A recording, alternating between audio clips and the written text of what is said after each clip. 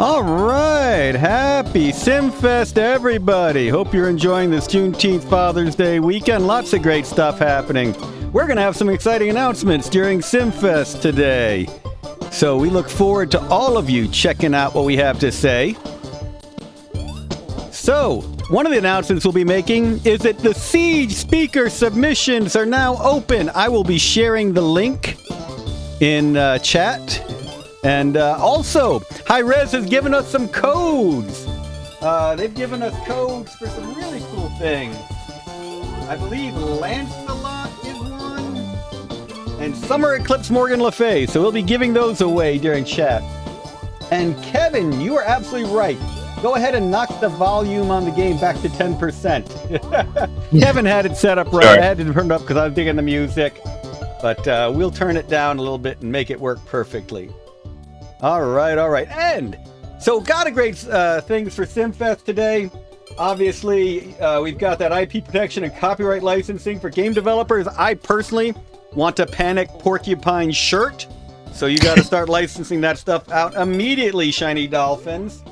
We'll get on that. Excellent. At 1 p.m., we have the stories of Clutter, the beauty of Snippets, narrative design for puzzle games. We don't think of narrative design for puzzle games, but you really should think of narrative design for almost every game. I guarantee that Spicy Hero and Shiny Dolphin have thought of narrative design for Panic Porcupine and immediately dismissed it. No, I'm sure that they've got it well in hand. At 2 o'clock, we're going to have Frequency, a case study on innovation. Yeah, this is a classic game that Tim Ryan worked on. Glad for him to give us this look at it. At 3 p.m., we'll have our keynote, How to Market a Game in 2022. This is invaluable. I mean, it used to be that How to Market a Game changed every few years. Now it seems to change every few months. So always tune in for the latest. Whether you've got a game out now, whether you're working on a AAA title, whether you're looking to do something later, everybody is now a part of the marketing effort. And then we'll end this day with our friends at Gallium Studios talking at Proxi AI. So lots of cool stuff. All right.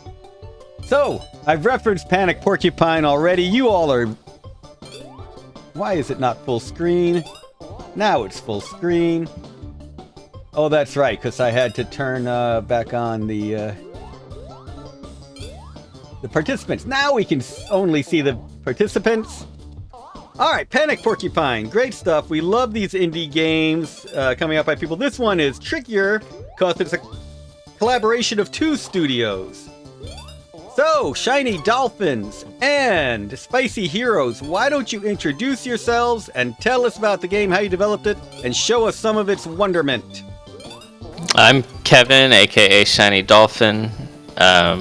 Justin is Spicy Hero, and we've made a couple games together already. Clash Force and Polyroll, which are both out on Steam and console, and we're both big fans of Sonic the Hedgehog, and we'd been making games that were sort of inspired by it, but this is the first time we tried to actually recreate the physics a little bit. So Panic Porcupine is a momentum-based precision platformer, bite-sized levels, but you have to speed up and maintain momentum to get through the sections. So I'll go ahead and get started.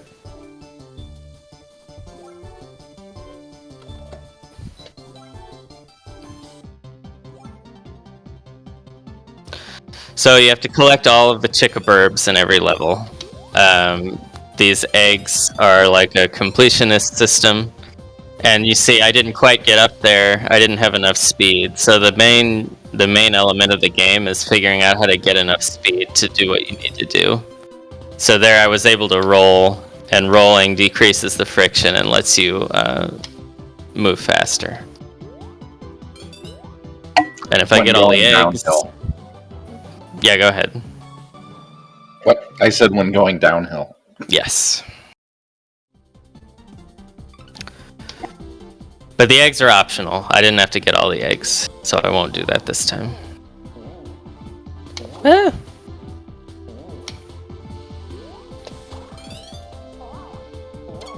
And it's one hit kill So it's sort of a, again, precision platformer formula.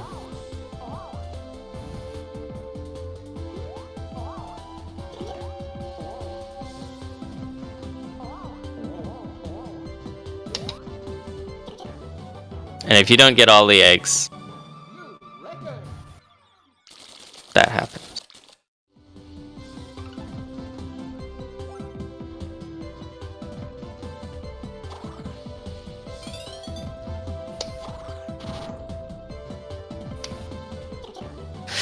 And it's kind of a speed running game too. So there's sort of optimal paths through every level. I can go back to the first one and try and improve my time. There's all kinds of little tricks you can do.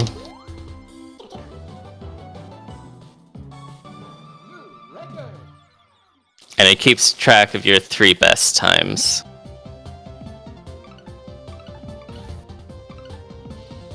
What should I do?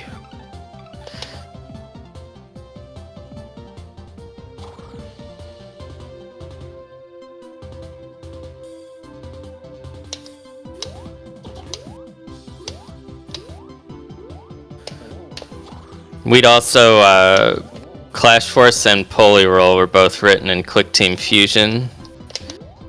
And that's because Justin and I both grew up using that software, so we're both very familiar with it. And he'd made Clash Force and Polyroll earlier, and then I helped import those.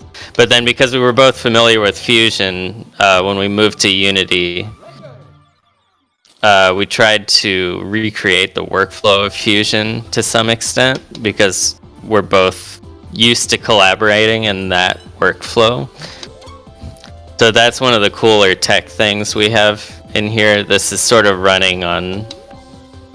It's a custom game engine, but it's inspired by how ClickTeam Fusion's programming system worked. Which there's actually a Siege talk from a couple years ago on the GGDA YouTube where I talk about that system a little bit.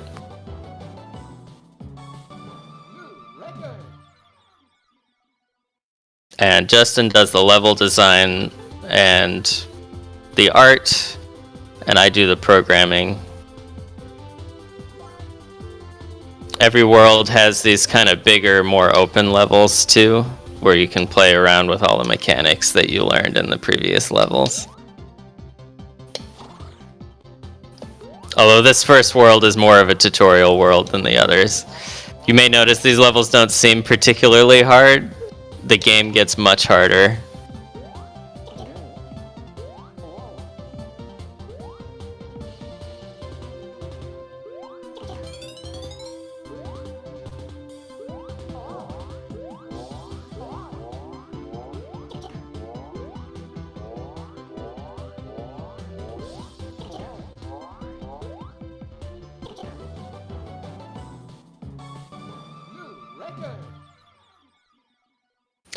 So every world also has a boss. I'll show this one. So all of this first world is in a free demo that's on Steam and itch right now. So you can play all of the first world. And then I'm going to show some of the later worlds next.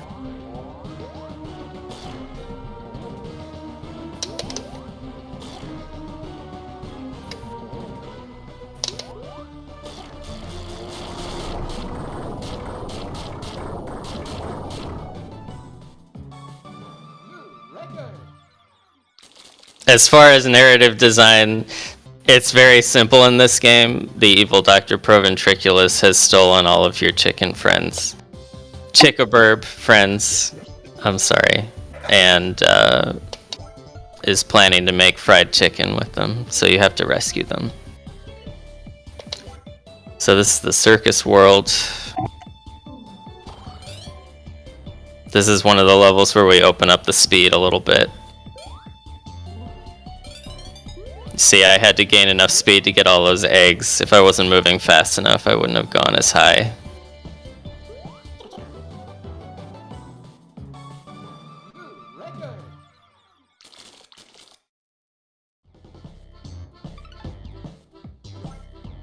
And we have the classic cannons from Donkey Kong Country.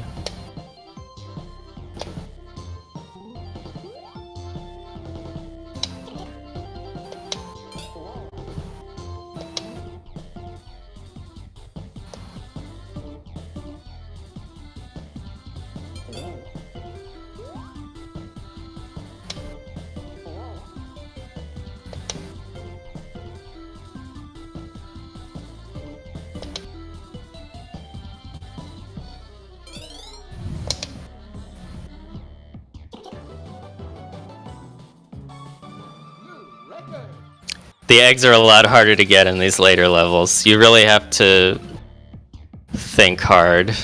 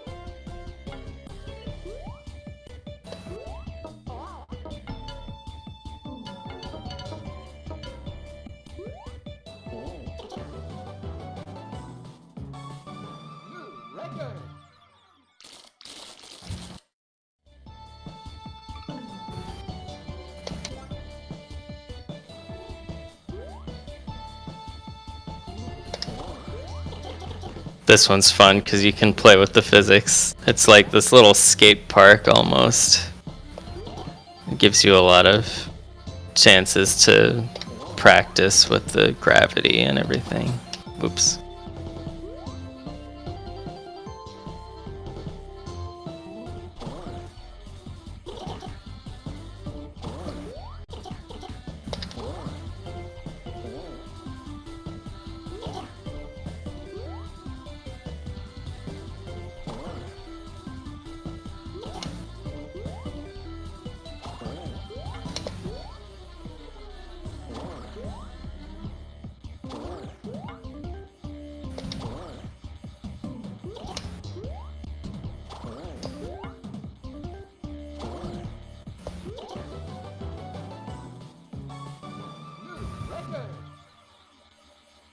I'll go to one of the later worlds. Yeah, show a hard one. Yeah, that one.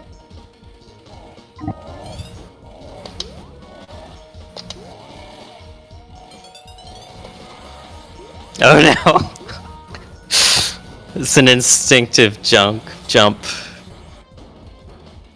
Instinctual?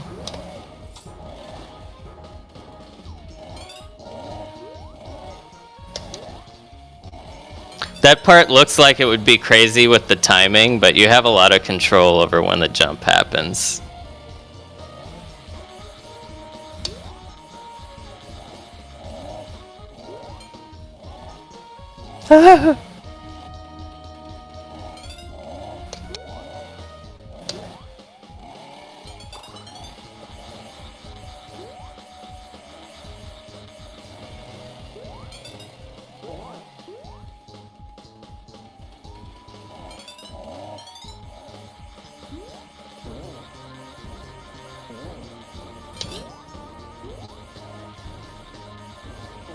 No.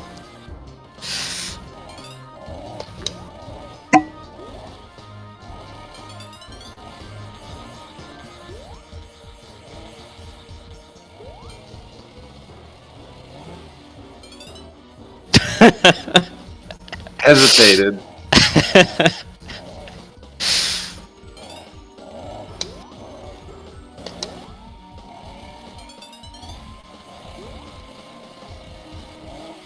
That's not gonna work. Yeah, I don't know if you have a new build here, but I did some tweaking on the camera. I don't know when you made this build. Couple days ago, actually. Oh, okay, we won't have it then. I don't even know if I published it, but yeah, that saw right here. I I did some camera tweaking, so you get a glimpse of it a little sooner. Oh, that's good. Yeah, it's subtle, but it was a little blind before. Yeah, I mean, you can only do so much. Obviously, you got to be able to predict where the player's going to head, and you don't want to mislead them, and you don't want to take away sort of their options, right? You don't want to say, oh, the camera's only pointed this way. You want the player to have the option of going back, or so it's just a balancing act. But that's been one great thing about our collaboration is I can play the levels he makes. I mean, he's able to beat these levels easily, and I'm more of a realistic test case most of the time.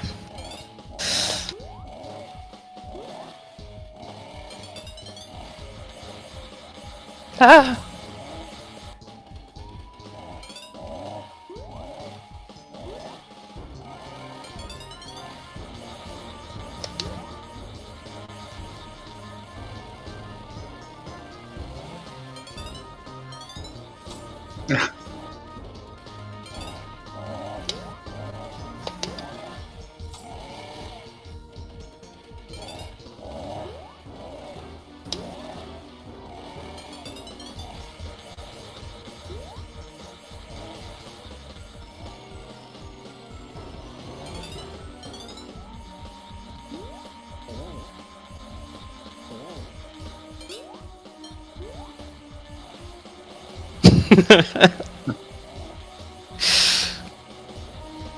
If you're trying to psych me out, it's working.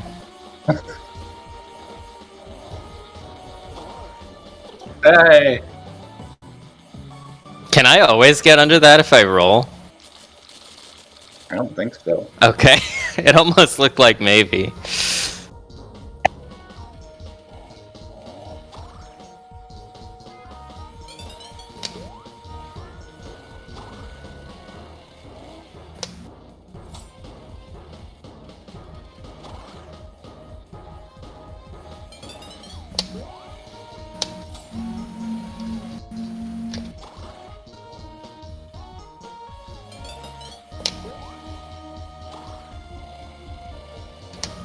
Oh no.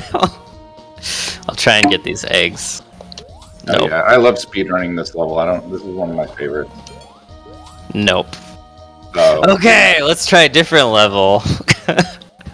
I'll show something from Winter. Oh, yeah. This is my favorite level, actually. Show them if you do it wrong. Oh, okay.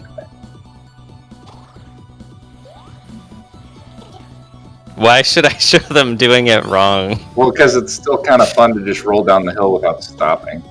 That's true. First, then you have to go back up.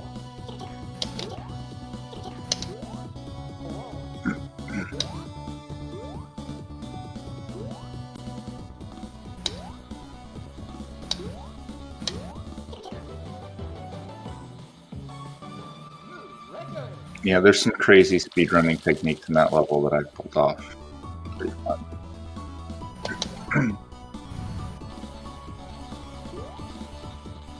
This is one of the levels Keon worked on. Yeah, we've been working with another level designer on this one. His levels tended to get dropped into the end of the game because they were pretty brutal.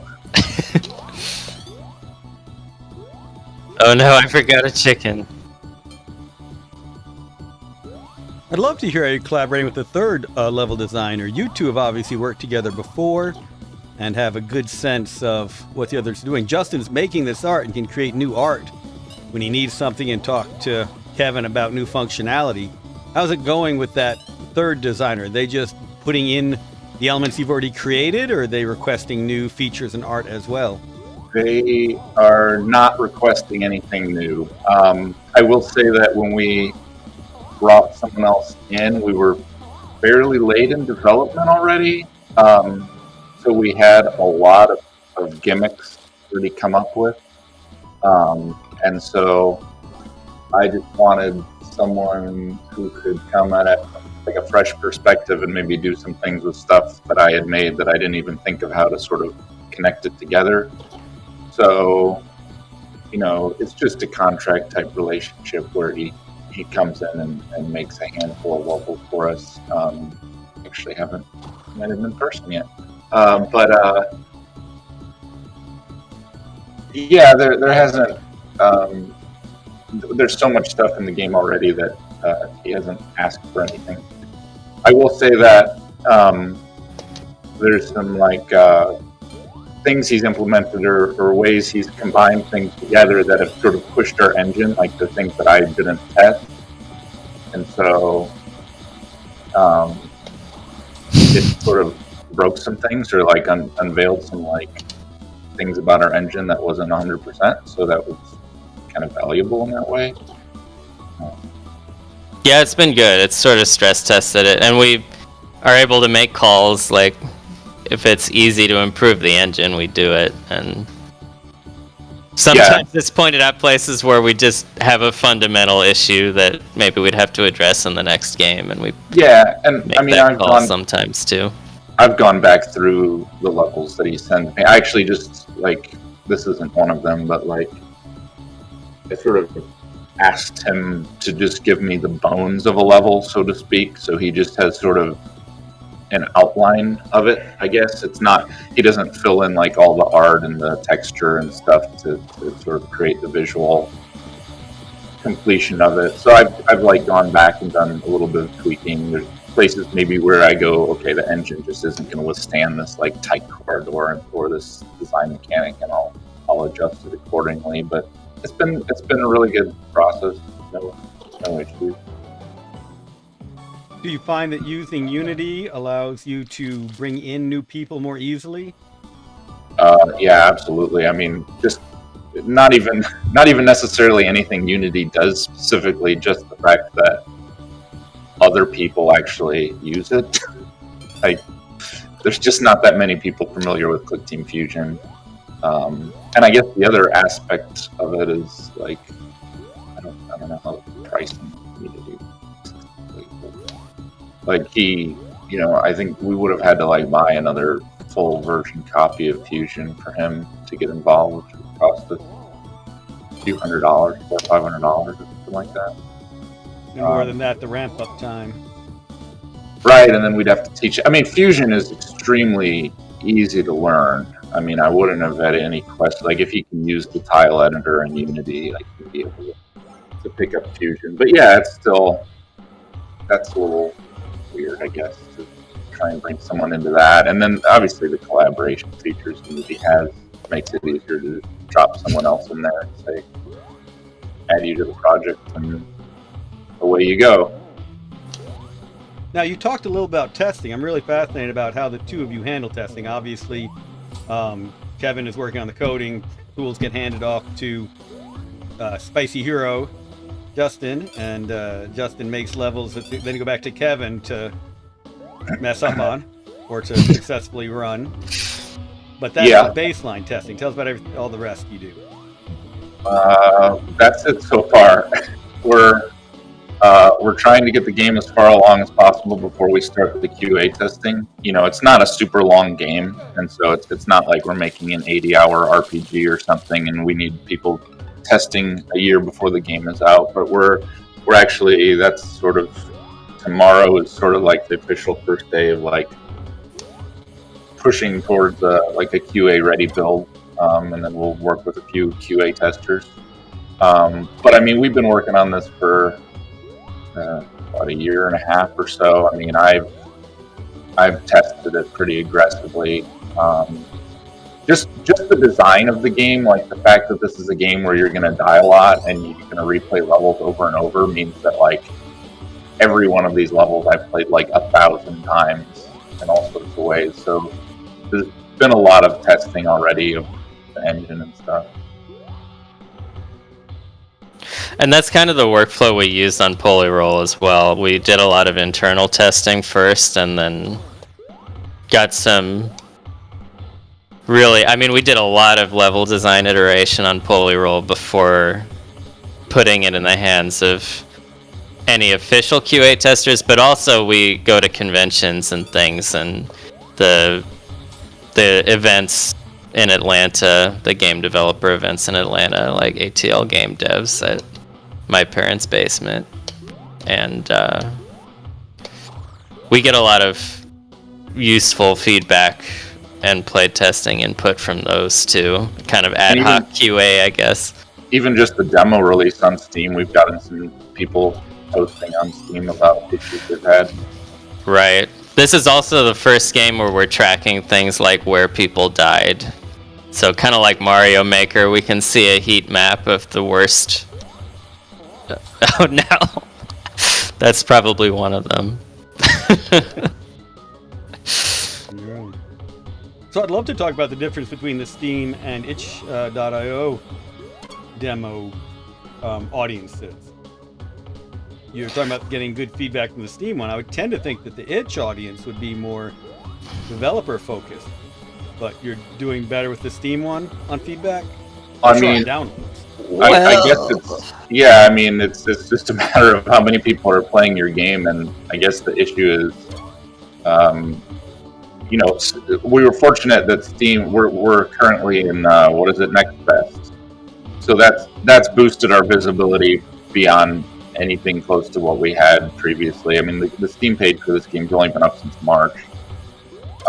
So our wish lists have tripled during NextFest. I'm not going to say they're good, they're great or anything, but they're better than they were. Whereas Itch, I was just talking to Kevin about this because we actually have the game playable in browser on Itch right now, and apparently once you like take out all Steam's bot traffic, like we've got way more players on Itch. But we just haven't gotten, I guess maybe because there's not really a forum, there's just a comment section, so we haven't really gotten. I mean, we haven't gotten that much feedback regardless. I mean, we've only had like a couple of posts on Steam, so it's not like dramatic. But yeah, I don't like. I literally like went on Itch and typed Panic into the search bar, and this game didn't come up. But if I type Porcupine, it does. So I really don't even understand how Itch's search feature works. Like, it makes no sense. You're in that very powerful Porcupine genre, but not. I guess so. Yeah, it was. You know, I thought, only games called Panic are showing up, but there were all sorts of games with Panic in the name that showed up. So I don't know what's going on there, but yeah, we'll see. I mean, we only put the Itch page up a couple days ago, so whereas the Steam page has been up since March. That's pretty fast, and we've got links to both of those in the chat. And you basically talk about the Next Fest. Vicarious PR was asking everyone what their favorite stuff out of the Next Fest was. I got to talk about you all there too, so I'm glad that worked well for you. Sweet. Wonder J asked on YouTube, how long have you been working on this game? Yeah, I guess a year and a half or so. I think we started it over 2 years ago, but we started it as a side project. We were working on a bigger project that we had to put down for a couple of reasons. Put down, like, not like a dog, like to set it down. We set it down for a couple of reasons and decided to focus on this game. So I guess it's been about a year and a half since we started working on this full time. Well, full time as in this is the only game we're working on. We both have full-time jobs, so this is pretty much a weeknight, weekend type gig. Excellent. Glad to see it coming together. You talked about going to conventions. You took this to MomoCon, didn't you? We did for one day, Oh. and that was really helpful. I got some good feedback, and it's also just fun to watch people play. It's what makes it all worth it, right? So. Very cool. Will it be at Southern Fried Gaming Expo? Yes. Excellent. So everyone watching, next time you can play this will be Southern Fried Gaming Expo. First, you can download the demo right now. We have those links in chat. So first, I'll put it up the itch.io one again, so we can boost their numbers. Yeah, and you can play it immediately on there. Oh, play in browser there? Excellent. Yeah, we've got a play in browser up. Excellent. So, okay, last question then. How easy was it to implement that? We got somewhat lucky. Oh, I forgot these aren't working. Yeah, don't show that they're broken. Why are you stopping? Don't look at that. Ignore the porcupine behind the curtain. Yeah, I guess so. It's part because the engine is written kind of like ClickTeam Fusion. Like every feature is done in a certain way. Like, there's sort of a standard architecture to how we're implementing features on this game, and it happens to be very compatible with WebGL's limitations.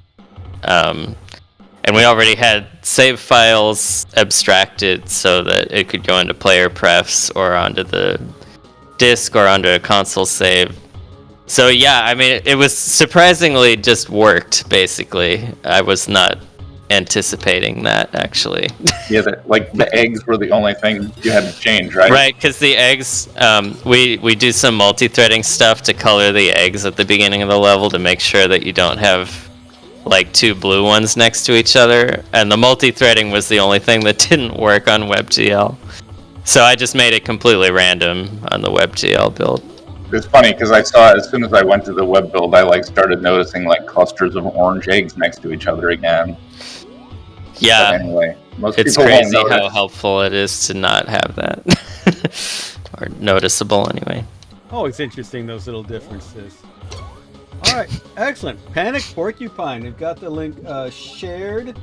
Kevin, why don't you play through just a little bit more while I talk about what's coming up in CIMFest. Oh, Fucking Nut on YouTube talks about how easy I'll make this look, both for playing and developing. He says, I know games rarely get made overnight, but the polish and playability rarely shine in this one now. So, always fun to have people who saw it before see it again.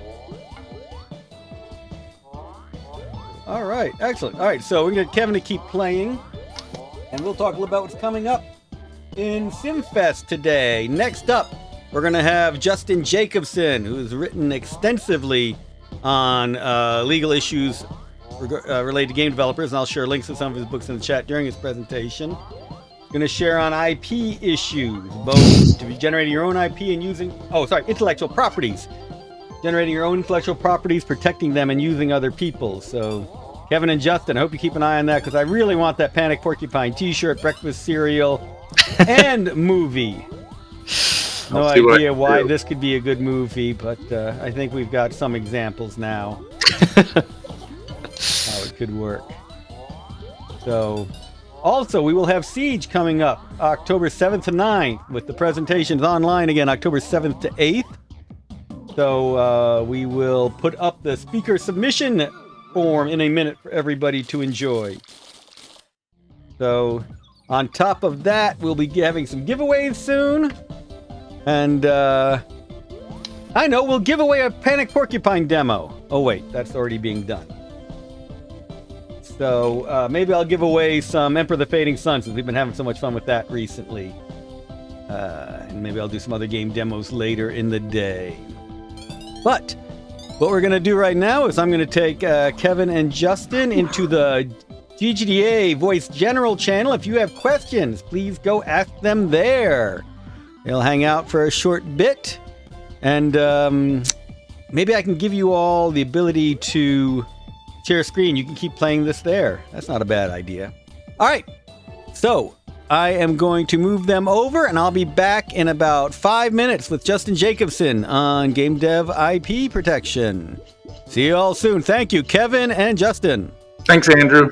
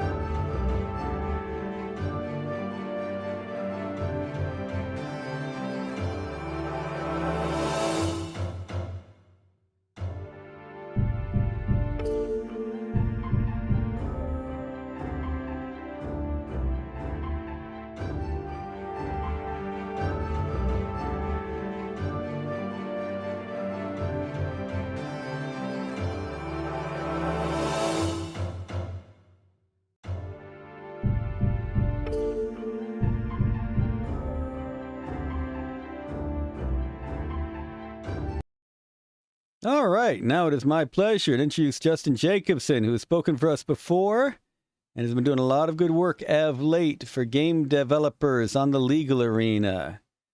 So, Justin, take it away, please.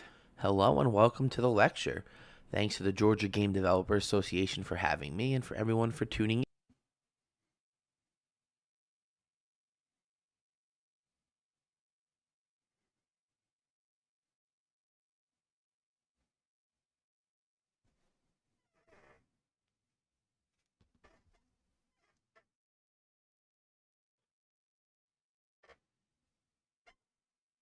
Individuals and businesses. Nearly 7 years ago, I expanded into the esports world, working with professional gamers, streamers, coaches, casters, teams, and all individuals and companies in the esports and professional game business. I also teach esports and video game business courses at several universities, including at University of North Carolina, Wilmington, Post University in Connecticut, St. Francis College in Brooklyn, New York, as well as teach media law at Hunter College. Finally, I authored The Essential Guide to the Business and Law of Esports and Professional Video Gaming, which is the first textbook on the legal and business side of esports and the professional video game world. Before I start, if anyone has any questions on the lecture or myself, please submit any questions directly to me via email, which is justin@jmjesq.com. Justin, Justin @jmjesq.com. Or you can reach me via LinkedIn, Justin M. Jacobson, so that's JACOBSON, or Twitter, which is Justin JESQ. My DMs are always open, so I'm always happy to connect and see if there's any ways to speak further. So today we're going to explore several matters related to the protection and licensing of a video or computer game, as well as any other IP that's related and owned by a game developer or publisher. Just as a disclaimer, nothing here is intended as legal advice, as all the information is for educational purposes only. Everyone's situation is different, so I'm trying to provide some general knowledge that might be applicable in many situations. But again, since every situation, every company, every game is different, you should speak to someone who's qualified and understands this and can speak and provide specific information on your behalf and on your situation. So we're going to start by exploring one common intellectual property protection, which is copyright law. So a copyright is something that protects a specific creative work, such as a song, a book, a movie, a television show, or a video game. While a trademark is used to protect a brand name or product name or company name or a marketing slogan or catchphrase or hashtag or anything used to identify the source of goods. Today we're solely looking at copyrights in video games, including what parts of a game can be protected under copyright law. Now it's a good.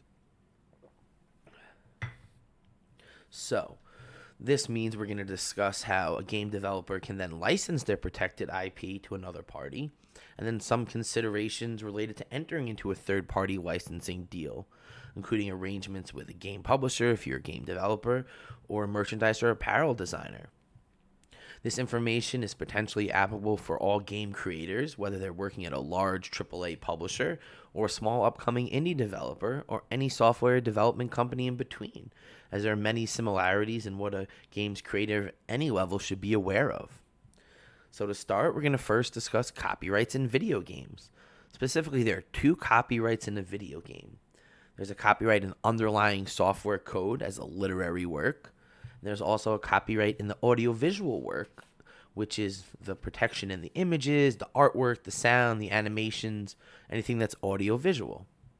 As a result, a video or computer game or any software contains and combines multiple protectable art forms, so music and video with written text, a software code that's then combined and used with a computer program that interacts and manages some of the audiovisual elements, which allows a variety of aspects of a game to be protectable.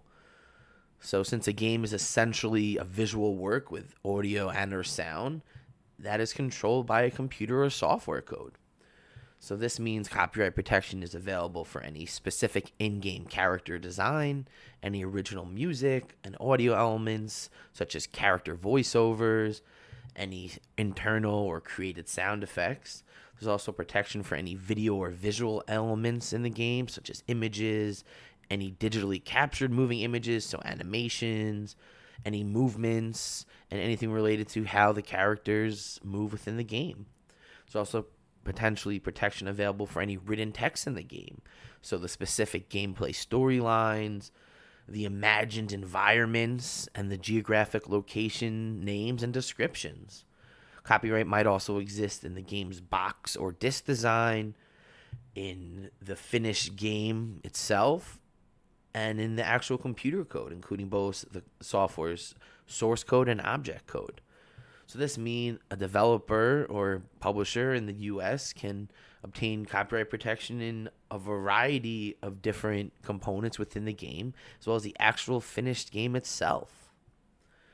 So just to kind of bring it all together, a game developer could acquire licensable IP rights in the design of any in-game characters, including playable and non-playable characters, which then can be licensed to a third party or used on its own for any derivative works, such as toys, television shows, movies, or any other physical or digital item. Since there's also protection in the digitally captured images and animations, the developer can license or sell these images. There might be copyright protection in the game's written text and the specific gameplay storylines, what's happening, the plot of the game, including the character backstories and everything else related to the storyline, which can be licensed as separate stories or for works based on this information, as we see with certain video games that have created these derivative works, whether television shows or movies or books or anything else. There's also copyright in the imagined environments displayed in the game, so the enchanted forest or any specific unique world that's created, as well as the geographic locations created in the game. So any specific names in the game, any city names that are kind of used, especially creative ones. Finally, the game developer can copyright the actual game cover art, the box or the cartridge design, and any images or sounds or animations in the start screens or the loading screens, anything that you see that's displayed in the game that might not actually be part of the game's mechanics. And as we mentioned, there's a separate copyright in the actual computer code, including the source code as well as the object code, which can be licensed separately from the other protected component. So you have the ability to license characters and storylines and images environments, as well as the game code itself, which gives the developer a lot of flexibility in how they can proceed forward with this copyrighted work. Also, since copyright protection applies for any original music, such as a game's anthem or introduction or any sound clips, as well as any audio incorporated into the game, such as any original compositions, the character voices, and any voiceovers. It's important that if a third party creates any of these sounds or images or animations, that a proper document or rights assignment is signed with the creator or the voiceover artist to ensure that the game developer or publisher has the rights to their musical or video or audio creation, and that the publisher can use this information, these creative works, as they desire.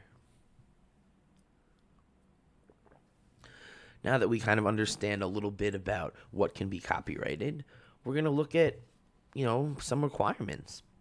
So why it's not required to register a copyright with the Copyright Office. There's a variety of unique benefits that a copyright registration in the U.S. provides. While it's established that a copyright is automatically created when a work is fixed in a tangible medium of expression, so once you code and save the game, it is fixed in a tangible medium of expression. However, a formal registration with the Copyright Office within 3 months of the public release of the work, such as the game, provides additional benefits to the game developer. First, the IP is now a matter of public record, so it's available for search through the Copyright Office and the Library of Congress. This fact is very useful because it allows other parties to search and confirm the ownership of a copyrighted work, especially if the third party wants to purchase, use, or license the material. The existence of a registration also allows the owner to easily catalog and license their various rights in the works by having specific registrations for different protected components. So there could be a copyright registration for the finished game, for different character design, for different environment design. So it gives the ability, having these different registrations, for the game developer or publisher to just license one of those to one party and be able to easily state copyright registration 123 is for the character design, and that's what you're receiving. And it doesn't involve anything else that's not within that specific registration. Also, another requirement is that in order to bring a copyright infringement lawsuit, the work must be registered with the Copyright Office. So if a game developer, creator believes that their work is being copied or infringed, including any sounds, designs, video, or anything that's being infringed on, they need to register the copyright work before they can even file a lawsuit. Also, if a work is filed prior to the infringement or within 3 months of the original publication of the work, the game creator may be entitled to actual damages suffered by the infringement, which is loss of sales and potential other damages, as well as specific statutory damages, which could be a lot. So these are damages that are prescribed by law that might exceed your actual losses, as well as potentially recovering the suing party's attorney's fees. So that's the funds that are paid to an attorney or a law firm to actually pursue and file the lawsuit and everything related to that, which could be thousands upon thousands of dollars, depending on how long the lawsuit goes for. And if you successfully register your work within 3 months of publication, you have the ability to potentially recover the statutory damages, which could be $50,000, $100,000, whatever, correlates to the statute, or your attorney's fees, or both, as well as your actual losses. So registration of works provides a lot of unique benefits. And again, it's not required, but it gives you all these other ability and stuff that you wouldn't necessarily have if you didn't register the work. Finally, a valid registration may defeat a defendant's defense of being an innocent infringer, which might increase the statutory damages for willful infringements. So the idea is that once a person receives notice of their infringement and they continue and they don't stop, this could be seen as willful, which could increase the amount of damages that a party might recover. So it's really important to understand that once, a created work is created and it's put out there, you can potentially register it with the Copyright Office and get all these additional benefits beyond just the work being protected. So once a game developer actually protects and solidifies their rights in the game, they must be aware of how they can license, sell, or let another party use it. So a game developer has the ability to license their IP, which could be a limited license, which is a right to use the IP or the work for a specific time period, which is referred to as the term of the agreement, the term of the license. As a result of these different copyrights that are available in the game, the developer can license their IP for a limited time in specific categories, just the entire game itself, an individual character, or any other protectable component, such as any music or animation. So this might allow the game developer to license their work to be created or played on one or more different platforms, so just being licensed for computer or PC games, or just for gaming on a mobile device such as a smartphone or tablet, or gaming on a console like PlayStation or Xbox, or all of these platforms or only some of them. The finished game could also be licensed and distributed or sold to the public by the developer themselves directly, or by a third-party licensee, such as a game publisher or any other digital content distributor or platform. Copies of the game can be licensed to a company or sold by the game developer directly to traditional brick-and-mortar stores such as Best Buy or GameStop. They could also be licensed to another party or sold directly to a consumer through digital and online game stores such as Xbox or PlayStation's game store or Valve's Steam distribution service. So as a game owner, you have a variety of ways to actually get your game, whether it's licensing it to another party who will get it out to the public, or doing it yourself. And it could be physical and in stores, the physical discs and cartridges, or just a digital version of the game, which can be obtained through Xbox or PlayStation Store or Valve Steam Store. There are also options for the game to be licensed and sold directly to a user through a third-party app store for it to be used on their smartphone or tablet. So these games can be downloaded for a fee or the free-to-play ones from an Apple or Google's app marketplace. In addition to all these available licenses, a copyright owner could license any of their separate IP rights to any individual or any business that they want to create a variety of products and offer many different services featuring their work. So this could be licensing to a physical merchandise distributor so they can make hats or t-shirts or toys or any other memorabilia or collectibles based on the game's characters, a television studio to create a TV show based on the game or its plot line, a movie producer to create a movie featuring the game's characters or stories, or even to a book publisher to create a written or digital work that could be behind the scenes of how the game was made, or even written or audiovisual work on how to beat the game or any other derivative works. So as we can see, there are many different types of transactions that an owner of a copyrighted work should be aware of. So a game developer should understand that they could potentially fully sell or assign all of their rights in the game to another party, or they can just license, which is giving written permission to use the IP for a stated period, for a limited purpose, which is not a transfer of the entire right in the copyright, and the game developer, the original owner, still owns it. These situations in a licensing situation could be exclusive, which means that no other party can use the IP for any purpose or just for a specific purpose or forever or for a certain term period. And there could be non-exclusive arrangement, so that anyone can use and sell the same IP for a same or similar purpose at the same time. So these are two crucial distinctions, an exclusive versus a non-exclusive license, because an exclusive license can be an exclusive in one territory or for one product or category, or it can be non-exclusive, which means a bunch of different people can work in the same categories and sell the same type of products. There are obviously benefits and drawbacks to both situations, and that's where the negotiation and leverage of each parties come into play. Finally, there could be a third party just receiving written right or consent to use another's work for a specific purpose. So this could be a promotional or charitable or even a commercial one. It's not necessarily a license, which has additional rights and obligations, including potential payments, but it's an authorized use, especially in terms of non-commercial or educational uses. It just says, hey, I'm a copyright owner, you respect my ownership in this, but you can still use this because you're not selling the game, you're not making a profitable movie, you're doing something that's not going to infringe or hinder my ability to fully monetize my work.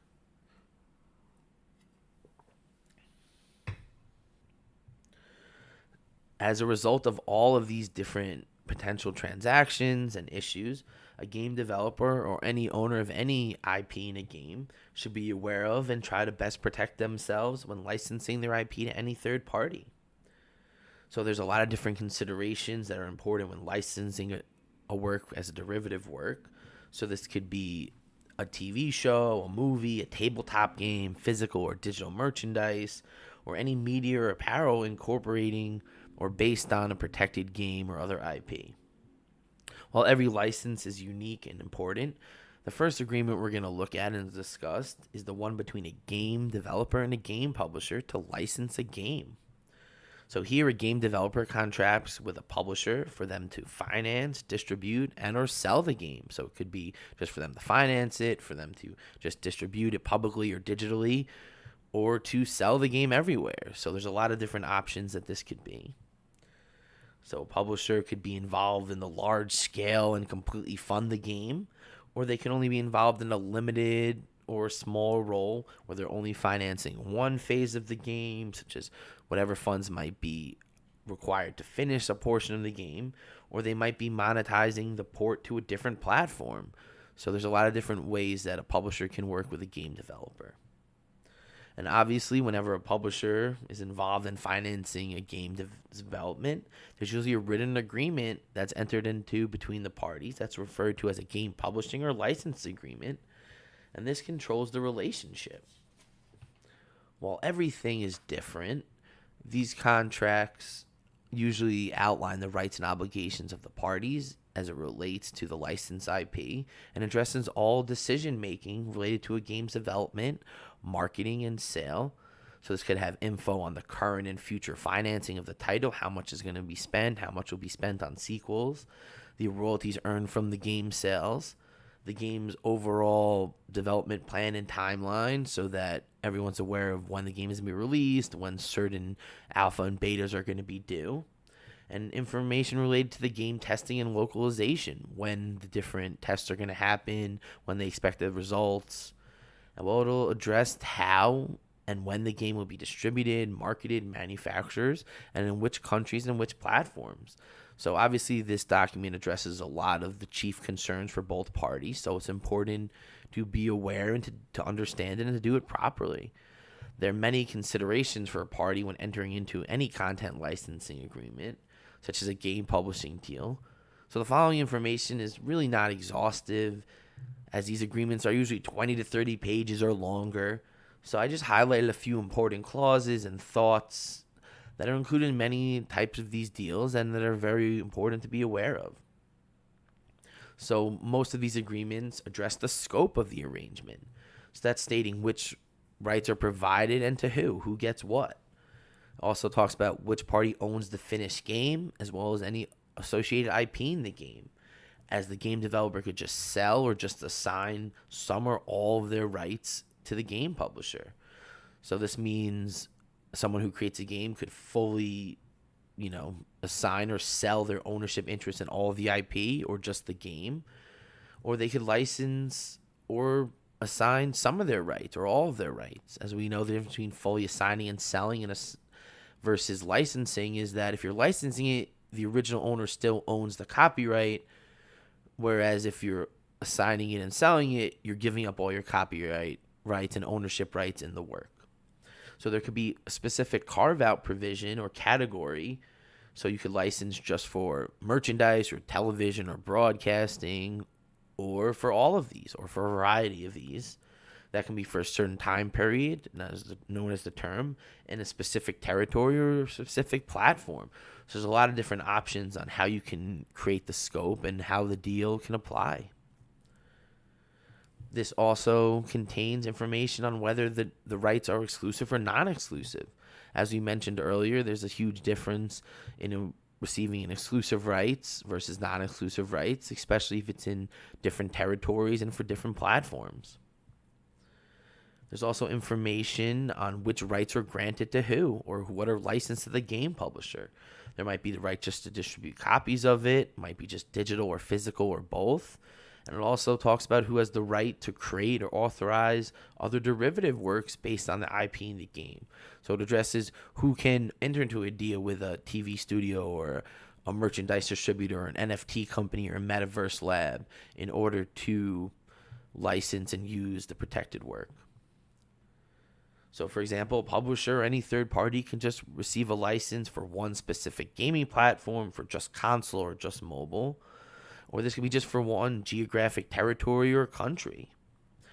And in these kind of agreements, it's really important to mention the specific territory or territories. So you should specifically mention which areas, whether it's North America, just the US, or the world, or the universe, the game publisher or any party has rights and what the license applies to, which gives the ability to license your work in different countries.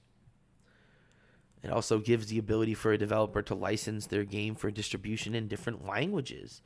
And the different licenses in the different languages should be stated in these agreements. So whatever the licensable language is should be incorporated, as if someone receives the right to translate a game from American, in English to Japanese to be able to sell overseas. It's all important that this stuff is agreed to in the agreement. Related to this, the agreement should state who is responsible for developing all versions of the game for each platform, as the contractor might want to work with another party if a game publisher cannot do all platforms. So it's important to understand the ability to port or porting the game from one medium to the other.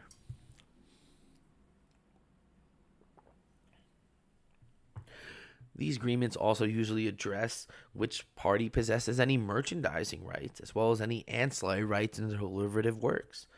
So the agreement could just be for a single game, or it could include rights to any sequels or prequels or spin-offs based on the original game and its related IP.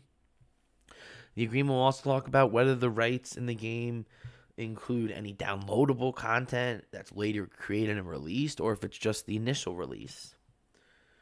Also, this document, the licensing agreement, might address if the license applies to all games made by the developer within a certain time period or just one specific title. So just the newest Call of Duty, or rights to Call of Duty, every single one that was ever made, or just rights to any game that are made by the developer during a specific time frame. So it could be a 1 or 2 year or however long the contract says. Anything that's made by the developer during that time period is owned by the publisher. So there's a lot of different ways that extensions can be developed. Another really important consideration and something to be aware of is that these kind of agreements should clearly identify any other third-party licensed material that's in the game, so that the game publisher is aware of this and that there's the rights to this material.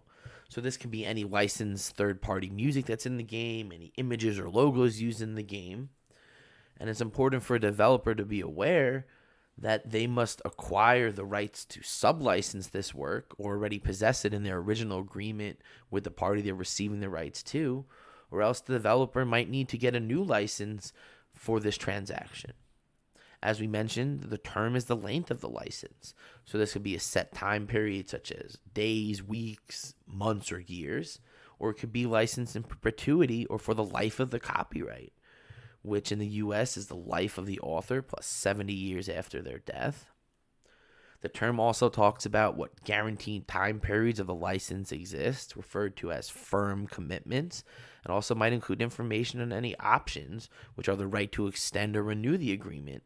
And these approvals to extend it could be based on mutual approval of both parties, one party or the other's choice, if the game receives certain sales milestones, or any other criteria that the parties agree to. So it's really important to understand how long a license lasts, because if it's going on for years or years, that's a big deal. In addition to the term, it's really important that the agreement talks about the compensation, including the licensing fees, royalties, and any profit sharing that the parties might have. And many times, a game developer receives an upfront payment known as a licensing fee or an advance that's paid by the game developer and lets them acquire rights to it. So the game publisher pays this money to the game developer, this licensing fee. That's usually recoupable, but in other terms, it could be non-recoupable. And it might be paid as one lump sum upon signing, or it could be broken up into smaller payments related to specific milestones or calendar year. It could be dispersed quarterly or once the alpha or beta, or once they have a final test, all of these different milestones that the parties will agree on in writing. Most of the times an advance is recouped from all revenue streams related to the game, but a party can agree on another arrangement so that certain revenue streams might be excluded from recoupment of any advances that the party gets. So this might be the game developer excluding merchandise income, as those are not really related to the game development costs. So it might be a way for the game developer to not have any income that comes from that income stream be credited. So the way it kind of works is if you get an advance that's recoupable, any income that's then earned from the property is then used to repay and recoup that amount before anyone else receives any money. So if you earn a recoupable advance of $50,000 from the publisher, then the game sells before you get any more money, or if you get a percentage of the income, the initial $50,000 advance must be recouped before anyone else gets anything. So essentially, that could be from game sales specifically, or from all revenue streams, or from merchandise or IP rights or anything else that the parties agree to. So obviously, it's very important for this to be discussed in these agreements. Additionally, it's important to understand the difference between gross and net profits. So gross is all the income received by the publisher or for a specific income stream. And net is all the income after the deduction of any expenses. So it's important to understand the difference because expenses in many of these cases could be substantial. Also, it's important to be aware that if a developer or party is earning from the net revenue or the net profit, that they should ensure any expenses or deductions are maybe improved in writing or reasonable and are clearly identified, or maybe have some monetary limitations that says any expense over a certain amount require prior approval. And these are different ways to potentially add checks and balances when working with two different parties, especially if one party is earning from the net revenue. In addition, these licensing agreements list each party's obligations and commitments to each other so that everyone's aware of it and there's no misunderstandings. So, for example, a publisher might commit to actually publish and release the game, as well as to provide marketing and promotional support for the release. There could be language that requires a certain amount of marketing funds, or even requiring the publisher to release the game by a certain date or within a certain time frame. So 90 days after delivery of the game, 60 days after final approval. This way, there is some time frame and there is some commitment on the side of both parties to get this game to market.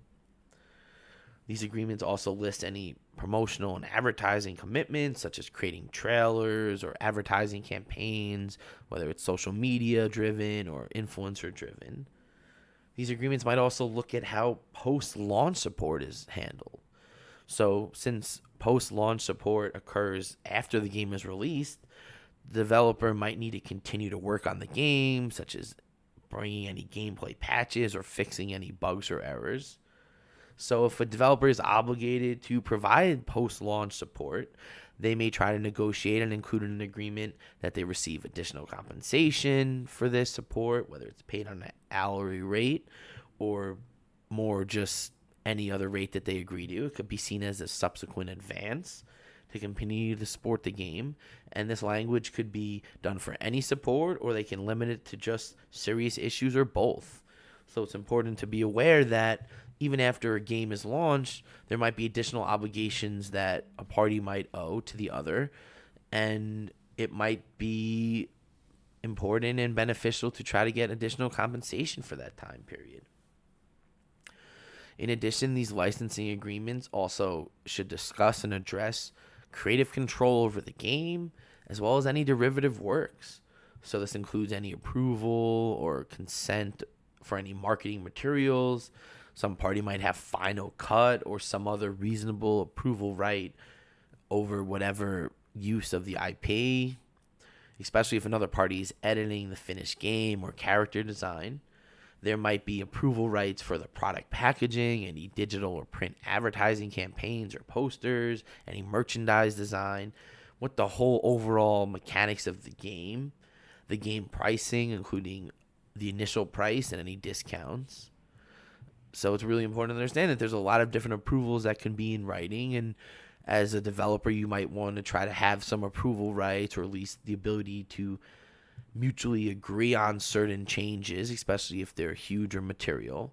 And then as a publisher, you might want to have the right to market it how you want. So there's a lot of considerations on both sides, and it's beneficial for everyone to have it in writing so that there's no issue and there's no misunderstanding over who has the right to approve what. These agreements also have milestones, which kind of list when certain modes or game character builds are due.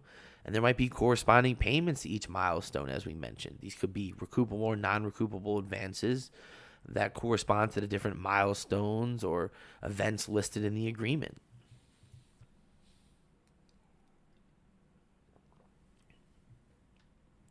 Additionally, these agreements have information on the term of it, as we mentioned earlier, as well as termination of the agreement. So it looks at how long the licensing deal is and what happens after it ends. So in some situations, the licensing party might have to immediately cease using their IP rights that they received, or remove any reference to the IP from all materials. So there could also be the inclusion of termination clauses such as moral clauses, which allow a party to terminate an agreement for any unsavory or unethical behavior. We've seen in the game developer world and game publishing industry where some companies may have different scandals or come to public ridicule, and there might be ways to use a morals clause or reverse morals clause to kind of end and terminate your agreement early as a result of violation of this. Important that these different agreements address termination and what happens if it ends naturally or earlier. Additionally, there might be the inclusion of agreements that the developer might have the ability to terminate the agreement early if the publisher is not fulfilling their obligations, so not publishing the game in a certain time period, or not marketing, or not making payments. So there's different things that would be incorporated in the termination of the agreement, whether it's at the end of the term or if certain things happen, like failure to make payments, or if any scandals or public issues happen. There could also have what's called a reversion right, so that the IP rights revert back to the original owner if the termination happens. So if the agreement expires, there could be this reversion where the rights go back to the developer. There might also be what's called a kill fee. That's incorporated if a publisher wants to just end the agreement early. So this might be a set amount that they're paid in order to just kill and terminate the deal, because maybe they're on the hook for larger marketing or additional payments, and it's easier for them to just spend a little bit money now to get out of the agreement, which lets them not have to fulfill those additional obligations, and then lets the game developer go and find maybe another party or do it on their own. So there's lots of benefits and lots of important things to understand when you're crafting the termination and the expiration of agreement, because it might expire based on when the term ends. So if it's a 3-year deal at the end of 3 years, or earlier based on a lot of different factors. And if it does happen earlier, you might want to have a reversion right, so you can then go and find another party and you get all your rights back. Additionally, these agreements also talk about everyone's termination rights. So what happens post-termination? So this talks about if the developer regains all of their rights, or if the party can continue to use the rights they already have, but they don't get any new ones. There's also sometimes considered a holdback or non-compete provision after the expiration or termination of agreement, which prevents the developer from working with or on a similar game or releasing something, the same kind of new game within a certain time period. So this is really important to understand, that there could be this holdback or non-compete time frame after it exists, where maybe you have a 3-year deal, but then you have a 6-month holdback period where for 6 months after the deal ends, you can't release a similar game or a competition game or the same game with another publisher or on your own, because it might compete with theirs. So it's important to understand this and agree upon this, because obviously the longer non-compete or holdback, the longer you're not able to monetize and sell a game. Another provision that might be included in some of these is called a right of first refusal or right of first negotiation. These are similar because they give you the same idea, where the publisher might have the first opportunity to negotiate exclusively with the developer for a certain right. So this gives them the idea of being able to have a right of first negotiation and refusal for a movie or TV show or a sequel or prequel or spin-off. And this is included in the agreement. Similar, there might be what's called a right of last refusal or a matching right. So this could apply to any television or motion picture or any derivative works, where the publisher will have the opportunity to match any offer for any of these rights the developer gets, so that if the game publisher matches a TV deal, they have those rights. Additionally, many of these agreements require each party to police and provide notice to the other of any infringement or any authorized use, and to make sure that no one's breaching the rights that either party has and stopping all the unauthorized uses of the game. These agreements also have warranties and indemnification clauses, and they're really important to understand. So warranties are legal representations that confirm facts that each party says, I warrant that this is correct, and that, for instance, that the licensed work doesn't infringe or violate any third-party IP rights, that I have all the rights to what I'm giving you, that I've done everything on the back end properly. And this is really important, especially if a game developer hasn't, or if they're not running as smooth as they should be. So related to this is called an indemnification clause. So what this means is that if one party is sued or subject to a potential liability as a result of another party's breach of one of their warranties or one of their duties, the non-breaching party will be indemnified, and essentially the breaching party will have to give whatever the losses are caused by the violation of any of the warranties or conditions of the contract. So if a party is sued for $10,000, they lose and they have to pay it, the breaching party will then have to reimburse and pay that amount on behalf of that party. So it's really important to understand this concept. Finally, it's important to understand the governing law for the agreement, such as what country applies and governs the deal. And this is really important as there's a lot of international and foreign publishers, as well as working with different companies in different states.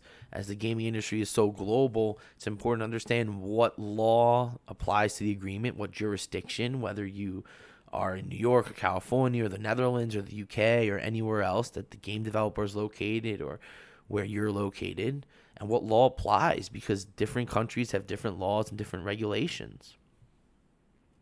So that's a little bit about the game publisher and the game developer agreement. This agreement obviously is very crucial and very prevalent, as there's many times that a game developer licenses their work to a game publisher who finances or helps get the game and publicly distribute it.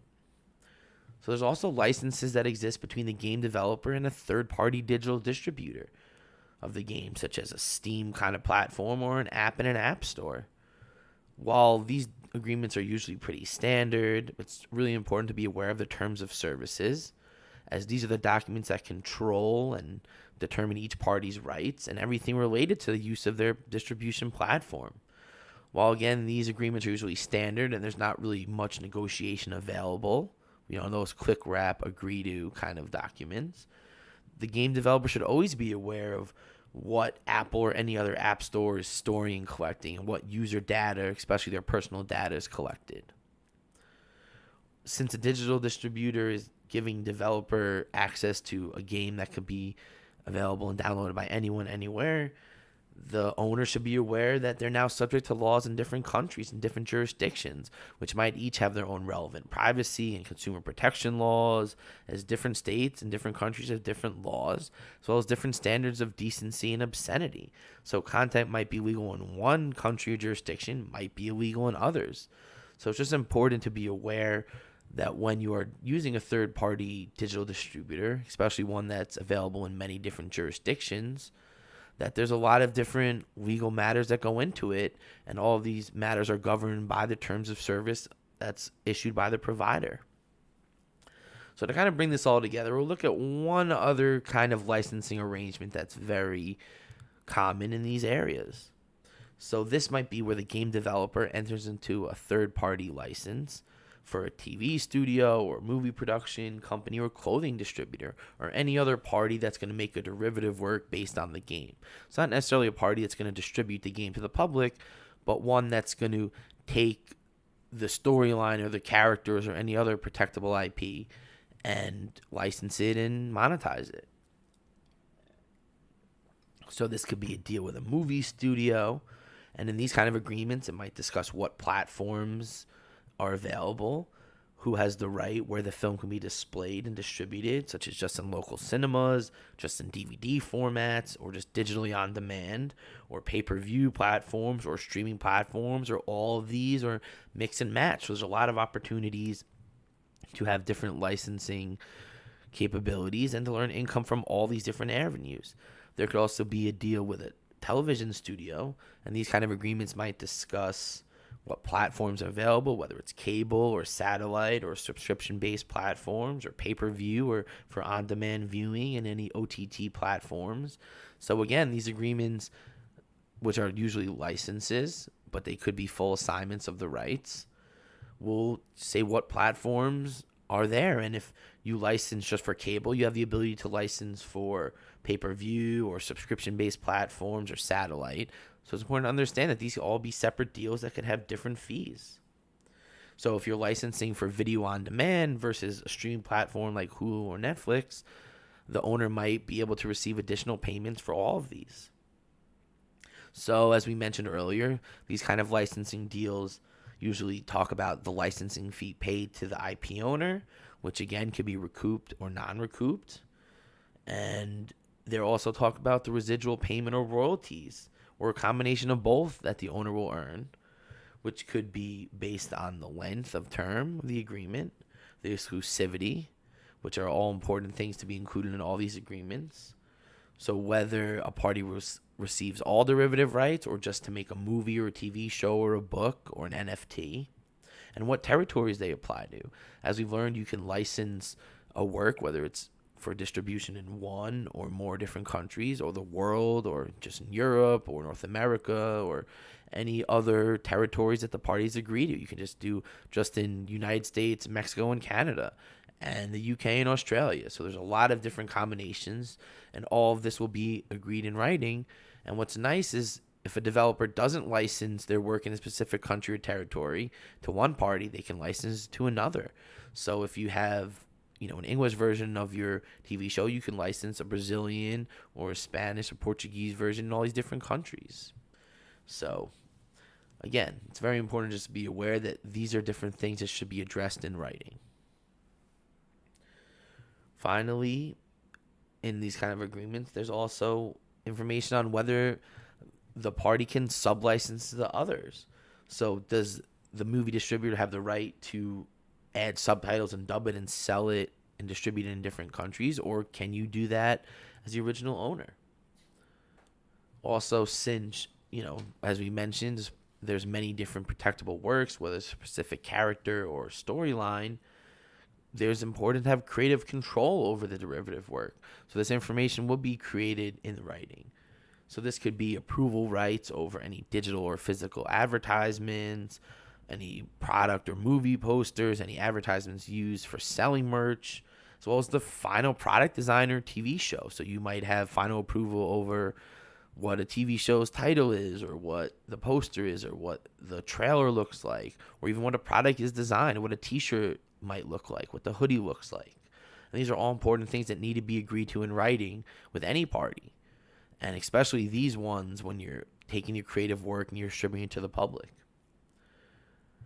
Also, it's important, as mentioned, that these agreements talk about whether it's a full transfer or just a signing or selling a specific right, and the stated time period. And what's unique in these entertainment worlds is that it could be calendar years, or it could be based on a release cycle. So this could be 1 year after the movie is released, or 3 months after the last television show is aired, as these might not necessarily be one calendar year, as it may take months or years to develop a TV show or a movie. So the term might not be based on 3 years. It might be based on 4 years after the movie is released. And if the movie takes a year or two, you're talking about 6 years or more that those rights are tied up. In addition to all of this, it's important to understand what happens after an agreement ends, as the studio or clothing distributor might have to immediately cease using or selling any items with the IP rights, remove any references, so they might have to pull it from Netflix or Hulu when their right ends, or they might have to take it offline if it's being sold online, or take it out of stores. However, in these types of agreements, there might be additional language that might be used here. So there could be things that prevent stockpiling, which is when a party purchases an excessive amount near the end of a term, usually a lot more than they've ordered before, to kind of stockpile the merchandise, as well as prevent a party from dumping or doing fire sales of the product, where they're selling the product for substantially less as a reduced price just to kind of get rid of it. Again, in these types of agreements, each party acknowledges each party's exclusive rights in their works and agrees not to challenge it. There might also require each party to take whatever steps are necessary to protect the IP, including policing any counterfeit or gray market goods, stopping any illegal recordings or video streams, and stopping any pirated copies or any other illegal use. Again, this is all just really a quick glimpse into these large and elaborate agreements, as the best advice is to work with a competent and experienced attorney who understands this and works with these type of agreements and deals on a frequent and extensive basis. So I know we've gone through a lot, but I hope everyone really enjoyed it. So thank everybody for listening. and I hope I provided some useful information for you. If you have any questions or concerns, please remember to submit any questions you have via email, justin@jmjesq, or reach out to me via LinkedIn, Justin Jacobson, JACOBSON, or on Twitter, JustinJESQ.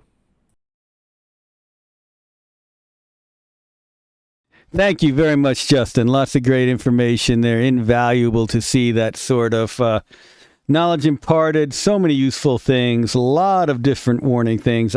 We tried to put in some little snippets to expand on issues that Justin brought up. But he has definitely made it clear that he's glad to answer more questions. So if you have them, reach out to him, reach out to us. We'll pass them on, and we look forward to having more of his presentations for GGDA members. All right. Now, speaking about the legal side, we have our own favorite reprobate to joining us now. Joe from Puzzles by Joe, staring into the screen right now. But before we do that, we're going to do a giveaway during Joe's presentation. Yes, thank you, Fucking Nut. Lots of great info. You're our other favorite reprobate. I can assure you there, Fucking Nut. But we are going to give away two codes. One on, I believe, Twitch and one on YouTube. So during Joe's presentation, ask a question and I will take a random roll to figure out which of the people who in the first 30 minutes of his presentation by 1:30 EST have asked questions. We'll go ahead and make a roll. And what are we giving away, you ask? You can ask that while I pull it up. We are giving away 4 Smite, Summer Eclipse Morgan Le Fay, and a version of, there we go, Pride of Avalon Lancelot. Both of these are gold unlocked for Smite. So, if you want your giveaways, ask questions during the first half hour of Joe's presentation. It's always great having Joe back here. Believe it or not, this is the best talk ever, according to Joe. Well, Joe's best talk ever. He is modest in that regard. It is Joe's best talk ever. So, Joe, why don't you go ahead and introduce yourself and take it away? Sure. I played with my audio a little bit. I want to make sure you can still hear me. Can you hear me? But you can hear me. Sounds good. Okay. I am the Joe of Puzzles by Joe. I am the creator of Clutter, and it's done well enough for me that I'm now wrapping up my 13th Clutter game.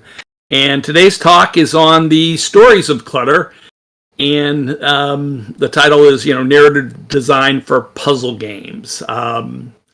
And I'm going to start right off the bat with the original description because, as usual, I'm going to move away from the original description of my talk.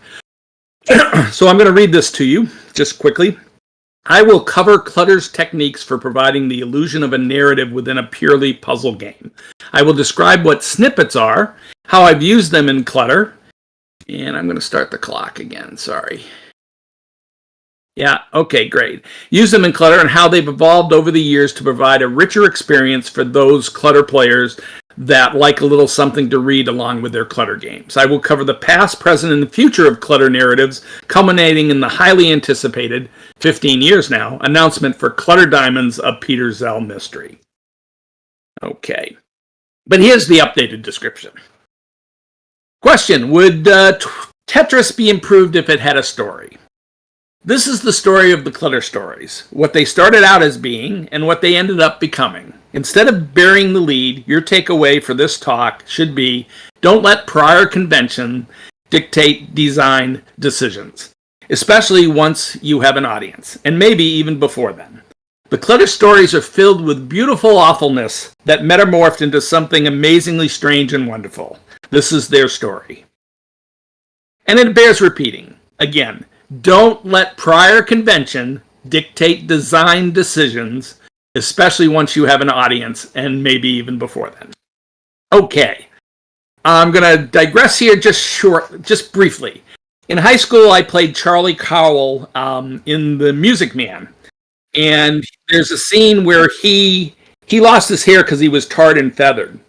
And at one point he takes off his cap and shows his bald head as a comedy moment. And I wanted to shave my head so that I could really do that. And my teacher, we didn't even use a bald cap, we just sort of did it.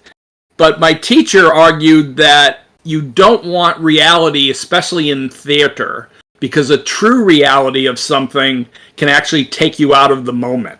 Like if the people watching go, wow, Joe's really bald, right? That breaks the character. So he called it the illusion of reality. That's what you want to provide.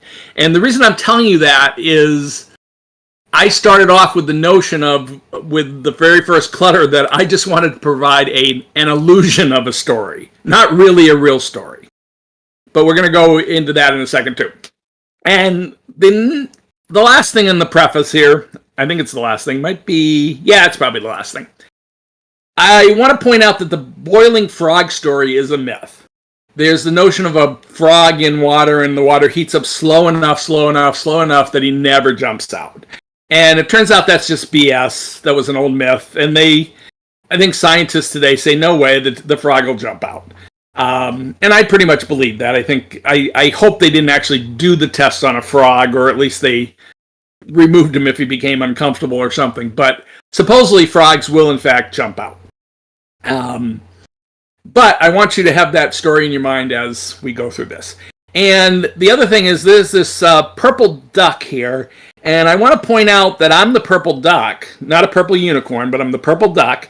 But I didn't start out being purple. In fact, I started in as a very close to these yellow ducks as possible, and that's how I started. But it was sort of a slippery slope, and the boiling frog, works in there, is how I became the purple duck. And that's what this story is about. Okay, moving on. The rest of this talk is examples, and I want to let you know that everything in this talk is all pictures from Clutter games, except for those couple pictures you just saw. And they'll reappear later, but with the exception of those, this is all from Clutter games. Okay, this is the original Unhidden Object game opening screen. It's horrible, but I was trying to meet the conventions of the day, and you had to have those things on your main menu. You had to have a help button, you had to have player so they could sign in, you had to have options, etc. Okay. For people who don't know what a Clutter game is, it's a very simple, non-verbal hidden object game. And I wrote it to appeal to hidden object people without being a true hidden object game. But because of that, I wanted to meet the conventions of a hidden object game well enough so that I didn't have to worry that it was something that different. And it sells as both a hidden object game and a puzzle game or brain teaser, whatever. Okay. Oh, and really, all you do is find two things that match. It's non-verbal hidden object game. With the hidden object game, you'd actually have, things down at the bottom that says bear, lemon, whatever. But as you can see, there's two lemons that match. There's two bear faces. There's two little medallions, etc. And basically, you click on them and they go away, and that's the simple idea of Clutter. Okay, this was my reward screen. When you finish every Clutter game, you get a nice picture. You get either a quote or something else going on. In the first couple games, I wanted something for you to do, so you got some letters up there that are going to form a word after a few things, etc. And you got a little story at the bottom or something, a snippet that you can even click more on and find more information about it if you want. And in the first game, there wasn't an easy way to turn all that off, but from the first game on or after that, I made it easy as heck to just ignore the story. And because it's a convention of a hidden object game, it had to have mini games. And this is one of the first mini games in the first game. And it's just there because I'm supposed to do mini games. This is the guy. Guy's name is Leon Poncelet. He was your host. Some people thought it was me. It wasn't. But he's the narrator of the story. And he originally was going to be Clark Kent or Kent Clarkson, I think. But he became Leon Poncelet, the fifth generation descendant of Ponce de Leon. And I ended up, I'll tell you in a second on him. So you also had to have a quest. Everything was a quest. I wrote Mahjong Quest for iWin. So everything was a quest. And for this, I made up these things called Eternity Rocks, just silly, created 12 of them, gave them names like Harmony, Empathy, I can't remember the rest. I really can't. But they were all sort of New Age-ish stuff, and I was just kind of having fun with it. You went into a book every 5 or 6 levels, and you had a little boss level sort of, and then you went into the book, and you could read a chapter. And the chapter had 2 sides. On one side of the chapter, it was the story of Leon Poncelet and the genealogy between him and Ponce de Leon, and the other side was Clutter tips, and they were quite humorous, as you can see. Over there, I did a riff on Jeff Foxworthy's You're a Redneck If, with you have a clutter problem if, and did some stuff there. So, and you collected these rocks, like I said, the Rocks of Eternity, and with this garden fountain, and this led up to a final thing where you found something behind a waterfall or whatever. But I want to tell about the final puzzle. So the final puzzle, after spending 60 levels or whatever it was, 70 levels of matching 2 objects at a time and pulling them off, you got a screen with just tons of clutter on it, objects, but no matches. And a clock timer that started immediately and went 9, 8, 7, 6, 5, 4. And when it hit 0, it went back to 9 again. And throughout the game, you couldn't go on unless you beat the timer. So just having the timer do that was a little scary. But anyways, finally, all they have to do is click on anything. And even though they can't find a match for it, they just click on one, and up pops a message that says, "The missing piece is you. When in doubt, make a choice, then take action." So it was very empowering. It was a little New Age-ish, a little things I love, motivational speaker, whatever. It's definitely some Jonas there, but it was still just this afterthought, sort of. Okay.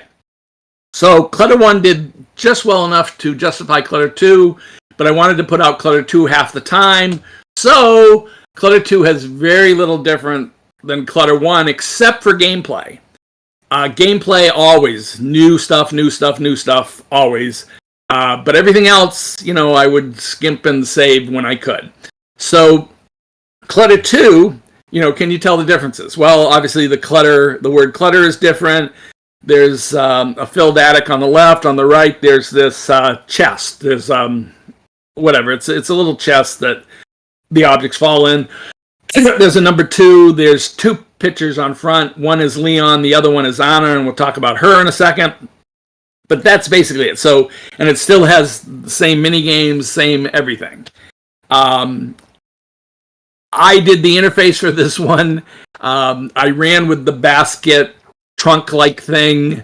It's definitely ugly, but it's me. And again, this is Anna. She pops up half as every other time, and it was called Clutter 2. He said, she said, and Anna sort of represented. If I represent Leon, Anna represented my wife, and the point of the story was about that you don't have to have everything in common, to get along or whatever, or be partners or mates and so forth. But then it morphed into this final. It has a final lesson too. So anyway, you had 5 puzzles that the pictures were like sports, then music, then science, then philosophy, nature, climbing, outdoor sport, that kind of stuff. And each one, it was just to show you all these different things you can get enjoyment from. Okay, so again, that's what a puzzle looks like.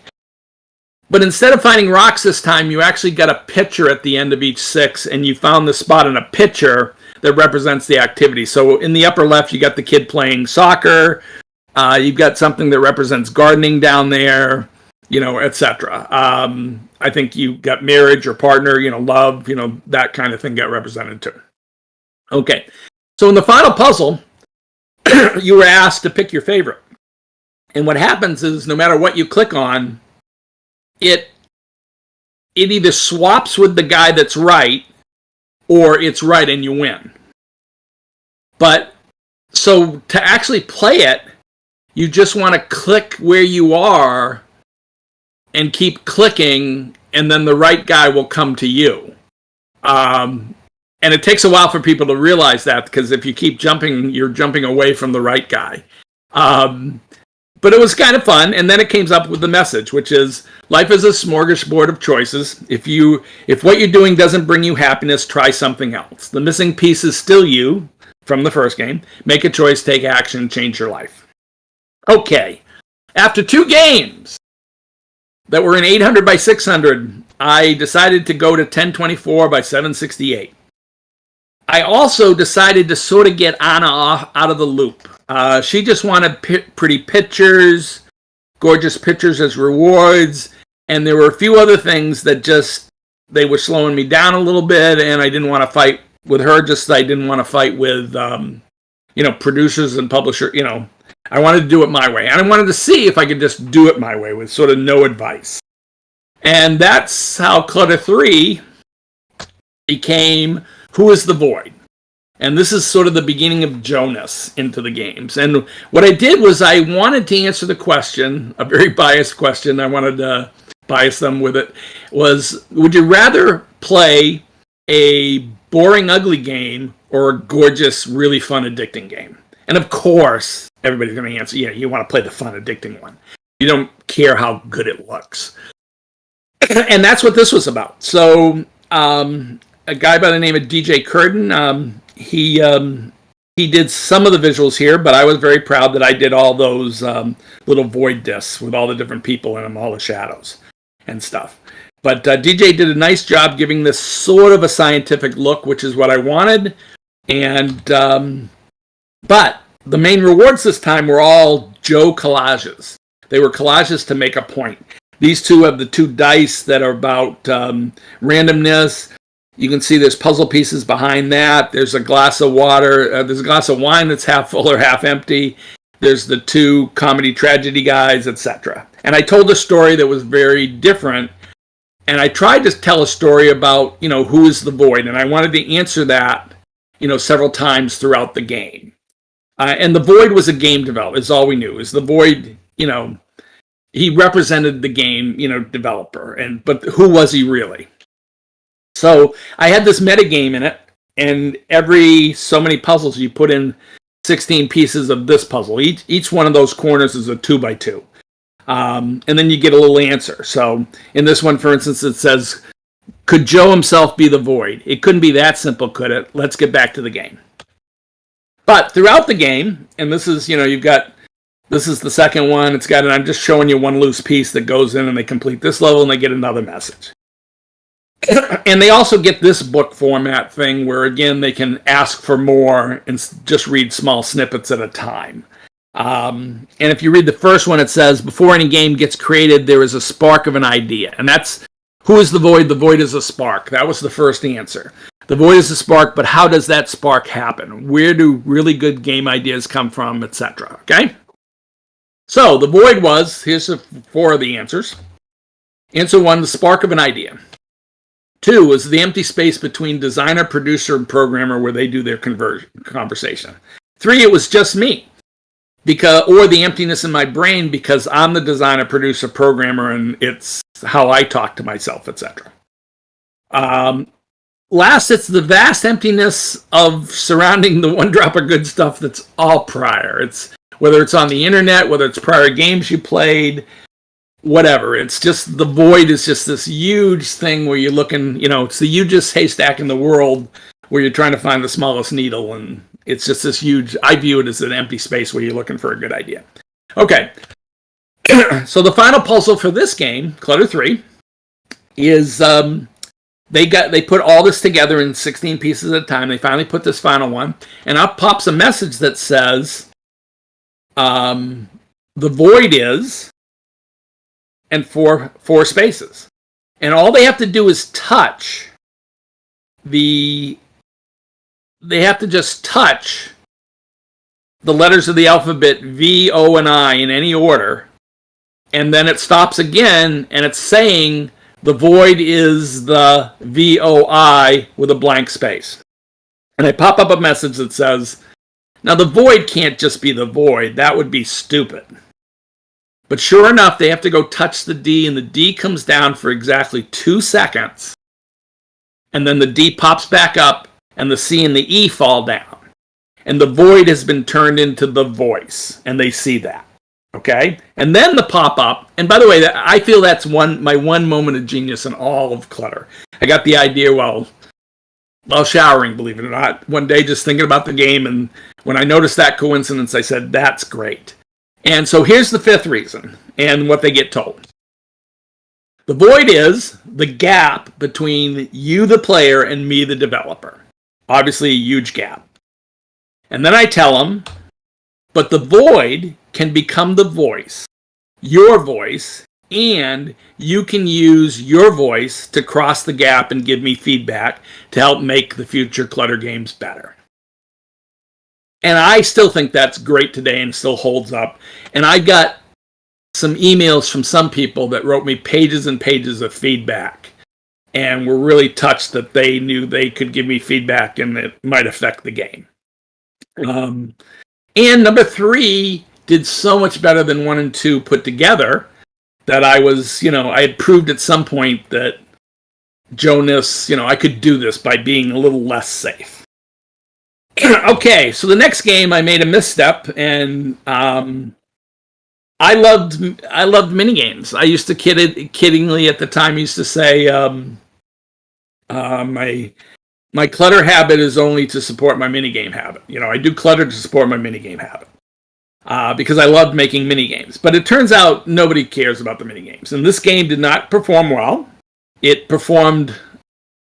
3 performed really well, and 4 was definitely just not. So I could tell. And it's more than the shrinking market curve. There's so many things you play around. But to be honest, 4, performed less. And it was because of the focus was on the minigames. There's no more I can say it. I think if I even titled it differently, it would have been better. If I titled it something with Clutter, Clutter 4, Clutter Forever or something, it would have done much better than Minigame Madness Tours. Because people, I think, just left it in drove that didn't care about the minigames. Okay. So, but I also wanted to do this quick, so instead of doing a story, which takes some time, I made it all just 2-word opposites. And little snippets and quotes on that, and or talked about the game and or the snippets. And every now and then what they did was, this was actually the screen they put together, again, 4 pieces at a time or whatever, or 16. And in that, each one of these is a mini game, and they would put together that section prior to playing that mini game. And then, in the final puzzle, right before I was shipping, I just noticed something on Facebook. Somebody posted the story of the 2 wolves, and I was like, oh, this is perfect. And that's what I decided to use for the ending, because they spent this whole game, just thinking about opposites and hot, cold, up, down, whatever. And this story is obviously about opposites, and it's basically about careful what you believe or act or put your energy behind, because that's what you become. You can look at that online. I'm not going to stop and read it to you, but the ending is of the old man replied, the one that you feed. And that's, again, the point is, again, think about your actions, think about your choices, because the choices you make, define you, kind of a thing, without saying that. Okay. Clutter 5. This ended up being my best selling game ever. At the time. I mean, there's other games that made more. This is the initial sale is what I care about. I mean, Clutter 1, even though it did not perform that well, is now, it's definitely well above everything else in the money it's made because it's been out there the longest and people still go to it when they discover my games. So, but Clutter 5 in that first 6 months to 8 months or whatever performed way better than all my other games. And even better than 3. And again, this was another Jonas game. And I think there's several reasons. I think people love the catchy main menu tune. They love the cave metaphor, which DJ and I came up with, but DJ did a great job. They loved all the silliness of the things like the plane flying across with scores and also stupid messages. And, just, it's homey. Welcome to Clutterville. And it was still Clutter. This is a puzzle 2 or 3 in, and I decided to really take ownership of the game. And I wanted my players to know that it's a one-person game, and that the buck stops with me. And that if you have any problems, again, I'm asking for feedback. Get in touch with me. Tell me what you like, what you don't like. But this is my game. It's not death by committee, etc. And this game talked a lot about the earlier games, and it talks about all the design choices I've made and stuff a little bit. But it was also design, I was trying to tell them why I wanted to scare them. I wanted them to really believe that I might not make a Clutter 6. So I really let them in the process, including things like, here's a whiteboard I shared with them, which wasn't a real whiteboard, but I put it together for the game. This is a breakdown of what the whole game is. Again, it shows them how big it is, as well as that it's done by me, and all these little things, that are in it, that they can then go explore if they want and find out where I put them in or so forth, But it gives them an insight into, the game that at least most of the people that are now still playing it kind of love. And now they get to know more about how that's created. I even share, self-deprecating things like, I thought this was another great idea, and I loved how it came off, and I got good feedback on it. But it was basically my favorite and least favorite review from each of the games, and just showing how it was a love me, hate me kind of game, and that some people just think it's horrible and other people just love it. So, but I put it in the game. Again, I'm sharing the process of creating the game with the people. I broke down storytelling and then how it applies to Clutter. I talk about game philosophy. Then I talk about the pros and cons of whether I'm going to do 6. And I really wanted to scare them, but I'm sure nobody really believed it. And I ended with this nice little screen that basically says, Clutter 6, Clutter Chaos, coming soon. And this started the tradition of me telling them what the next game was going to be and renaming it something. And part of me liked doing that because Marvel Comics used to do it all the time. Be here next time when Spider-Man is in the forces of evil. And next time you open next month's thing and it's not called Forces of Evil. It's called Masters of Evil or something. It's just, silly stuff. Okay. Next. Yeah, okay. Clutter 5 did so well that I had enough extra money and time and energy, and I was a little burnt out, but I met these 2, what I call Type A. And Type A is a good thing to me, very motivated, individual, April and Bridget, and I decided the time was right to let them do the story. I'd work on the Clutter stuff and then but I loved April's art, and Bridget ended up doing the story and the sound, and all with my input. But I focused on, the Clutter stuff. But this even created, because of this, and the story ended up being about a girl running away to be esports. I did a head-to-head Clutter, and we brought back Leon after telling people, Leon didn't really exist, that it was me, and introduced Joe. In this game, this is Clutter 6, we basically tell him that this girl is the granddaughter of Leon Poncelet, and this represents me, even though its name's not Joe, it's Leopold. But we tell the story that Leon created Puzzles by Joe just because he was sick of all the negative reviews from the first 2 games. So we told the story that Leon was real, not fictional, and that Joe was the fictional one, which I thought was hysterical. And in fact, I came up with that idea, and I had already decided that if Bridget didn't like it, she didn't have to put it in the story, but she loved it, and we ran with it. And then April did a lot of things with Easter eggs, so this little portrait, I remember just seeing and loving it, because I definitely didn't approve it or anything, and all of a sudden it was just there, and I was like, oh, that's cool. And that's obviously me, even though it's Leopold, because it's got a Rubik's Cube, and it's got a t-shirt with a puzzle piece on it. So, and the story was this, and I was a little worried about the story, because, my main customers are grandmothers, well, 50 and plus, but quite a bit of grandmothers. And I'm not sure trying to explain esports to grandmothers was the wisest choice, but I still think it worked. And the producers and the publishers loved it because of the art. Because I'd finally, Clutter's not this ugly game anymore. It looks really, really good. I mean, I'm just going to show you. Yeah, I just love this art. I was just really, everything about it. There was, even though it's a little simplistic and not as, it's just great. I just loved it. So anyways, in it, the girl runs away and she ends up playing against her nemesis. Lee's name is actually Sky U in this. Her nemesis is Ember00, whose real name is Amber. And at the end of it, they become friends, and she gives her some advice. And that was the end of it, right? I mean, that was the ending was be true to yourself, and she sort of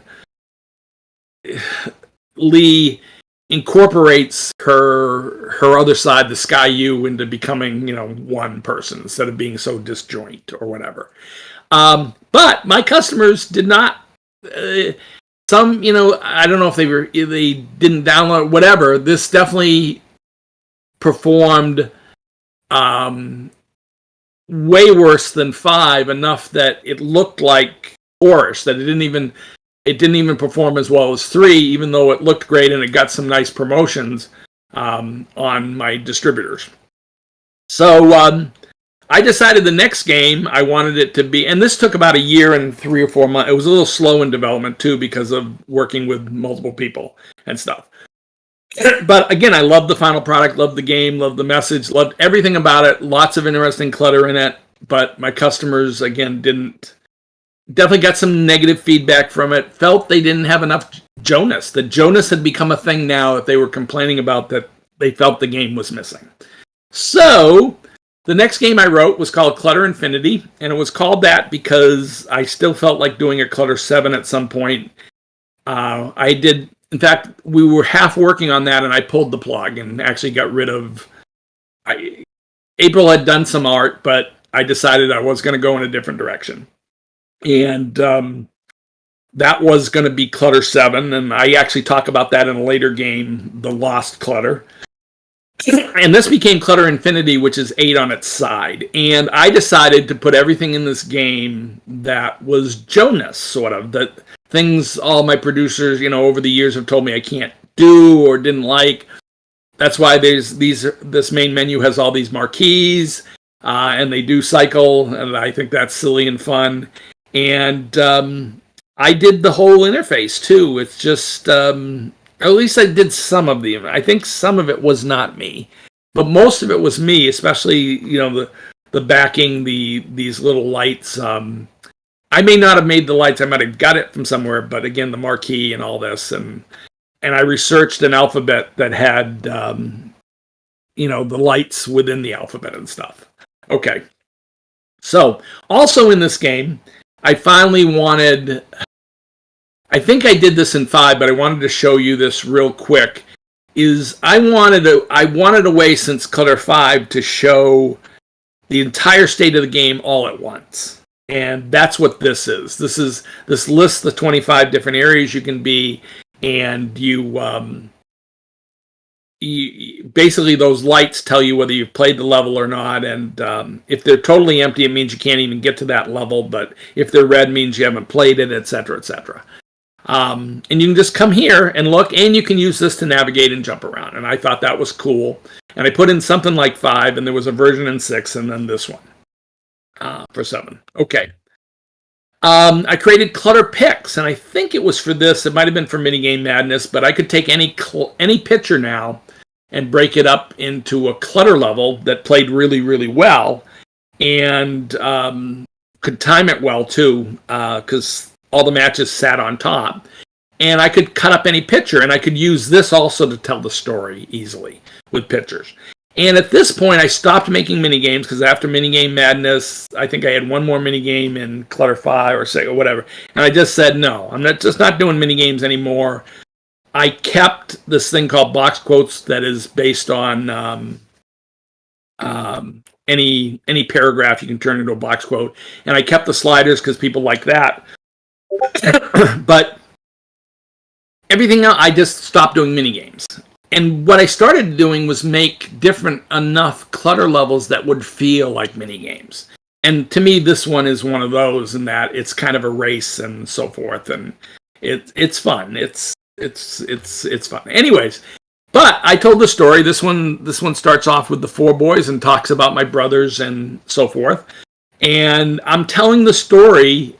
Basically, I tell the story here of I have a bad left eye, and if it wasn't for my bad left eye, I probably would have been better at sports and not looking bored like I am in this picture. I'm the second one from the right. That basically, if I was better at sports, I might not have been better at math, and there'd be no clutter game. And basically that's the whole story. It's really, really meta, but I decided to tell the story in 60 snippets that correspond to roughly 1 snippet per year of my life. And that story answers this question. How did Joe become the guy that ended up being the guy that ended up creating the clutter games? And that's the story I told. I included early puzzles I loved, but not replayable, so I talked about that. I got really, really personal. This is another letter I wrote. I have my mother's wedding picture, my mother and father's wedding picture in here. I have a prior game thing showing. And it's just, it's collages, but a little different, a little better than I did way back in Clutter 3. And I ended with the 4 boys now. This is the end of Clutter Infinity with a picture of them. And in the game, it actually had a lengthy, this was like 7 puzzles from the end. I gave them some bonus puzzles. But this is what I wrote at the end of Clutter Infinity. And they had to click more twice, I think, to see all this. But I'm going to read this. I thought I'd end this game, the main quest, with a picture of the 4 boys as we look now. The picture was taken less than a year ago at my parents' house in New Hampshire. It's the same house I grew up in, and my parents still live there. As you can see, I'm still the least athletic-looking one of the bunch, but because of them, at least I'm a social nerd. Wow, that felt anticlimactic. I don't know what to say. I don't have an ending. I turned 60 in 2.5 months, and I'm a grandpa now, and I love that. I love what I do, and it's been an honor and a privilege to create these games for you. I started in 2010, and I expect I won't be done until sometime in 2020. I tried to convey a little bit of how I got here, and I often think about how much my bad left eye influenced my life. These stories may seem egocentric, but I'm motivated to connect with my players. I created Clutter for people to enjoy, and I really am always listening for feedback. As always, thanks for playing. And then I tell them 7 puzzles left. So that was my ending. Not much of one. So what do I do next? Well, I finally went to Unity. And in Unity, while going to Unity, I realized I can't recreate everything. So I took another risk, and I made a game with no text whatsoever. I decided everything was going to be icon-based. And the only text in the game were things like this. I had a hello, I had a goodbye, and I had a thank you screen. And these are all the icons used in the game that tell you things like, oh, it's a single match, it's a match 2, it's a match 3, oh, they're split in half, oh, they're colorized, oh, it's the butterflies, etc. And that's it. And man, I worried that this would not sell at all, that people would run away from this in droves, but actually it did pretty well. And by the way, 7, Infinity, the one that Super Jonas, did much better than 6. Much better. So I was back on track again, I felt. Okay, so this one also did really well. And I finally put in one piece of text because people were annoyed that they couldn't find how to turn off the timer, even though there was a button right next to the timer that if you push it, it turns off the clock or the lap counter or whatever. But I put that in just because I was sick of hearing it, so forth. So that was it. But there was a story, and I hired another nice young person named Sarah Sultan, and she did collages much better than me. But I picked out all the pictures, and this was my story. In fact, basically the story was about what do we have in common as human beings that is not tribal in language? And since I was doing a story with no text, that made sense. And I was really anti-tribal stuff because of the politics going on at the time and all the rest. So I wanted to show what we really have in common. And for instance, I designed this one. It's a really nice one about technology and how we communicate and how we at least connect, and all over the world. And it's about how the world got smaller, but at the same time, in some ways we got isolated. The girl in the middle is, sitting in the Arctic, believe it or not, on her phone. And I don't think she's talking to anybody. I think she's just playing a game. But you can read a lot into this. Every picture was purposely picked, but they have to decide what it means. The ending puzzle for this one was a throwback to Puzzle 1, where nothing matched, and you clicked on something, and it told you, when in doubt, so forth. I wanted to provide a transcendent experience. So in this puzzle, what happens is you have like 239 matches, and you click the first match. It was a clutter pick puzzle. And not only does that go in, but 10 more pieces go in. And then you click a second match and about 40 pieces go in. And then you click the third match and just about everything goes in except for 10 last matches. And when you click on, but those are in a row. They're not matched up. You still have to find them. And when you find them, there's an evil smiley and a good smiley that pop up dead center. And some people thought this was broken because they repeatedly clicked on evil smiley for some reason. And evil smiley resets the puzzle. But all they had to do was click on good smiley, make the good choice, and then the two last pieces show up right at the center of that door. And you put those in, and that door sort of comes out at you in this nice little transcendent experience. And again, it's a nice mirror of, yeah, you should take action, but this was sort of the universe helping you out. And there is a whole universe there, and that was kind of the point of this. So I really loved this ending. It was very nice. Okay, so on to Clutter 9. So still no story or text, but I added hover help everywhere to complain about people that couldn't, to fix the problem, people complaining they couldn't figure things out. So anything you could hover on, you could find more information on, and I did have some pop-up text help, throughout the game. But no story. But the story, again, was in pictures. But this time, because Sarah did such a great job on the last game, I let her tell the story she sort of wanted through my approval. And she wanted to basically tell the story of sort of, we had a tree of life thing, the Kabbalah thing, sort of as a 10-step thing. And then each globe represented, there was a summer, spring, fall, but there was something in between. So there was a birth thing, there was a death thing, etc. And it was sort of, the whole game is the circle of life. And that was it. And it was, again, very uplifting for me. And, it's always, I don't do bummer stories for them.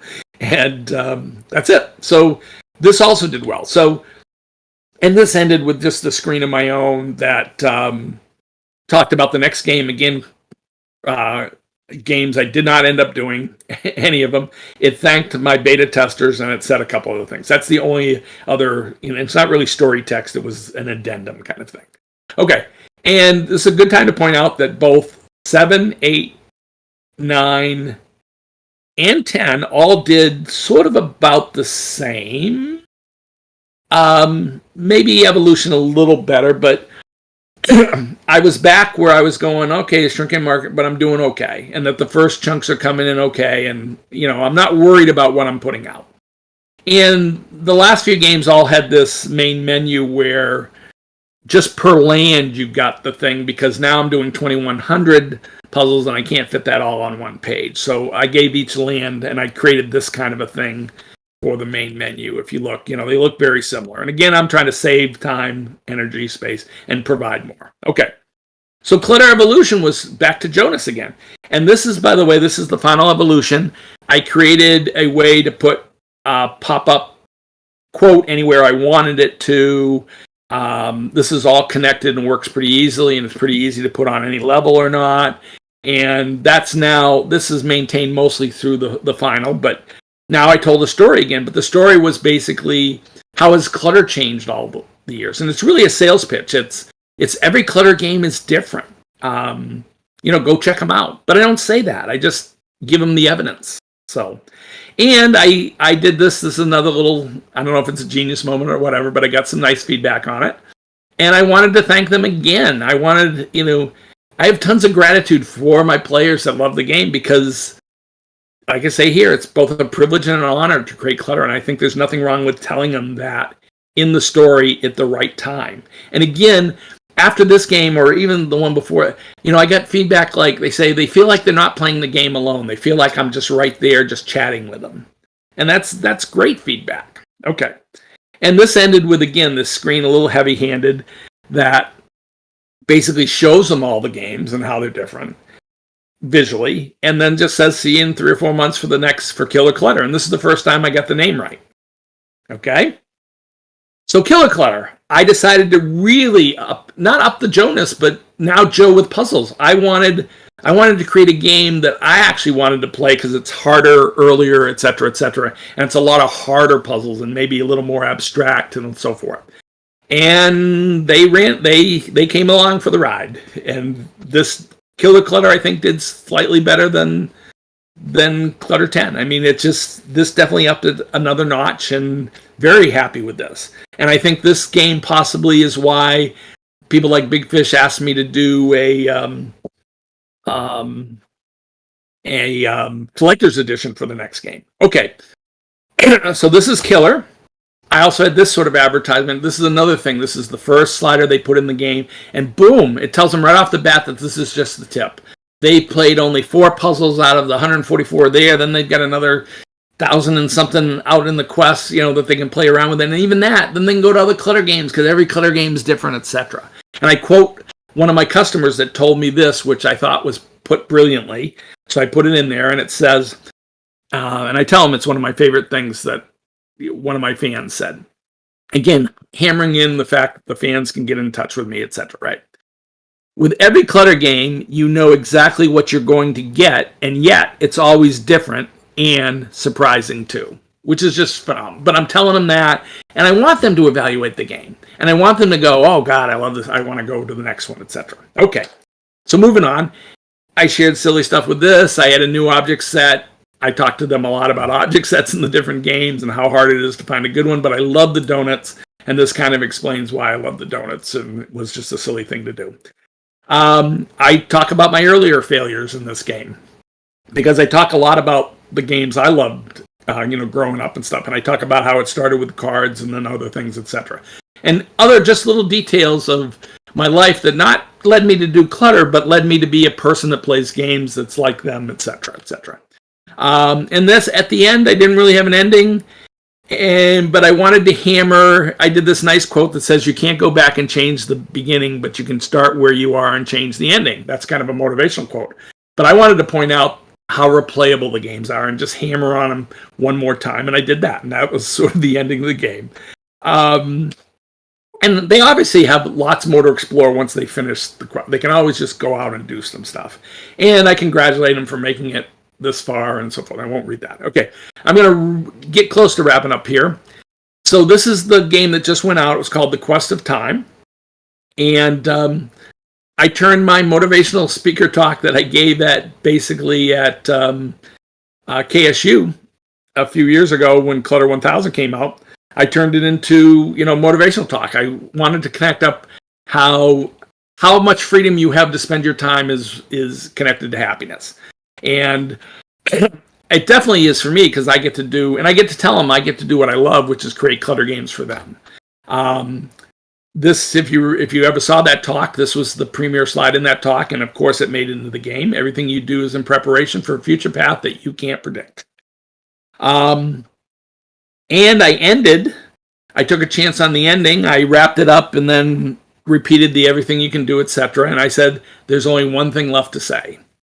And I felt like I wasn't quite done on all this topic, and this is what I wanted. So the last thing left to say is, boom, to be continued. Okay, and I searched around in a little synchronicity. I found this great picture of this girl, in the middle of this clothes stuff that looks like Clutter, and she's looking up going, what the heck? And it's the first time I've done this to him, which is just, come back next time, couple 6 months, and I already named the game, and I did end up naming that game. And that's what I am. So, come even a little bit closer. After doing, 9, 10? I don't know how many games at 1024 by 768. I'm now doing a game about wrapping up Clutter's Greatest Hits. That's at 1280, 720, so it can run exactly the same on the PC as on a phone. I'm doing a lot of things with larger objects, etc. But before I get into that, one last little thing I'm going to wrap up. I just wanted to show you the evolution of the splash screens and logos. So for the first 2 games, it was that Puzzle by Joe lifesaver thing. Thought it was cute and did a little action. It came up, And next couple games was the Puzzle Joe 4 pieces. And then DJ did Clutterville 5, made me the guy. He lasted until I went to Unity. That Puzzle by Joe, and that guy had also movement in that those gears came in from nowhere and so forth. And then I finally decided to do a splash screen where the middle left is from Clutter 1000, and I'm just trying to show them how big the Clutter universe is, and that lasted even till Killer Clutter. Even though I liked the Killer Clutter logo, I still kept that, and then finally abandoned that with my last game, which is called Clutter 12, It's About Time, and my current game. I decided, now they know enough, there's, whatever. So I didn't feel the need to go crazy with all the little pictures of the prior games. Okay. So this is the current game. And it's almost done. This is both the splash screen and one of the first sliders they do, because I was proud of it, because I did all of this. I think I'm getting less cheesy in my old age. And the 13 in Clutter is the B. This is the 13th game, and the B and B sides is what represents that. And it's a sequel. It talks more about how do you spend your time and how do you leverage today for your future. I talk about getting older. It's a nice widescreen. I love that. This is one with all the music stuff that, again, I had more to deal with, so it's it really feels good. And I made a much better way of just, they can review the whole story now very easily. It's nice. And I had this running joke where I showed old people different times, telling them that it wasn't me. I finally showed them, this is a picture of me doing music when I was 40 on a cruise ship, just for, one time. It was a no talent contest kind of thing. And I tell that, story there. And then I get a little serious. I talk about the truths that, you just can't ignore truth, is my point. And the truths here's the 5 truths I hammered on, which is, we all die someday. It's a fact of life. You can't change the world on a global scale. We can't change anyone but ourselves. We get older, our skills decline. Free will is the only real choice. And then I talk about watching my parents get older, and I spend time thinking, how am I going to be happy then? And I build up, and I'm going to share this ending with you, even though it's going to take a minute or so. I finally decided where this story was going, more than just an extension of, how do you spend your time and what's your choices and so forth. And the reason I mentioned music and all the rest is, so I'm going to just read you the last 3 screens. So here's the food for thought I have for you. What if most of a person's belief system is more like their taste in music, and not inherently good or evil, but just different than yours? Oh, and I will say, before this, I talked about how since Clutter first went out there 11 years ago, the world's kind of got shit crappier. COVID, politics in the United States, just a lot of more anger in the, just gone downhill. And then I come to this. Okay, so what if it's just like, what if their taste in music is not inherently good or evil, but just different than yours? What if it's just like the taste in food, which was certainly influenced by where they grew up? What if they're exactly like you and just trying to survive and live out the best life they can? Would you dislike someone just because you liked rock and roll and they liked old-time country music? Would you dislike someone just because they play with the timer and you turn it off? What if politically or religious beliefs are formed in the same way through experience in the accident of birth more than any notion of right, wrong, better, worse, good, or evil? And this is the United Nations last picture. I've been lucky to meet so many diverse people over the years that have enjoyed these Clutter games. I've decided to end this Clutter's Greatest Hits with my sincerest wish for a better world. My specific wish is for more empathy to exist in the world as a starting point for positive change. I can't change the world. I can't change anyone but myself. I've decided to choose empathy as my instrument that I will use in search of my own perfect song. Thank you for listening. Thank you for playing. Let's lots more to explore and enjoy. So another little advertisement. Okay, almost done. We're going to skip this. I was going to go through the Clutter titles and just show you how the numbers are all there on one form or another. It's just kind of silly. It's just something I do. And there's one reason I do it, I wanted to show this, is because I've decided that the 14th game is going to be called Clutter Reflexive. And that game, reflexive is the only word that has XIV, which is Roman numerals for 14 in it. And that, I looked up reflexive as it's meta, it's that's what reflexive means, and it means a few things. And basically the next game is just going to be snippets, and I'm going to talk reflexive a little bit, but it's really not going to be a full story anymore. It's going to be, I am going to bring it around to this definition and stuff, but that's about it, because I want to focus more on the game to get to the next game. And the game after that I'm going to revive a game from 15 years ago that opened, the original opening I'm going to keep, which is You Are Cordially Invited to Dinner and a Murder. And this, I designed a game called Diamonds, a Peter Zell Mystery, and it's going to become Clutter Diamonds, a Peter Zell Mystery. And that's going to be my 15th Clutter game, and if it does well, that's a trilogy, and there'll be 2 more after that. So, there's no way this last 2 stories of my self-help could have gone out as the first game. There's no way I could chat with them like that. There's no way. The games have become more weird, more Jonas, more whatever. And really, I'm like the purple duck there that started out trying to look like I'm a hidden object game, but I got farther and farther away. So much so that, 7 games ago, they finally decided Clutter was its own genre, subgenre of hidden object games, which I think was great. And the point again, don't let prior convention dictate design decisions, especially once you have an audience and maybe even before then. And of course, the crux of my self-help advice, one more time, everything you do is in preparation for a future path that you can't predict. I sure as heck could not predict I'd be here, 11 years ago. And that's it. This was Clutter's Greatest Hits, the stories. I'm Joe Casavaugh. Just like fans of my Clutter games, I love to hear from people. I'd love any feedback you have on this talk. And I'm done, and we can do questions if you want, Andrew, and whatever, and thanks for having me. Absolutely. All right, everyone. Give it up for Joe Casavaugh. So, Clutter 14 Reflexive. You're going meta, you say, huh? Going into the metaverse with Clutter. Oh, One more time. Yep. Oh, well. Not into the metaverse. All right, we got a few comments in chat. First of all, someone named Timothy Johnson wants to take issue with your aspersions you cast on bald people at the very start of this. They should all be far. And I did like one thing he said during the comment on the Void. The Void reminded me of a villain we designed that caused all of the bugs in our code. Malak, Void Star, destroyer of builds. Which I think all of us in game dev have encountered at one point or another.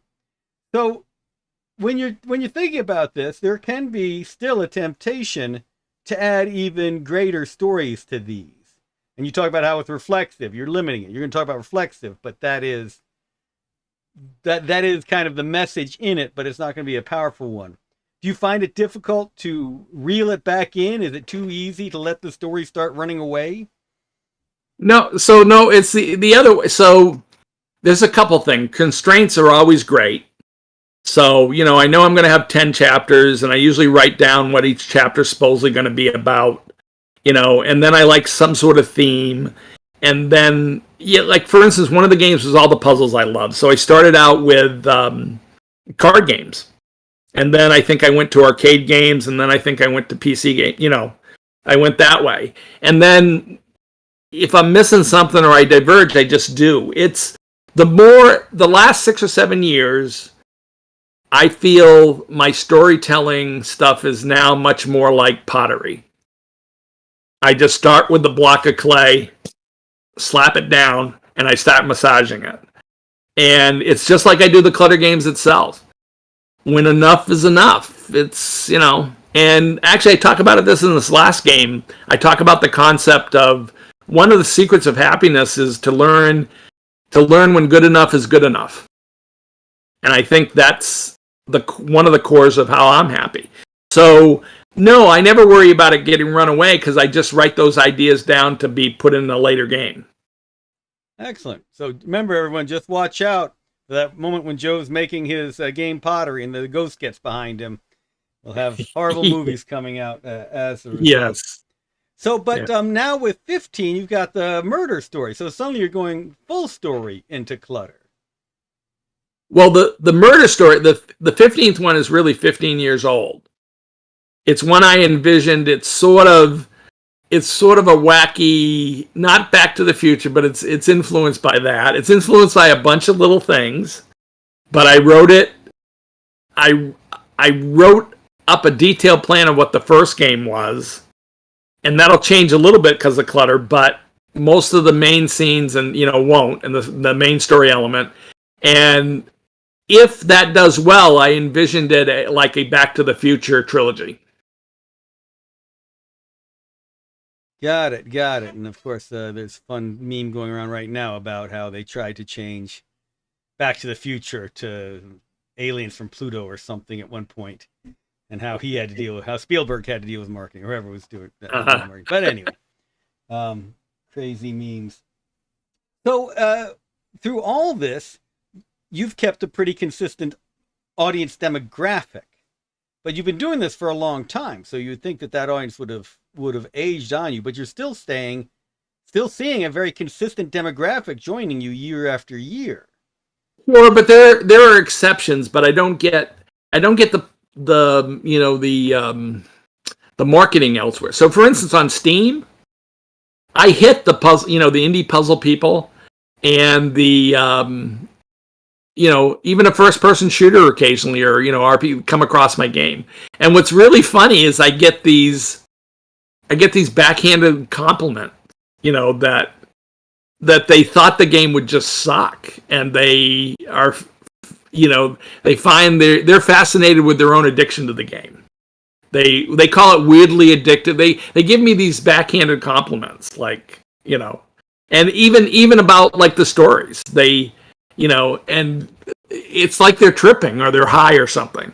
That's what the compliment feels like. Because there's one guy on a story, he goes, yeah, and he talks about it, and it's so weird, and you'd think it was horrible, but it isn't. It's like really interesting. It's like they don't want to go and say this is good. It's just not horrible, and it's surprisingly not horrible, so they like it. It's surprisingly not horrible. That Timothy Johnson fellow did clear up a mystery, though. Clutter 15 is a murder story, showing how Clutter has actually been the story of a serial killer the whole time.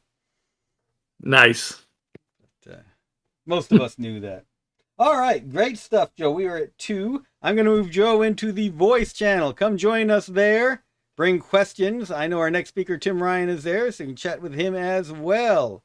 So we will transition and be back very soon with Tim Ryan. Thank you, Joe. Thank you, Andrew.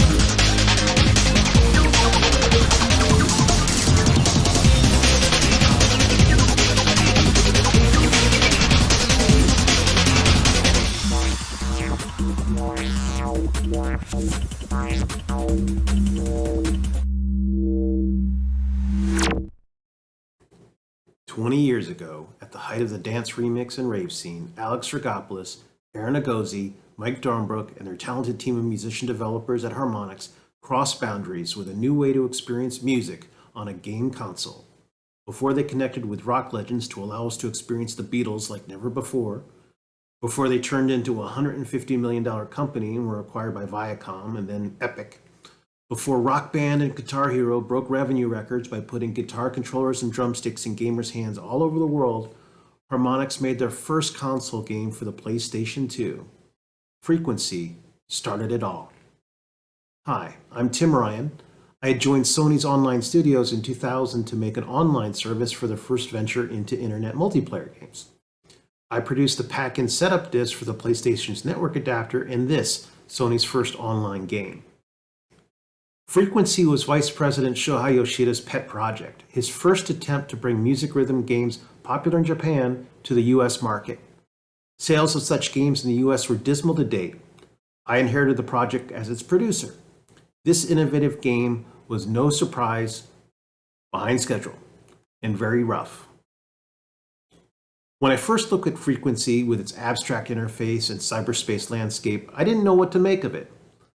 Let's hear how my 30-year-old self described it. Frequency is a revolutionary rhythm music game that will convert gamers into musicians and probably a lot of musicians into gamers. The gameplay in Frequency is like Tempest meets Dance Revolution, where you're actually traveling down a tunnel of music and you choose a particular track to play, which is a particular instrument like drum, bass, voice, guitar, and you have to press the buttons to the rhythm of that particular track to complete that track. Man, I really rocked that mustache. Anyway, I must have practiced that elevator pitch for hours. And if that sounded confusing, imagine trying to market it. Let's just take a look.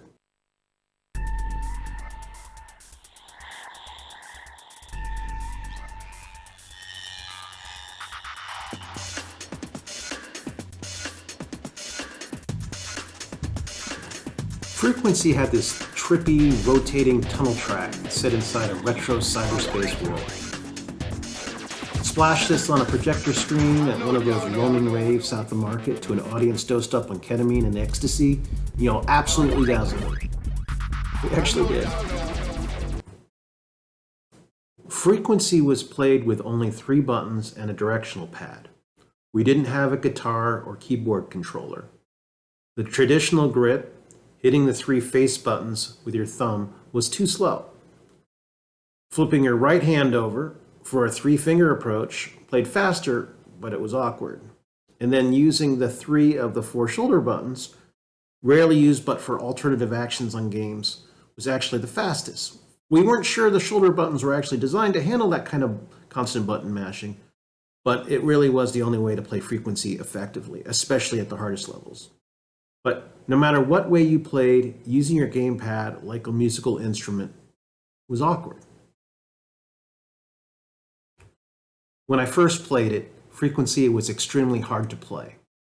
It seemed to be designed by musicians for musicians. And QA kept breaking controllers, not because of the shoulder buttons or anything like that, but because they were literally smashing their controllers on the ground in frustration. When you lost a level, sometimes after 9 or 10 attempts, the game actually booed at you to rub it in. Well, anyway, I cycled a group of testers with no prior experience on Frequency in through the test pit, and I captured how many attempts they took to pass a level and how far they got. I had them try the 3 control schemes, the shoulder buttons, the 3-finger, and thumb only. Now, only one tester was able to actually complete the whole game on hardest with thumb only. Nicknamed Golden Boy, we later put him up against the Harmonix developers in a friendly online multiplayer competition. And when he won, I bought Golden Boy a case of Michelob Gold. At any rate, I provided Harmonix with the difficulty test report, and they smoothed out the difficulty curve by rearranging the order of songs, loosened up the button timing, and adjusted some of the song's gem patterns to make them easier to play. As I mentioned, the game was behind schedule, but not because of Harmonix, but because of the music licensing. First, there was a disagreement between the previous producer, marketing, and the game's music director, Chuck Dowd, about the music genre. Was it to be only techno and trance, or should it reach out to a broader audience with maybe some rap, rock, and maybe some drum and bass? We ended up settling on a mix which should have allowed the licensing to continue, but then the challenge was the nature of the licensing. This was the first game where the elements from the recording session were licensed, not just the song, because we needed that to be able to remix the song. Artists were rightfully hesitant. Could players redistribute these remixes? Could they steal the samples off the disc? Or in the case of one rap artist, will they actually have the right to censor a song that they themselves sampled for their composition? What we could describe over the phone was also too confusing. To get artists to appreciate this big ask, we had to demo the prototype in person using some of Harmonix's in-house music. But all of our difficulties in convincing artists went away when world-famous DJ, remix artist, and Grammy winner Paul Oakenfold signed on. Once he did, the other artists saw the potential. Acts such as The Crystal Method, No Doubt, Orbital, Curve, and the Dub Pistols gave us the recording sessions and sometimes custom mixes to accommodate our remix mode and game mechanics. No Doubt's Ex-Girlfriend, with its ska-inspired rhythm and tempo changes, had to be remixed. That cost us some extra dough, but it was worth it. Alex, Ron, and Mike knew they were onto something, and they filed for several patents for their design. This was a pretty smart move to protect their IP from another developer or publisher, or even Sony, from copying their game mechanics. Of concern were several Japanese game developers who had kick-started the rhythm music genre with such hits as Parappa the Rapper, Dance Dance Revolution, and Rez, which were much more popular in Japan. Oddly, when we presented Sony Japan the option of a Japanese version of Frequency, they turned us down. They said their audience would want to hear the whole song, not hear it pieced together as part of the gameplay. So they didn't like the whole concept that made it innovative, and Shu Yoshida didn't get a chance to show his former colleagues in Japan what a US team could do for the genre. Marketing Frequency was its own challenge because the genre literally didn't exist on our website or stores. Frequency was put in the puzzle category with Tetris. As abstract and as different as it was, I guess you just had to sit down and play it to appreciate it. Now, marketing didn't tell product development what to do, and vice versa. And we saw some odd attempts to reach an audience that didn't yet exist in the US. I remember they put a 2-page spread in Rolling Stone magazine, and I bought it and brought it home to the wife, and she flipped through it twice and she couldn't find the ad. I had to show it to her. It was a picture of a black stereo rack system with a little PlayStation and Frequency logo in the bottom corner. I don't know what they were thinking. Then came the commercials. As luck would have it, Frequency was the only first-party game to actually ship on time that year. The rest of the games slipped past Christmas, and we suddenly had holiday season television spots already paid for because Twisted Metal, SOCOM, and Gran Turismo had all slipped. Now, having Gold Mastered 2 weeks early, I was enjoying an extended holiday vacation when those two ads aired. And here's one the ad agency produced, inspired, I would guess, by South Park or maybe Ren and Stimpy.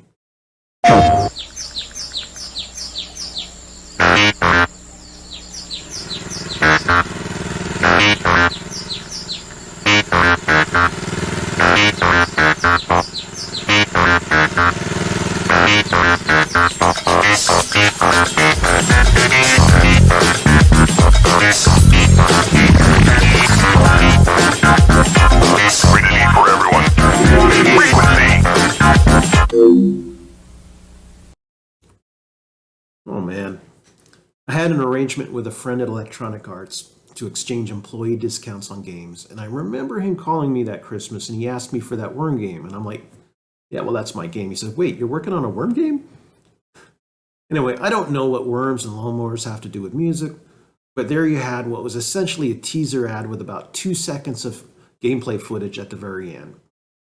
Now, what follows is a much cooler abstract commercial that played up the game's remix mode. 1, 2, 3, 4.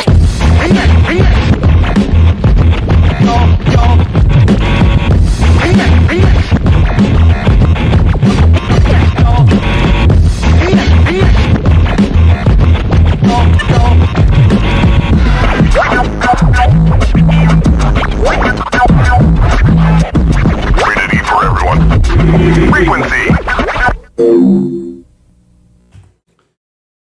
While that was interesting, it didn't have anything to do with music. So this was the problem of trying to market an abstract game that you just had to sit down and play to understand. Now, in hindsight, they should have just featured some reviews, which were awesome, so players could actually hear from people who actually sat down to play it. We marketed Frequency at clubs and concerts, and we had this idea of making a demo disc also playable in a CD player. So I burned the demo and a few song tracks on a mixed data and music CD, and I sent it off to Format QA for approval, something all PlayStation games and demo discs are required to pass.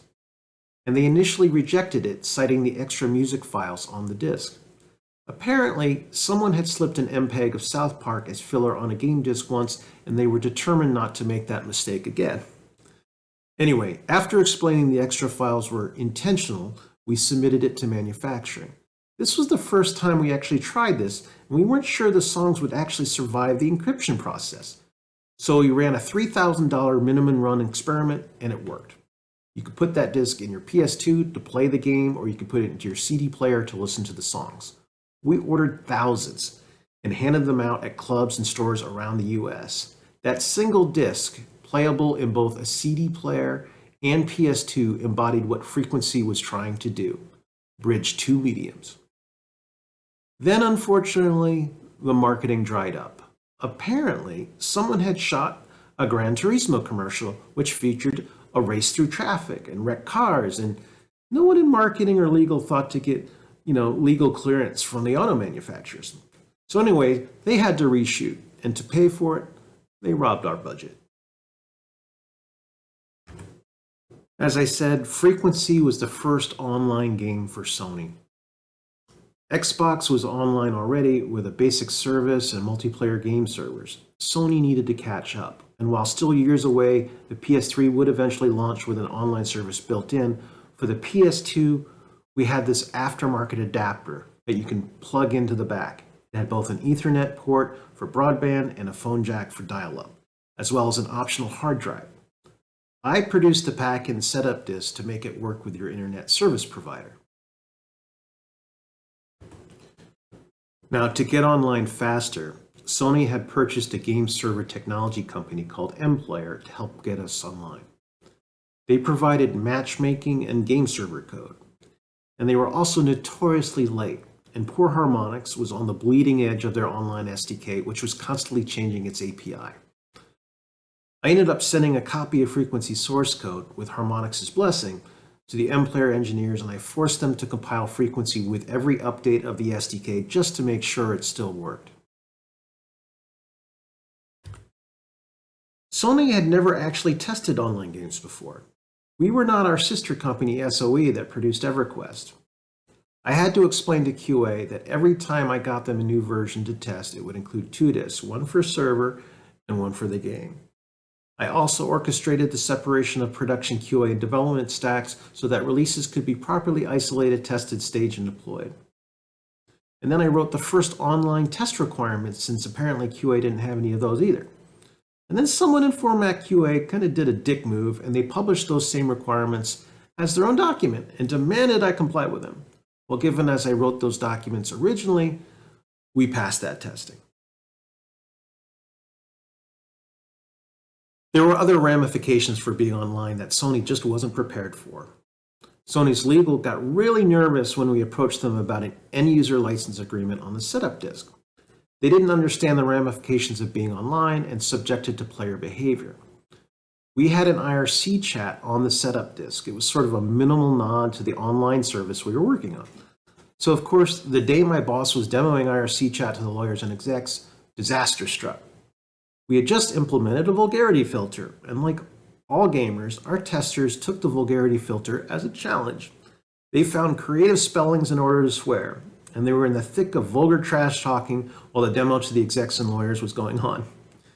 Anyway, my boss told them this was a perfect example of why we needed the EULA. Well, instead, the lawyers pulled the plug on our chat. Sony just wasn't ready for it. Then they added months of development onto MPlayer, which was already behind, to develop a new, supposedly better vulgarity filter for the games. At any rate, Frequency itself was not without its controversy. Our game had customized avatars where you could construct your freak with simple shapes and set the colors. Besides making copyrighted characters like Cookie Monster and Batman, they can make pornographic images. This was our own QA, mind you, the same group that tested the vulgarity filter. Anyway, this was all just a slice of the internet culture we were about to be exposed to. So we ended up actually having to remove the flesh tones from the palette rather than strip out the custom avatar feature altogether. And our troubles with online were not over. MPlayer was indeed late, and they delayed the network adapter to spring, even though the pack-in disc and frequency ship dates were still looking good for November.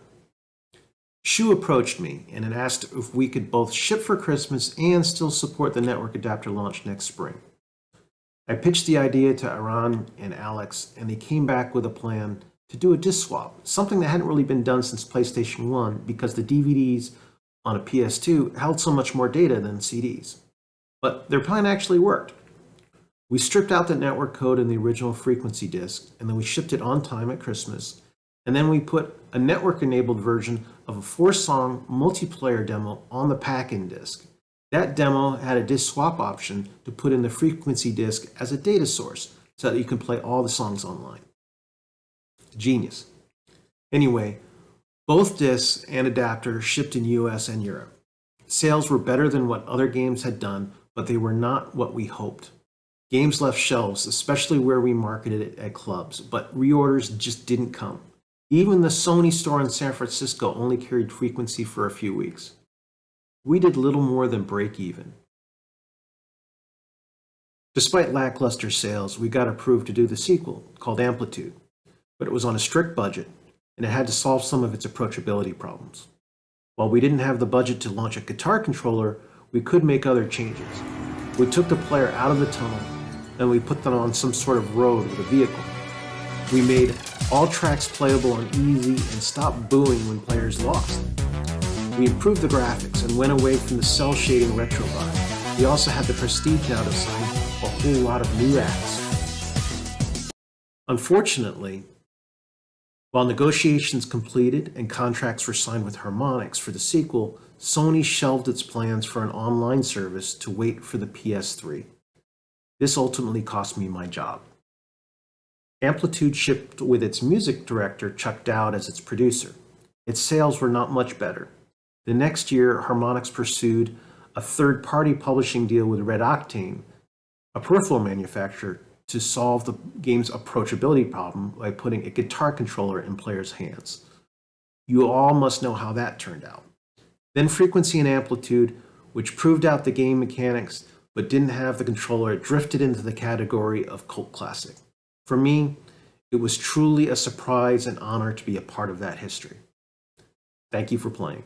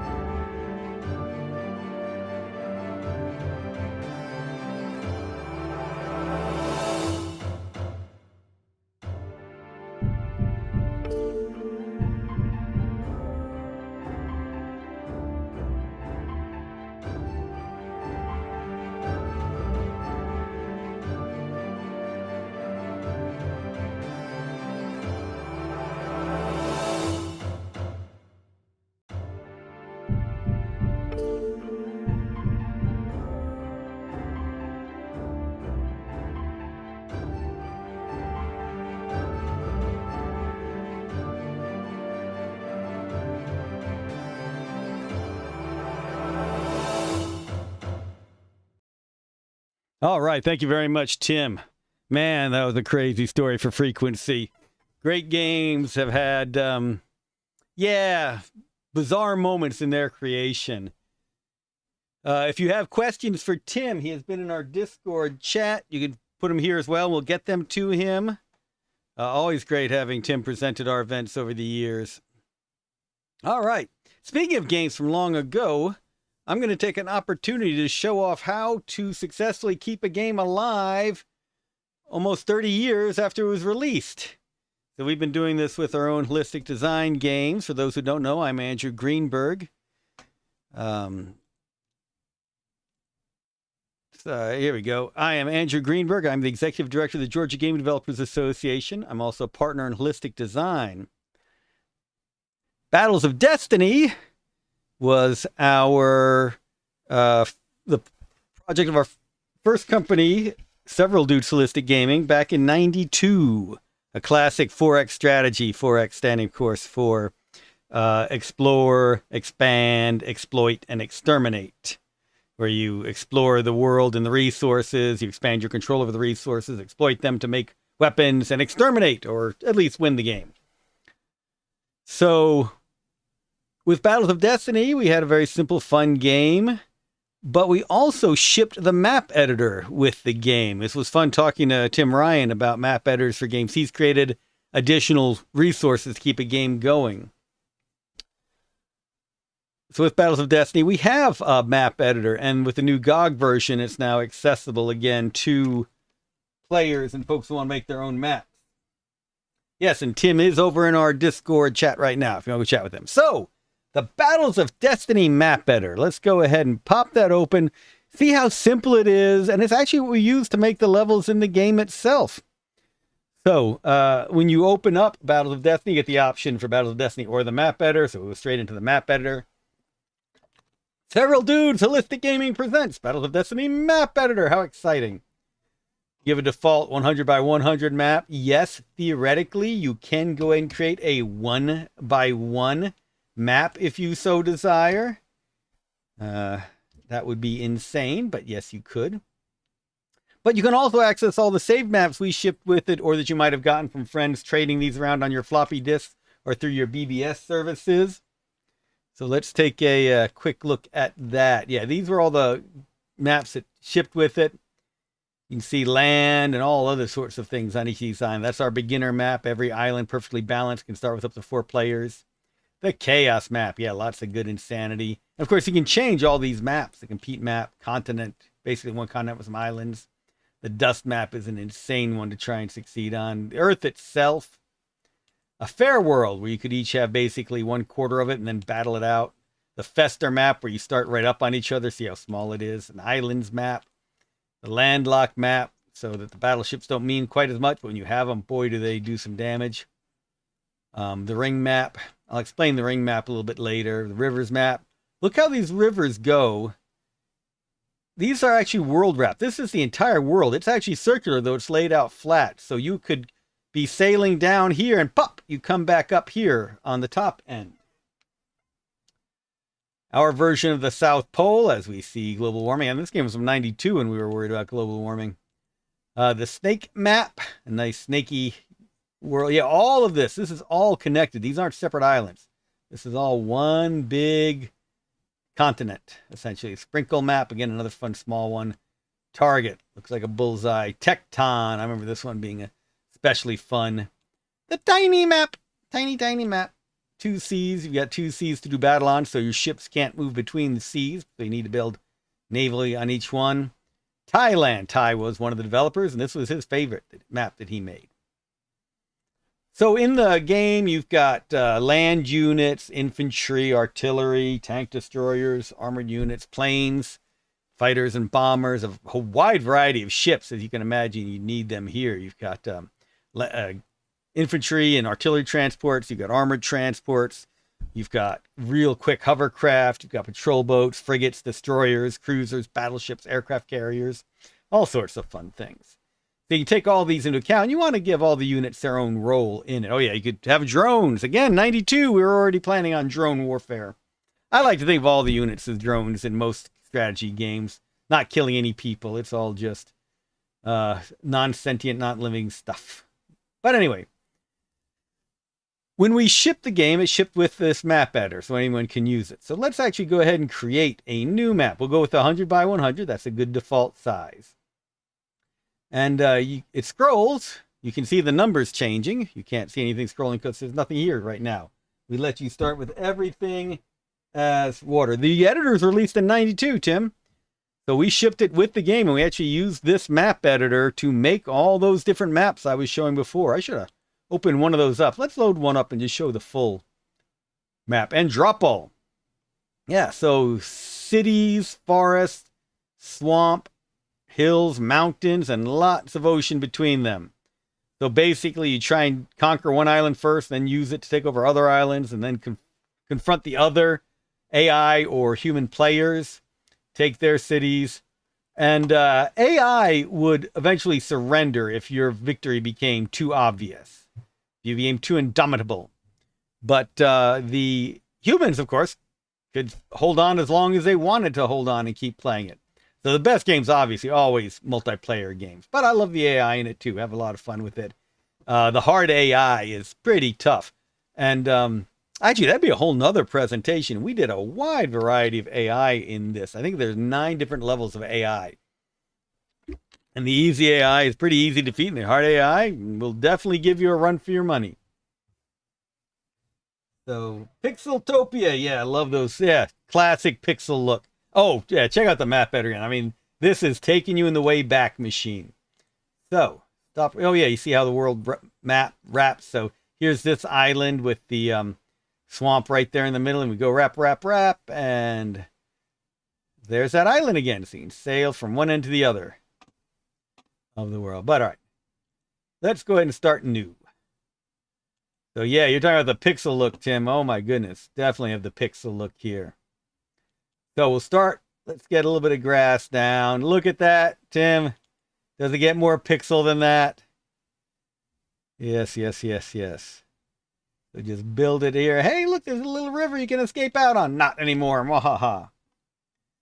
So this was the map editor tool that the level designers use. So there are neat things you can do. For instance, you can fill. So I've got this whole area. If I just want to quickly fill it, I can hit the fill to like. Since I've been using grass, it'll fill that entire enclosed area to grass, kind of like how Photoshop does the fills. Yeah, classic terrain painting. That's exactly right. When you're basically making your levels like you're painting a picture. So a lot of the fun with this game was how you would design these levels. And there's a classic story about Will Wright when he made Raid on Bungling Bay, which was a game I played a lot of on a Commodore 64 way back when.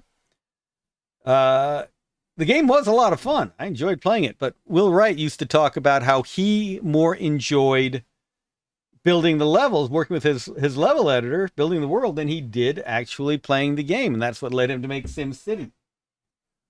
So hardest JPEG ahead of its time. Yeah, there you go. Tim asked the obvious question, would people put their initials in a level? And the obvious answer is, could you stop them? Now, we didn't ship with any like that, but obviously some people are going to go ahead and do exactly that. And yes, we saw entire worlds that were a person's name, which is always a lot of fun. Just put a word in here, preferably not an obscenity. But yeah, people would sign their work as the work. And make those islands and the like to go ahead and conquer. Make that the entire continent. And I've saw faces. They were a lot of fun. Yeah, Michael Hodges had the same experience with Neverwinter's Nights too. Loved the map editor. Yeah, I remember that map editor. I played around with it a little bit when it shipped. That had a bit more that you could do with it than you can do with ours. We haven't even looked at the terrain. Let's take a look at all the incredible terrain that we can add to AG Island. Grass, hill, mountain, swamp, forest, water. Yep, plenty. Let's look at those lovely hills. And, oh yeah, for those of you who don't have to deal with this kind of 2D look, there's a hill, and here's a hill. Then look what happens. We have to have a transition between them. Look, the art changes. You get different types of hill now as it transitions. Wait, that one just changed as the art transition comes about. Yeah, you had to, in order to make these hills not just look like the same block over and over, you make them change and change and change again. So we would actually, I think this is an example of it, where you would have 1, 2, 3, 4, 5, 6, 7, 8, 9. I think you would have 9 different versions of each terrain type so they could mesh. Obviously, grass is just grass. But let's see, I'll show you the same with mountains. Okay, here's just a standard mountain. Here's another mountain then, but connect them, and the mountains changed. Different art had to come in to do the connection. So, yeah, not as much here as in Neverwinter 2, I will admit, but it's still plenty of fun stuff. Everything's got its own attributes. Different units get better defense in each of them. Some units can't go into some of these. So mountains and swamp, the armored units can't go into. In the mountains, swamps, the infantry gets a lot of defensive ability. Less in the hills and the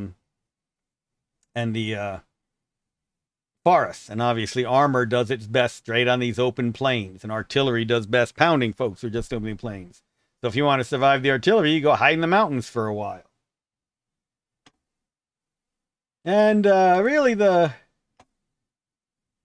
oh yeah, and you could add more water, so I could put a little lake in here now.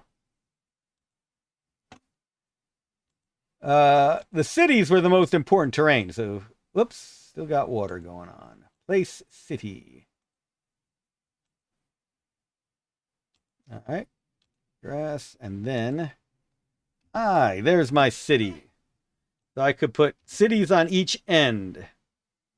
That's right. There are a few problems with this map editor. Number one being there is no Control Z, no undo. Oh, agony, agony, agony. We apologize for that.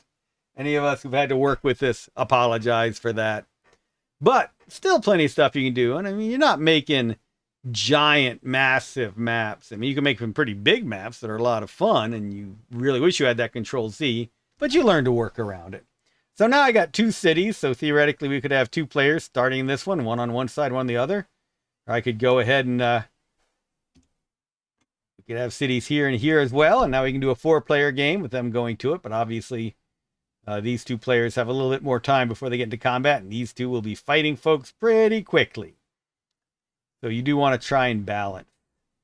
Now, I'm the kind of level designer, I like choke points. I like places where you know that the enemy is going to be coming from. So doing something like this. And they're going to send armor down here. They're sending it right down the middle. Otherwise, it's all infantry through the mountains. Which makes an interesting choke point because the infantry is pretty defended while they're in the mountains. Harder to kill. Of course, as soon as they're in that big open area, then you're taking them out. But yeah, choke points, much, much fun. All kinds of neat things to do. Oh, yeah, you're right. This is another way to do the put your abbreviations. Anyone here? Do we know any JTs out there? We could have a JT right here. I don't know, Artisan JPEG. You know anyone who fits that bill? Someone named JT has gone ahead and signed this one. Let's make it more obvious. All right, there we go. So now we've got JT's map. And we've got this nice little choke point. Yeah, all right. It was a T. I can make it a P if you want me to, JP. Artisan JPEG, I should say. All right. So, you saw a few of the basic ones that we began. Obviously, those smaller ones are easier and quicker to turn out. So you create a few islands. Generally tried to put 2 cities on it. I mean, you saw we had a lot of these where it just had 1 city right on an island. That meant that if you wanted to take it from somewhere else, you had to either bring in a helicopter with airdrop troops to capture it or bring a transport ship to capture it. And these little 1 dots could be hard to capture because you run the helicopters. They could miss the drops and paratroopers would land in the ocean and drown. Or if you brought in the boats, you've got time to sink the boats so that no troops. You got to have like 6 armored units on a lander, but Those 6 troops would never get to you if you could sink that one lander before it got to you. They can be tough to take, but they also can only develop a limited amount of stuff. If you build an infantry here, there's no getting that infantry off the island until you also build a helicopter. Tim Ryan says, an algorithm I use for painting on the grid to get the different road and hill shapes right, use bitmath and XOR to get the index of the tile set based on what 8 tiles are next to a tile. Yeah, we actually did individual handcrafted one. I wish we'd done it programmatically, but we went ahead and hand designed each of those different terrain tiles. Artisan JPEG is recommending we turn the JT into an AT-AT. All right, so when we're doing the islands, often what we would do is we would do 2 to 3 cities on it. And I'm using the I button once I select a place to then put the city in. Cities are your production centers. So there's no resources around it they need to collect. They just make, based on their size, level 1 to 6. And something you could build was their industrial capacity. So they could start at level 1 and go to 6. You would start with a level 6 city at the start of the game. So right now I could, if I just took this city, I could now build infantry or attack destroyers or something and go capture that city and then build a troop transport there and keep building these troops, send them there, get them all troop transport, go over here and capture that one. However, maybe someone over here has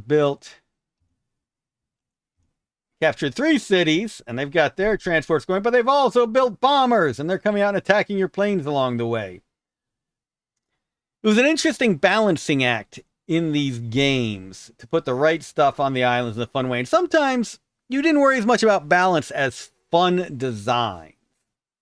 One of the interesting things we did with this game is, in order to increase replayability, every time you start, you were very likely to start controlling a different city. So you saw all the maps we had. You might have 100 cities on some of those maps. Every time you started in a different position, it really had a different impact on how you would play the game, how close you were to other enemies, what you wanted to create early on, what your overall game strategy would be.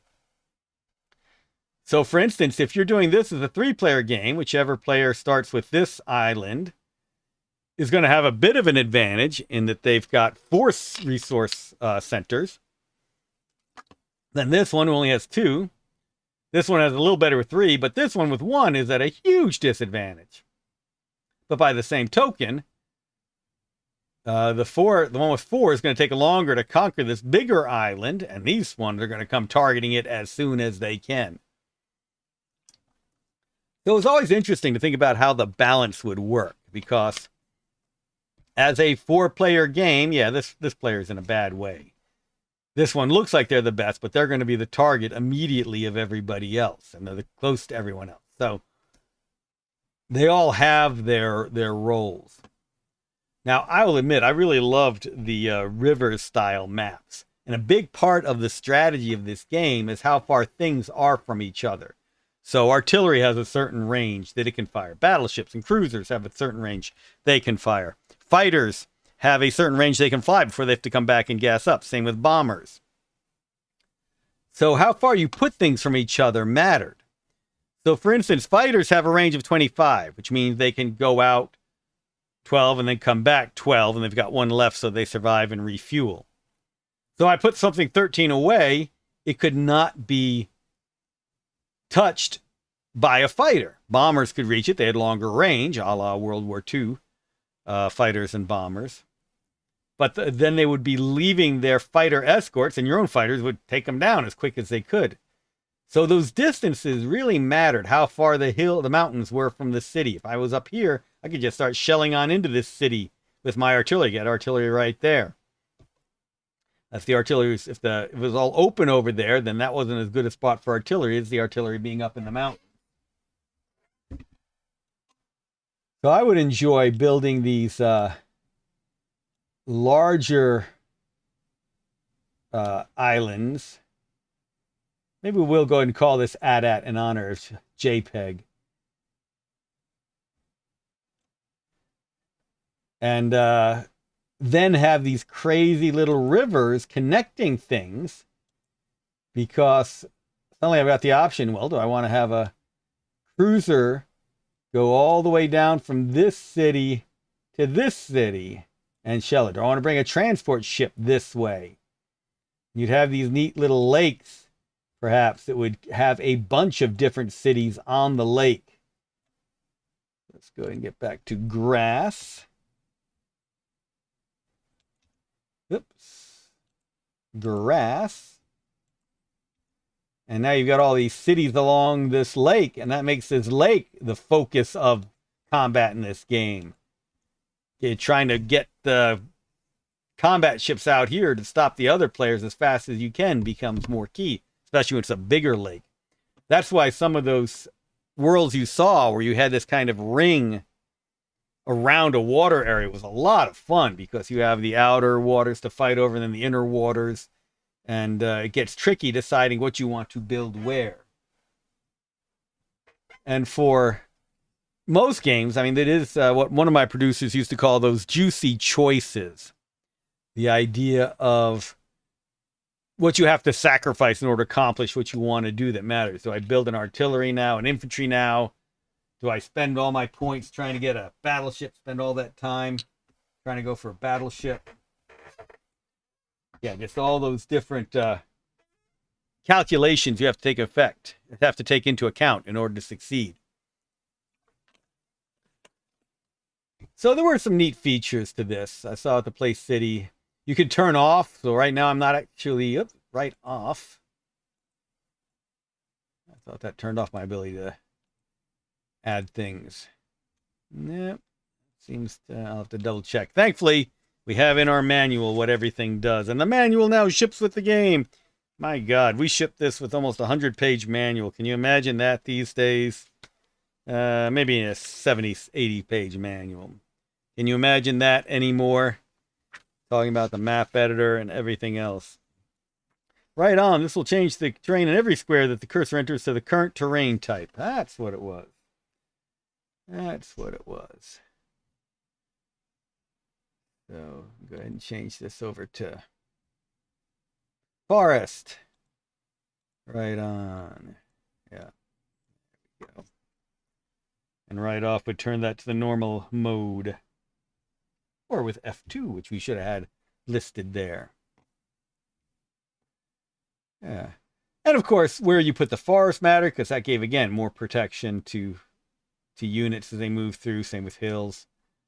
So if you surrounded a town with mountains, you made it a little easier to invade it. You also meant that if they put more defenders in the hills, they could have more defense. PDF and wikis for the win. Yep. Isn't it great to be able to ship an 80-page manual with the game again? I don't know who's writing those manuals. I really need a wiki for this game. That'd be fun. But, yeah, so this would be an interesting one to try and fight. It's obviously pretty small with the 100 by 100, so let's make it a little bigger. Add a whole nother island to do battle upon. Yeah, I love the fill stuff. I'm going to show you how part of that works. Let's fill that area. So now I got a big lake. Whoops, I went outside of the bounds. This is when you need the Control Z. Save early, save often, everybody. Save early, save often. So, now I get to carve it out of here. It's more like the early Unreal editor. It's got to carve out my map out of the nothingness. All right, that was a good indication of what not to do. But hey, now we got big rivers going through this giant world. Look at all the grasslands. Wait. We're going to write at, weren't we? At. Wow, I was never a good pixel writer, was I? That's a cool river. All sorts of fun with that. But yeah, this is the kind of stuff you ship with games back in the day to extend their longevity. And people were making maps of these all over the place. I'd love to see a lot more of them for Battle of Destiny. I tell you what, I'll give you another 5 minutes and I'll give out a couple Battles of Destiny codes to people. You too can have a game from 1992 you can play on your computer today. You'll have to make a GOG account, but hey, everyone should have a GOG account now, right? That's a cool place for a city. Yeah, and one of the fun things about these kind of map editors is you could disappear. As frustrating as they could be, you could disappear into them for a while, just carving things out, finessing the perfect map for yourself. All kinds of neat things could happen, putting down our limited amount of terrain. Whee, mountains everywhere. Let's do a nice mountain range here. And now we can fill it. Yay! Oh, that's going to be a cool little place for a nicely defended city, won't it? Yeah. Nice and hard to get into that one. Oh, I forgot. You can do the corner world, so you can see the whole thing up there. This is a really useful editing tool. I forgot the corner world was available. Very useful. See how it all connects, how it all wraps around itself. Come see the whole world at once on a bigger scale. At world. Oop, and I hit quit. That was a mistake. I hadn't saved it. Another feature. It's not a bug, it's a feature. You weren't asked to save before you quit. Yeah, there are a few frustrating things about this map editor I cannot deny. I'm showing you what to avoid. That's exactly what it is. I'm showing you what to avoid. And definitely avoid it with your own map editor. Because these are crazy problems you can have. Right, fill this all in so that we can fill it with grass. We're going to fill our screen with grass. Nothing better with which to fill a screen, huh? Let's see. All right. So, terrain. Oops, sorry. Edit. Fill. Why don't I just hit F? Oh, well. And fill it does. And then, again, let's get that corner map up. Ah, filled the whole thing again. Yeah, fill you had to be careful with. I got to remember exactly how that worked. You have to make sure there's no leaks in your map. You got to have a nicely closed off area before you put anything else in it. So if I left a hole in it, the fill leaks out, just kind of like Photoshop. So let's do it again here. All right. Now I should be able to fill all of this with water. Yep, there we go. So always have to be careful with that fill feature. Yeah. Usually draw out the grasslands and then fill it on in. So, all right. That's a quick look at the Battles of Destiny map editor. I promised to give out a code. We've had Tim Ryan, Artisan JPEG, Michael Hodges, all comment in the chat. I'm going to roll a D3. Yay for handy dice. And we got A1, Michael Hodges. All right, Michael Hodges, reach out to me. I'll get you a copy of Battles of Destiny. Of course, if others want them, always glad to make that happen. Michael Hodges, reach out to me. Let's get you a copy of Battles of Destiny. All right. So that was the Battles of Destiny map editor. Yeah, Michael Hodges, reach out to info@ggda.org. Or I think you just messaged me on YouTube. We can make that work as well. All right. The next one coming up is our keynote. Thank you all for joining us. I've been looking forward to this. I've seen Chris give a similar presentation before, but again, every time you talk about marketing, it changes so quickly now. You got a lot to take into account with marketing. So I'm going to jump out of this so I can set up the next presentation, and we will be back at 3 o'clock with our keynote, How to Market a Game in 2002. Battles of Destiny, y'all.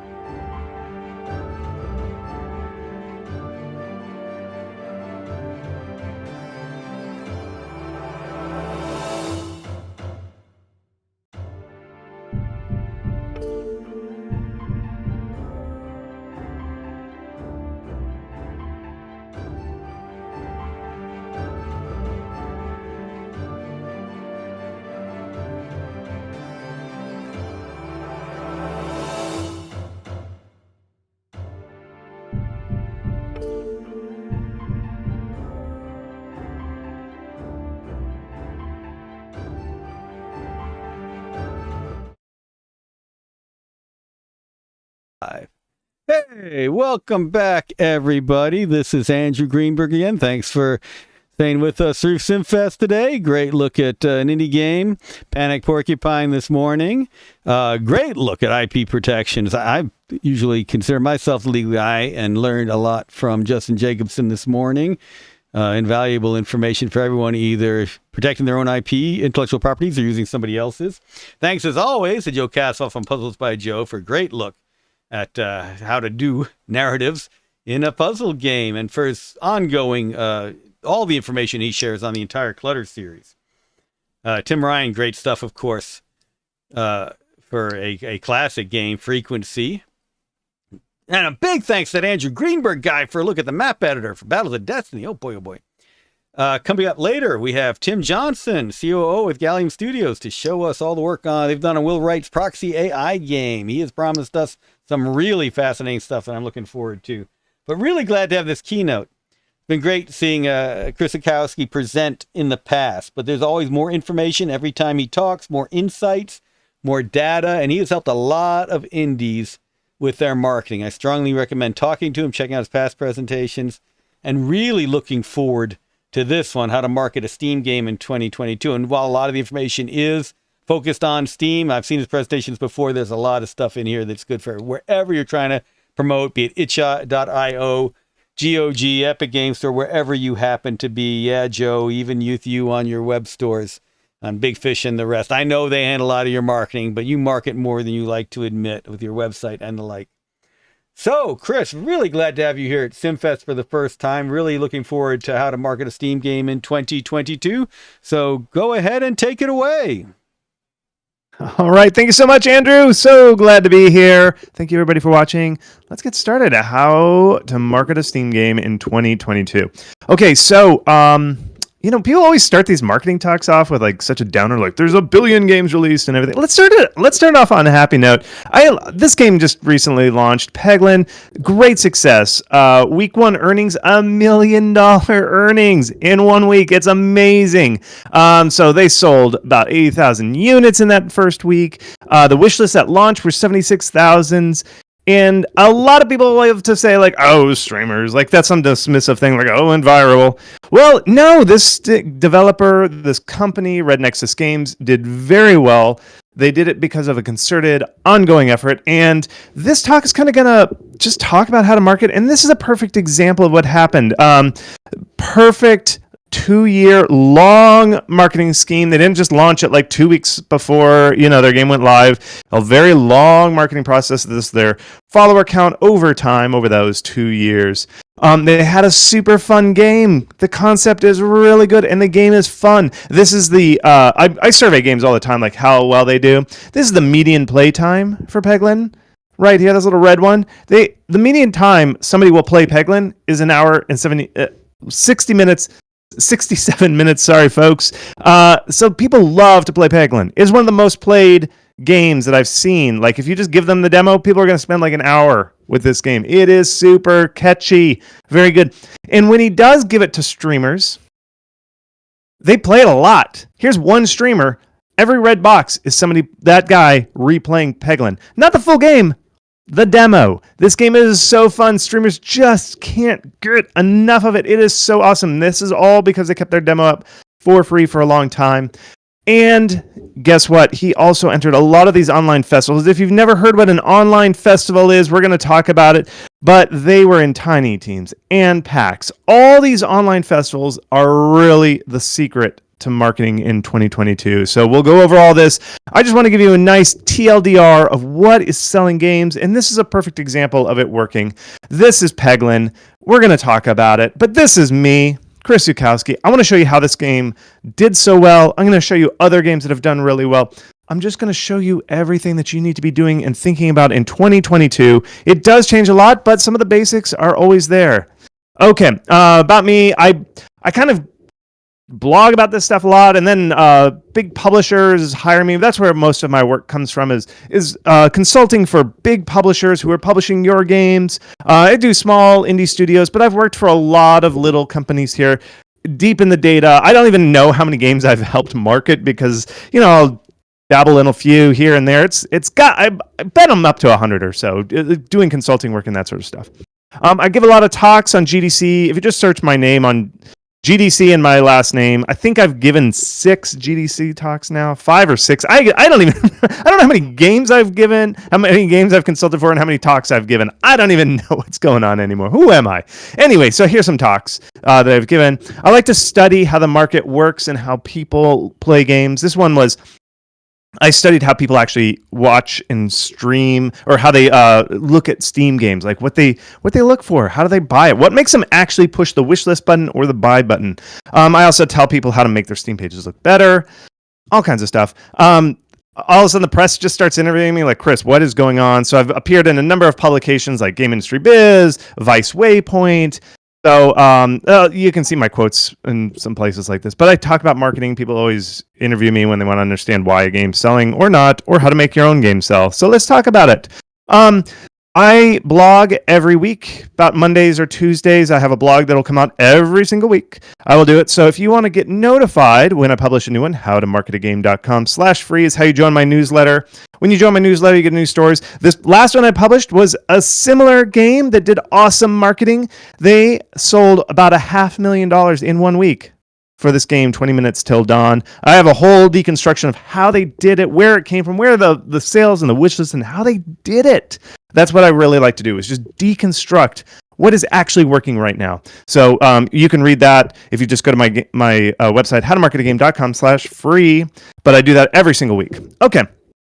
Let's have a Discord with we passed 3,000 members. But the thing that I take pride in is that we're a very constructive group. This is one guy who said how much he loved it. He said, I'm saying this about how we all cheered on Peglin's success because Peglin was part of my community. And all the indies, we really support each other. We're not like tearing each other apart. When somebody does well, we cheer them. And when they don't do well, we cheer them too. So good vibes only. If you've been kicked out of a couple Discords, don't even apply. Don't even join. So to get there, I didn't put the link on there. It's howtomarketagame.com/Discord if you want to join the Discord community. Again, good vibes only. We will kick people out if you are nasty or mean. So if you've been kicked out of Discords in the past, just save yourself a click. Don't even go here. Okay? So anyway, let's talk about the history of Steam. Anybody know who this is? Our God, Lord, and Savior, Gabe Newell. That's him in a tux. I wish he wore the tux more.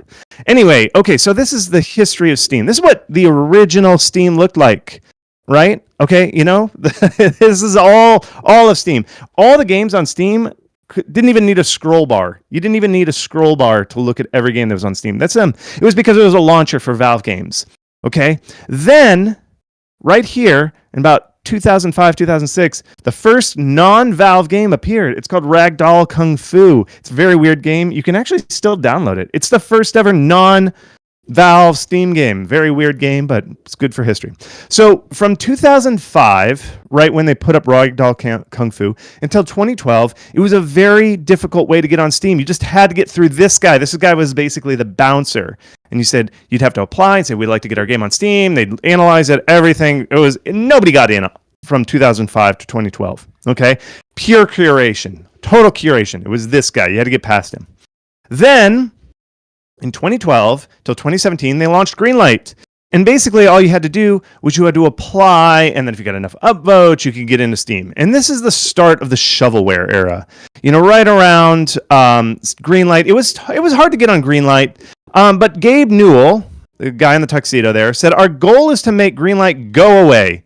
We don't want it. We can't figure out if people are actually upvoting the games because they like it and they're going to buy it or not. So that was the end of Greenlight. And so they just opened the floodgates. They said, if you give us $100, you can be on Steam. And this was when the gates really opened. So from 2017 to 2018, if you had $100, you could get your game on Steam and get tons of visibility. And this is why I say it's the shovelware era. You started getting weird stuff, like games that cost $200 that kind of looked a little questionable. They were like asset flips, $129 for this game called Shoot, Pump, Shoot. I don't know. Weird economic models here. Very whoa. And Valve heard all the fans saying, this is terrible. This is terrible. We want curation, Steam. We want you to bring back this guy to tell us no again. Indy said, I want to be told no more. I don't know. And Steam fixed it. They didn't quite do this, but they stopped the shovelware. They actually did. There was this blog post that nobody read except for me and like 3 other people who are really into this stuff. 2019 to now is the post-shovelware era. And basically, I'm going to get out of the way here. There was this quote in this very boring blog post, which you can you can go to if you type in this URL. I don't know. I guess you could just Google Steamworks about store traffic to games in October. Well, they changed the algorithm one day in October, and it got wonky. Like all of a sudden, all our game sales kind of just crashed for a little bit. And Steam was like, sorry. We didn't mean to do what we just did. Sorry. The weird traffic here. What they were doing was they were changing the algorithm under us. And what they said in this blog post is, we fixed all those weird sales things. Like your sales tanked in October. We fixed it. However, we kept in a part of the change that factored in sales and wishlist popularity. This right here, this one sentence buried deep in this blog post that is really boring, right there, is the ushering in of the next phase of Steam that we are in right now. That one sentence, nobody knows about this sentence, but it's the most important sentence you need to have read. And what they said was, we've changed the algorithm to favor people. And they published this blog post, and in here they had this chart. And this blog post was talking about the algorithm change right at the end of 2018. Okay, they changed the algorithm. And in the olden days, pre-2018, they took all the data.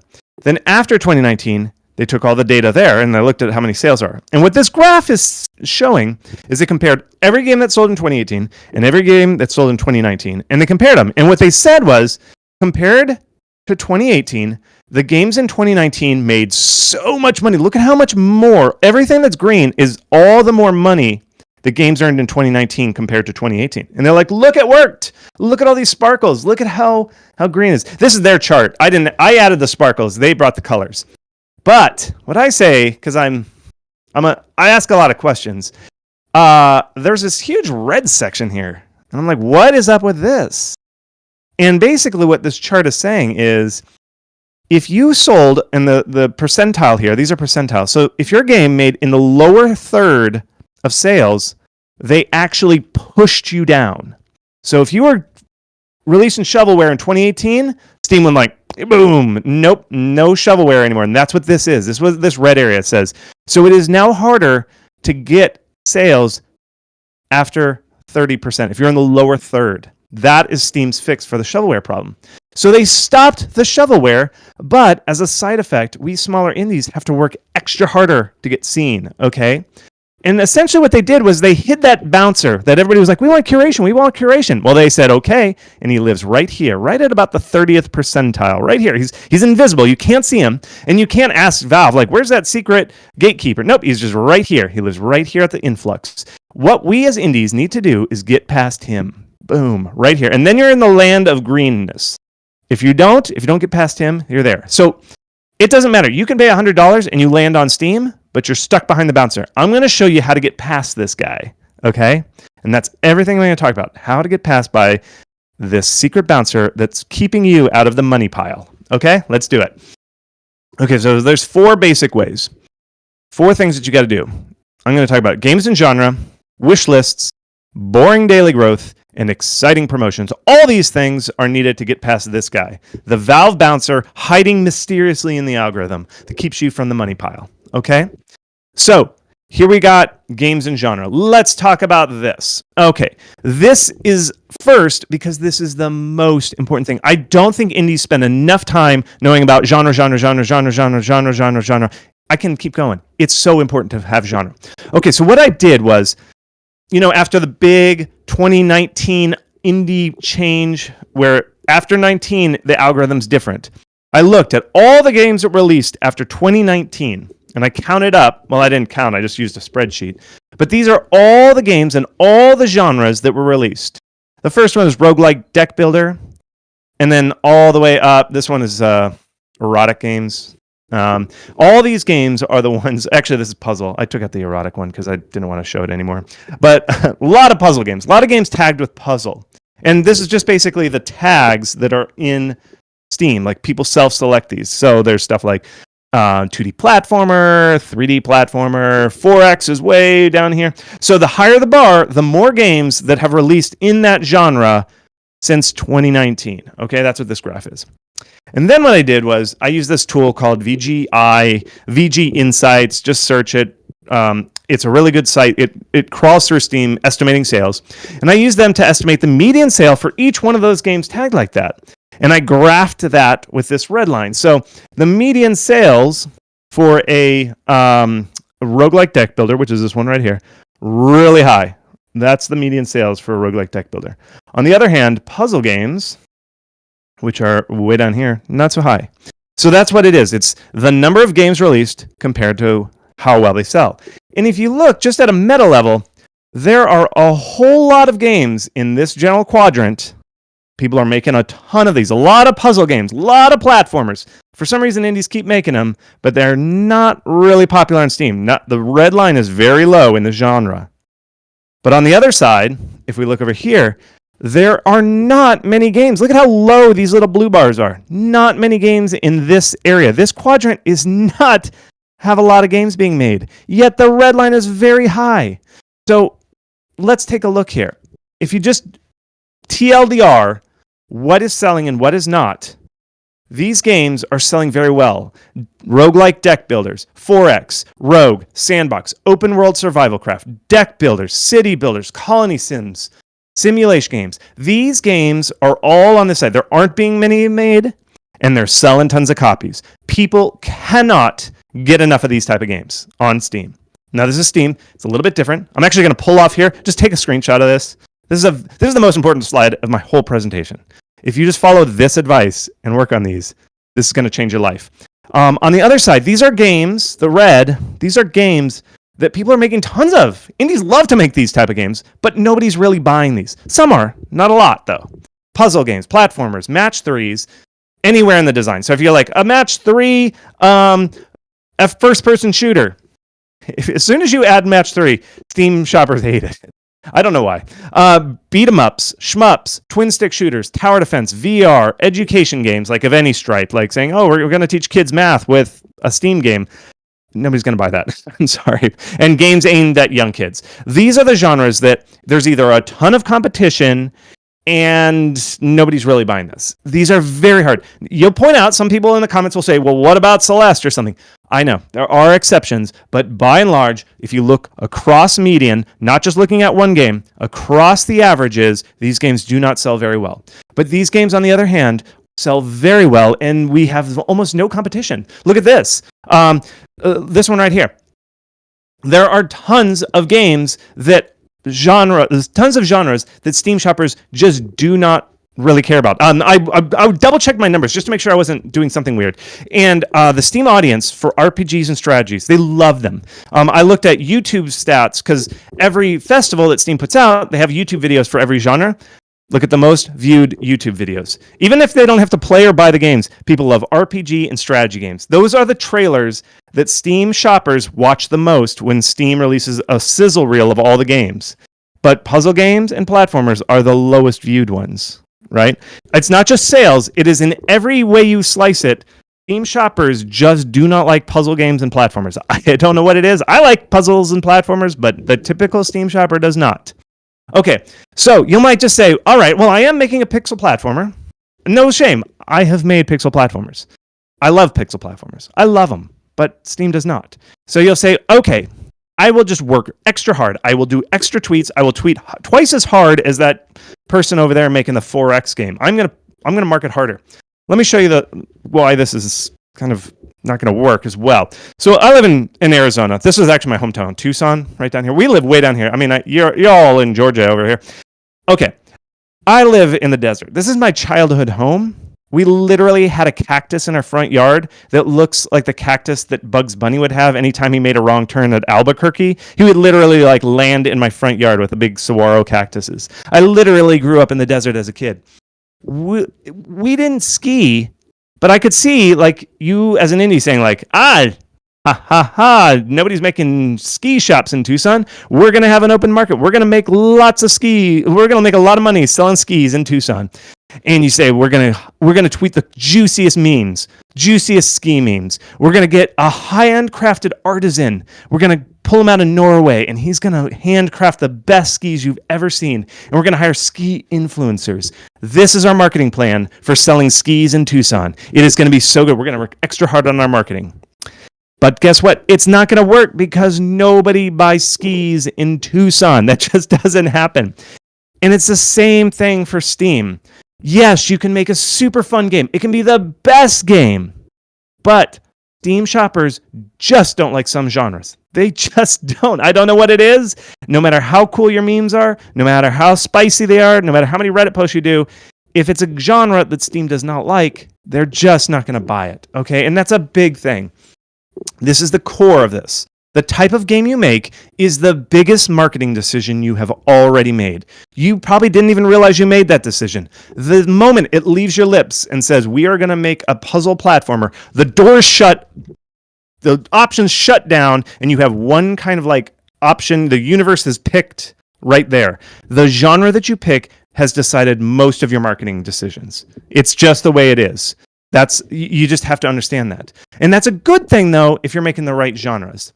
So if you look, a game like a colony sim, these kind of builder games on Steam are very, very popular. The median sales is $44,000. Puzzle platformer, pixel platformer. This is my pixel platformer, by the way, in the background.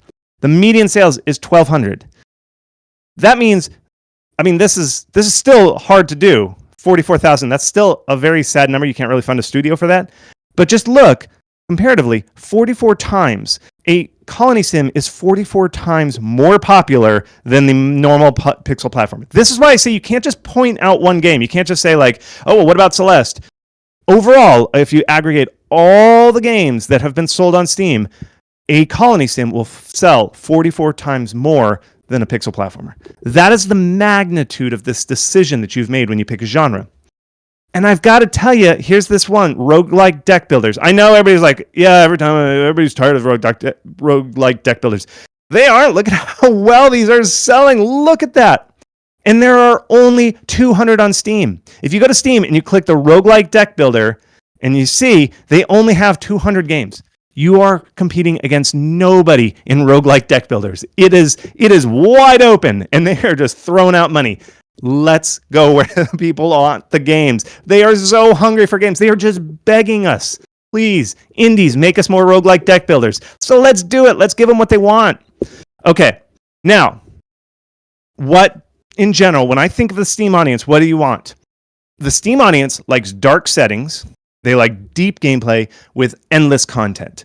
They just love this kind of like crunchy, deep, just games that they can play over and over again and pick apart and optimize and min-max. That's what Steam shoppers love. They love to do that stuff. It's like sandboxes. They just love these little like digital sandboxes to play in. Okay? Now, what I'm saying is, if you're making your dream game, if you really want to, it's not to say that it's not going to work. I'm mainly giving you this because it's the odds. And I want you, before you make all these big marketing decisions, if you want to, say, we're going to mortgage our house, we're going to put all our money in this game. If you're going to make that choice on what to invest in and how many years of your short life you are going to invest in, would you rather invest in a game with odds of 2-1, a game with 17-1 odds, or 292 million odds? That's the decision you're making depending on the genre you pick. There are going to be games like the Celestes that pull it off. Yes, they do. They slide, they go right through the needle, they thread the needle, they pulled it off, but that's a 292-1 million odds there. I'd rather play the game that has the 2-1 odds. Because indie games are still risky. I'm not saying this is a guarantee here. Okay? You got to learn the odds and really respect what the genres are. Okay? But if this is your hobby, and here's where I stop. This is what I'm talking to, and my audience here are people who want to, quit their boring day job. They want to do this for the rest of their lives. That making games is the dream, right? If this is just your hobby, it's just something like you like to do on the weekends, make whatever you like. That is okay. It is totally fine. Or if you're a rich aristocrat and you're just making stuff for the art of it and you don't care about money, that's fine too. Make your art game. You can make it in any genre you want. I will support you. You show me your art game. You don't care about the money. I love that. That's what brings life to the industry. But if you're expecting any money in return, you need to understand the odds. You need to see what genres are selling and what's not, and find the games that you like to make that are within the genres that Steam likes, okay? So that's my point here. Just understand where you are in this equation, okay? All right, so you heed my advice, and you're like, there's only 200 roguelike deck builders, and they are literally launching cannons of money at us. So we're just going to do this, and then we're going to do it without any marketing, and we're just going to launch a shadow drop just like Beyonce does, right?